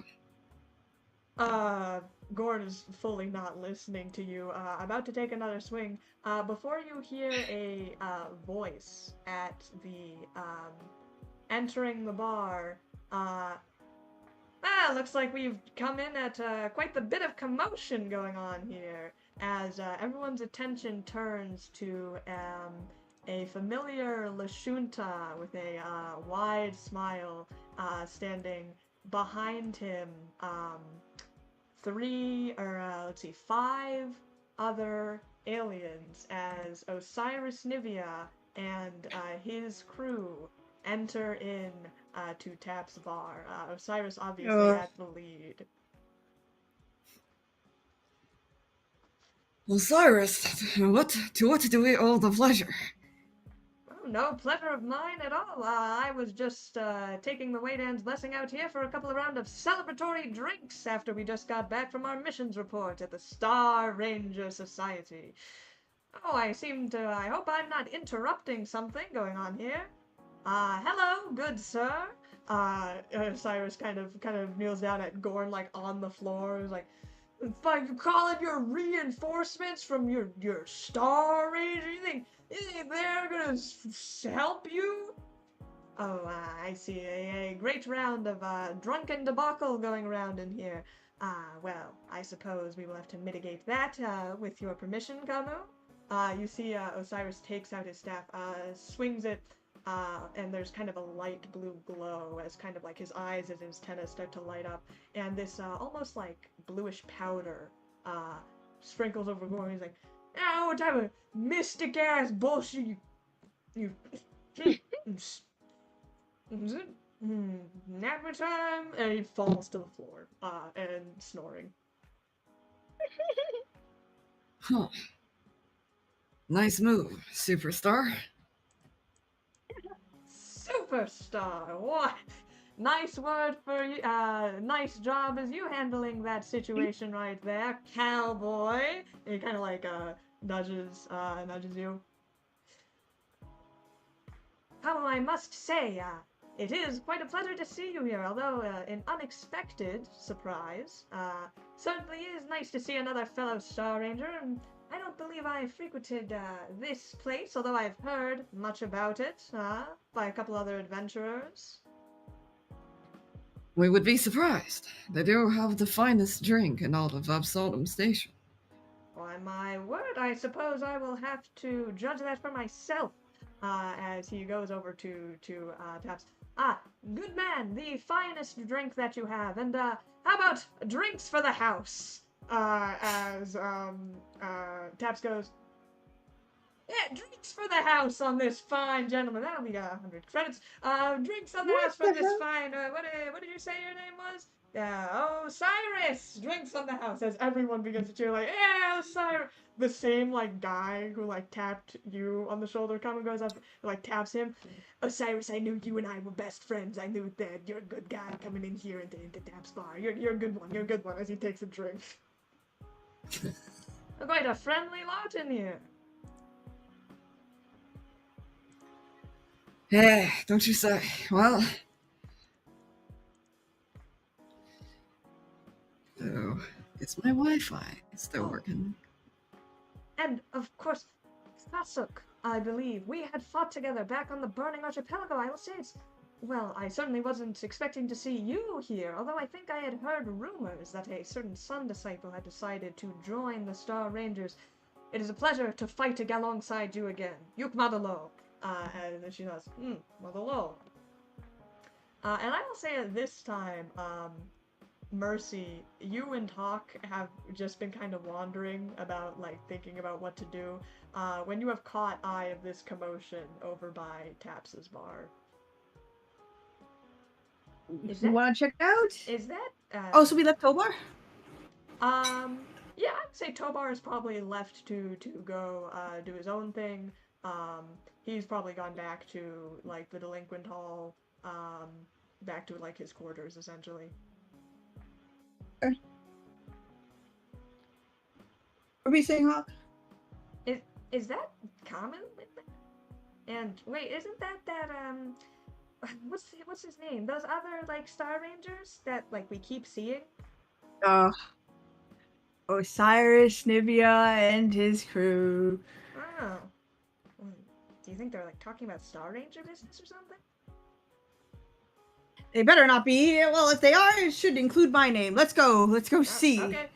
As you guys all kind of congregate, the rest of the crew has kind of settled down. You see Osiris's crew, they are all kind of talking amongst each other. You had only seen them really once before when you had very first met them, back before you were Star Rangers, when you were still a part of the media crew.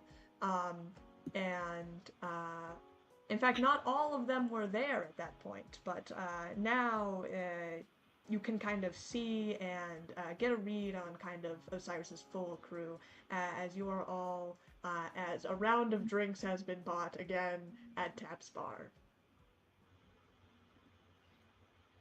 What's going on around here? Hi, Khamu. What's, is that Osiris here? Hey, well, we saw them, the whole team, came in halfway, and it, just a coincidence. We also saw Gorn,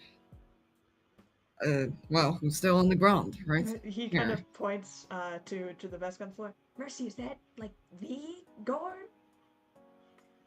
Yeah. Oh. And, well, it doesn't look like you're dead.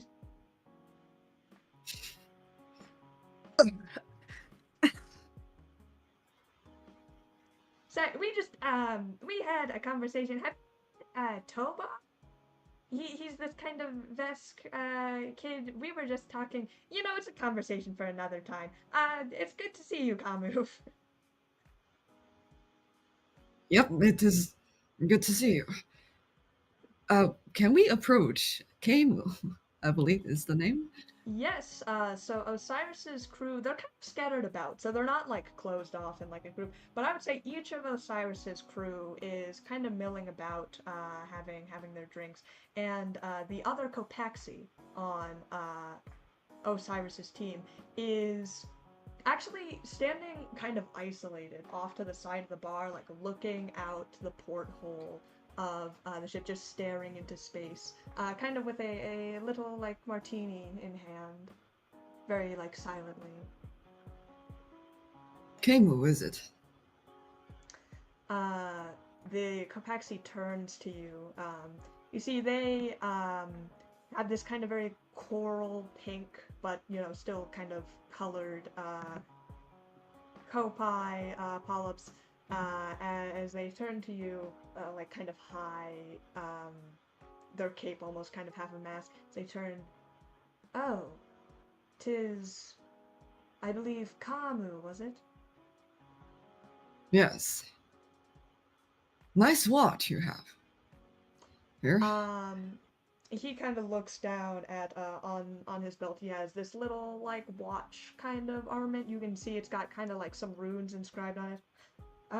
Yes, thank you, my timepiece. It is a very high-tech piece of magically inclined equipment that we use for Star Ranger business. Is that what you are here to inquire about? Well, we were just wandering around. I see. Are you prone We've heard to of wandering?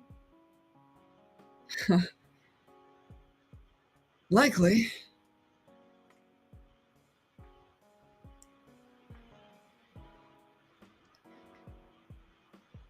We have heard of many magic that deals with time and the passing of time. We are interested, to say the least. Ah, you are interested in the powers of precognition. Time magic, I suppose. Yes, not too many adventurers choose to dabble in the studies of chronomancy or precog abilities. I consider myself lucky to understand the mechanics. I'm afraid if you We heard are looking for a lesson, it is something I would be unable to grant you. Perhaps I could direct you to the resources of the library on Absalom Station. we are simply curious of the mechanisms. We're not interested in learning it ourselves. What we have, our skill set is plenty. And you are, they kind of take a look back, you see the sniper on your back. An operative, I'm assuming. Yes. Yes, I suppose you would not know, therefore, the inner workings of spell-casting abilities or magics. Not that spells, magic, and mysticism, it would not be our area of Not at expertise. all.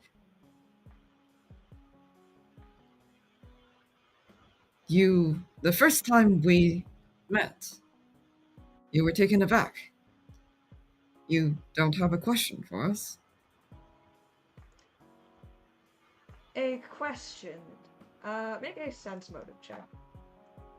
Oh, this is getting interesting. 25. Khamu, you, as a Kopaxi, he does not have physical eyes, a face, or anything. But you can tell that he, like, glances for a moment, or, like, kind of extends his senses to the other Star Rangers, and in kind of a quieter voice he goes, I do not find it productive to become overly enwrapped in other people's business. However, there is serious cause for alarm and caution when approaching undead. I have not alerted any of the Star Rangers or Starfinder Society because, frankly, you have not made an outwardly hostile approach towards any of either my crew or anyone that I'm aware of, and so I do not think it's my business.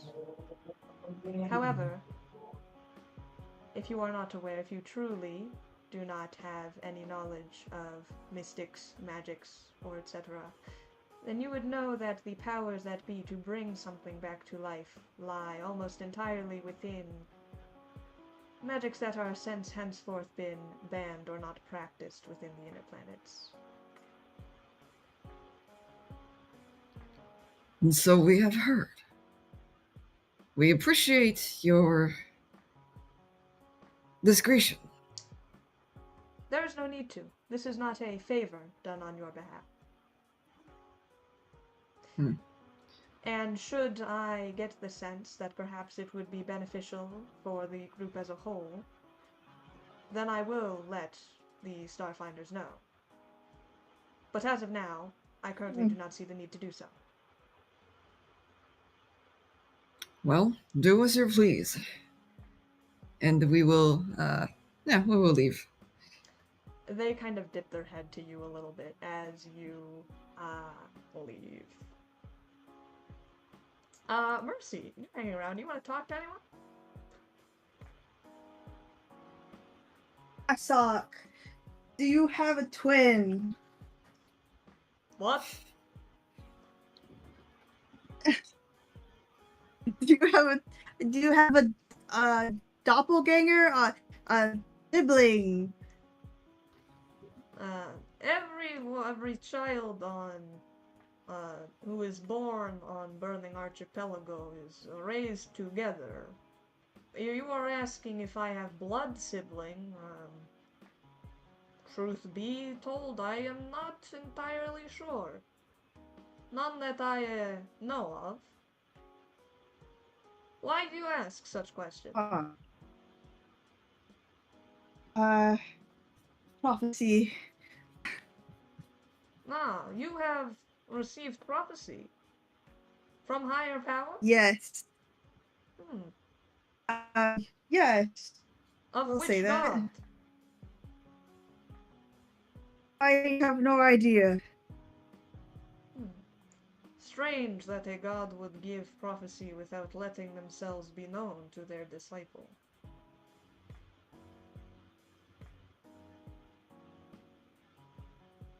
I only know like 3 gods so far. I don't even know if one is even a god. I know demon.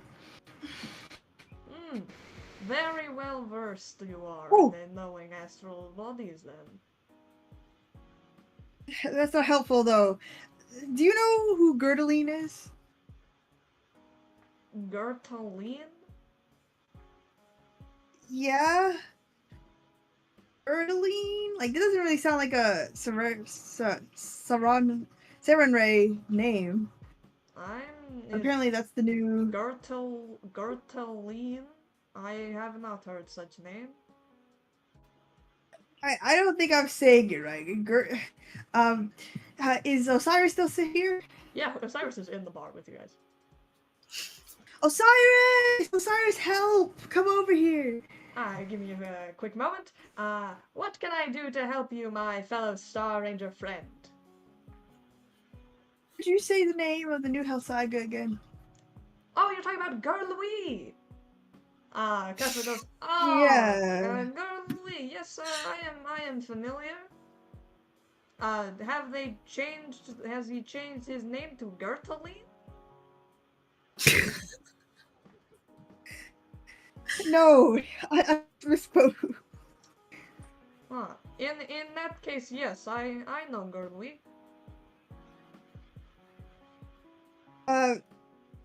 this. Is that a Saran Rayan? Are they? Are Or are they what? another outsider? Oh, no, yeah. Girl Louis was raised on Burning Archipelago. Hmm. I have battled with him Okay. since we were children. Oh, childhood friends or just Mm, associates? Not Ian Sado in a sense, but everyone on Burning Archipelago knows of each other to some extent. He is a good fighter. Why do you ask? He is the new Hellsaiga. Hmm. Sorry, I don't know, man. I thought it would lead somewhere. I suppose, thank you for letting me know this news of my home islet. It's all things. Mercy checks her little checkbook for the day. It's like, I did everything. Yes, I remembered everything. You give Thank you, yourself you Tessa. pull out a gold star and put it on the calendar for today. As you guys are all kind of gathered in here together, and actually as you check your calendar, Mercy, you get a ring on your comms terminal from Dr. Flemeth. Oh, our next location. Oh, I didn't even see this picture. They look so cool. Where's ours? Guys, we need to take a crew photo. Right here. In Tab Spot. Oh, she looks so cool. Who? Khamu, tell me Yes. right now. Who's that halfling over there or me? What? This Why are you- girling over Ugly the corner halfling got over like tats. You see she kicks like a shot of whiskey straight back, slams it. Everyone at the bar goes crazy. Oh. So like. Oh. Do not indulge yourself in useless comparisons, Mercy. Right, I'm the better one. If you're Slip feeling bad, you can always comms use a from- drink. Never mind. That's money though. I'll drink the air, thank you. What is the comms from? Well, it's a missed call now. You went immediately No! locking eyes with Marcy. Khamu, you on your comms get a incoming call from Dr. Flemeth. We'll accept it. Is this Khamu? Yes, Dr. Flem. Excellent. The comms is working. Yes, I have completed my analysis of that data archive, or that mission log that you had sent me from the Hell Knight's location. It took a bit of cross-referencing it, but I think I have pinpointed the location of where that exactly mission took place. I will warn you, though, you're not going to like it. Still, we would like to hear it. Alright. You get a ping as Flem sends you coordinates. This is where I deduce the original location of wherever this lab facility was located. And you see, in a grand scope of reference, it's in some sector, but the real important thing is that it is in Sector A, which is essentially kind of like the first, ring next to the sun. So it is very close into the center of the solar system. Now, I managed to pick apart a bit of metadata. If they really say that that facility was uninhabited and they managed to catch it, my postulation is that they had so much trouble getting to it because it is currently in drift and does not have enough velocity to maintain its orbit. Given the amount of time that it took before this report was made, I am guessing that the actual location of this station, after the appropriate amount of drift, is here. You get another ping in Sector AA, which essentially means, very close to the sun. Almost Burning Archipelago levels of close. You obviously can understand the problem here. If this thing hasn't already been burned up by the sun, which you might have some time before then, it's within the double A ring, which the Burning Archipelago has so lovingly dubbed its own territories in. Of course, you were there on Burning Archipelago. They tend to be a little bit possessive of, the giant gas ball, emitting flame body that is the sun of our solar system. That is true. If they don't know about it, then they might soon, and if they haven't already taken siege of it, then it will burn up in the sun's corona in, who knows, maybe the next couple of weeks. Either way, there are a couple of hurdles ahead of you, should you wish to investigate this lab. I know it isn't exactly great news, It would be easy. but that's the best I can give you. Can you an official job for it so that we can maybe, if we encounter any Solarians, we can be like, oh, we're authorized to be here. I do, as a forum member, have the authority to assign jobs. However, I would have to get, if I get started the paperwork today, it is going to be another week before the job gets finalized and processed. I cannot officially send you off with anything. I cannot advise you as a forum member in that capacity. Alright, can we take a vacation then? Because I want to do this. I'm assuming we need to pick up another job today, right? So let's just take a vacation. I had actually checked your log. How the Star Ranger Society work is you are expected to be on call, given some amount of time. Once you get the call for the mission, you essentially have 2 to 3 days, depending on your current location, to return to Absalom Station to accept the job. Currently, as no job has been assigned, and from my insider knowledge, I do not believe any of the other forum members had a job assigned specifically to the Silent Stars. You are not under any obligation to accept a mission in the short term. Which means we have the liberty of taking a trip ourselves. Thank you for the information, Dr. Flem. You've done us a great favor. I will consider it repayment for the kindness that you had showed back on the previous mission. And whatever you should find on the Burning Archipelago, good luck. And I hope you've installed your ship with at least some sort of heat shields. It's definitely not either that or you're going to have to move very quickly post-haste towards this shuttle and pray that it isn't close enough to the sun to be burnt to a crisp. We see. Thank you for your kind words. One last thing. You said that you're not sure if your sister's dead yet, right?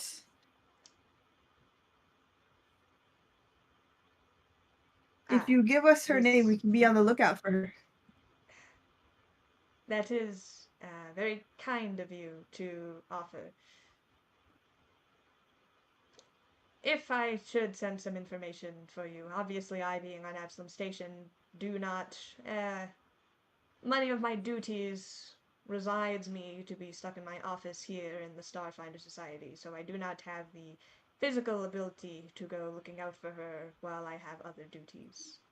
But she was a part of a colony, if she is still alive, that we had lost contact with on the outside of the diaspora, should you choose to venture forth there. But in the short term, it seems that you are heading inwards. Okay. I I'll come to appreciate your concern. If I'm ever traveling outside there, I'll come to you first. Thank you. I'll find her. Either way, I have sent you the coordinates that you have required. I sincerely wish you the best of luck. And then the call ends. It is not looking. That is our next. It is not looking too easy to get to. Perhaps Kazuk. We should talk to Kazuk about this. True. We're probably gonna have flame resistance again. I do have my cool new sword though. Cold damage. Kasak, we're going to the sun again. What? As you guys turn to Kasuk and you exclaim, "We're going to the sun again." As both Hak and Kasuk kind of turn to you with questions, you set your coordinates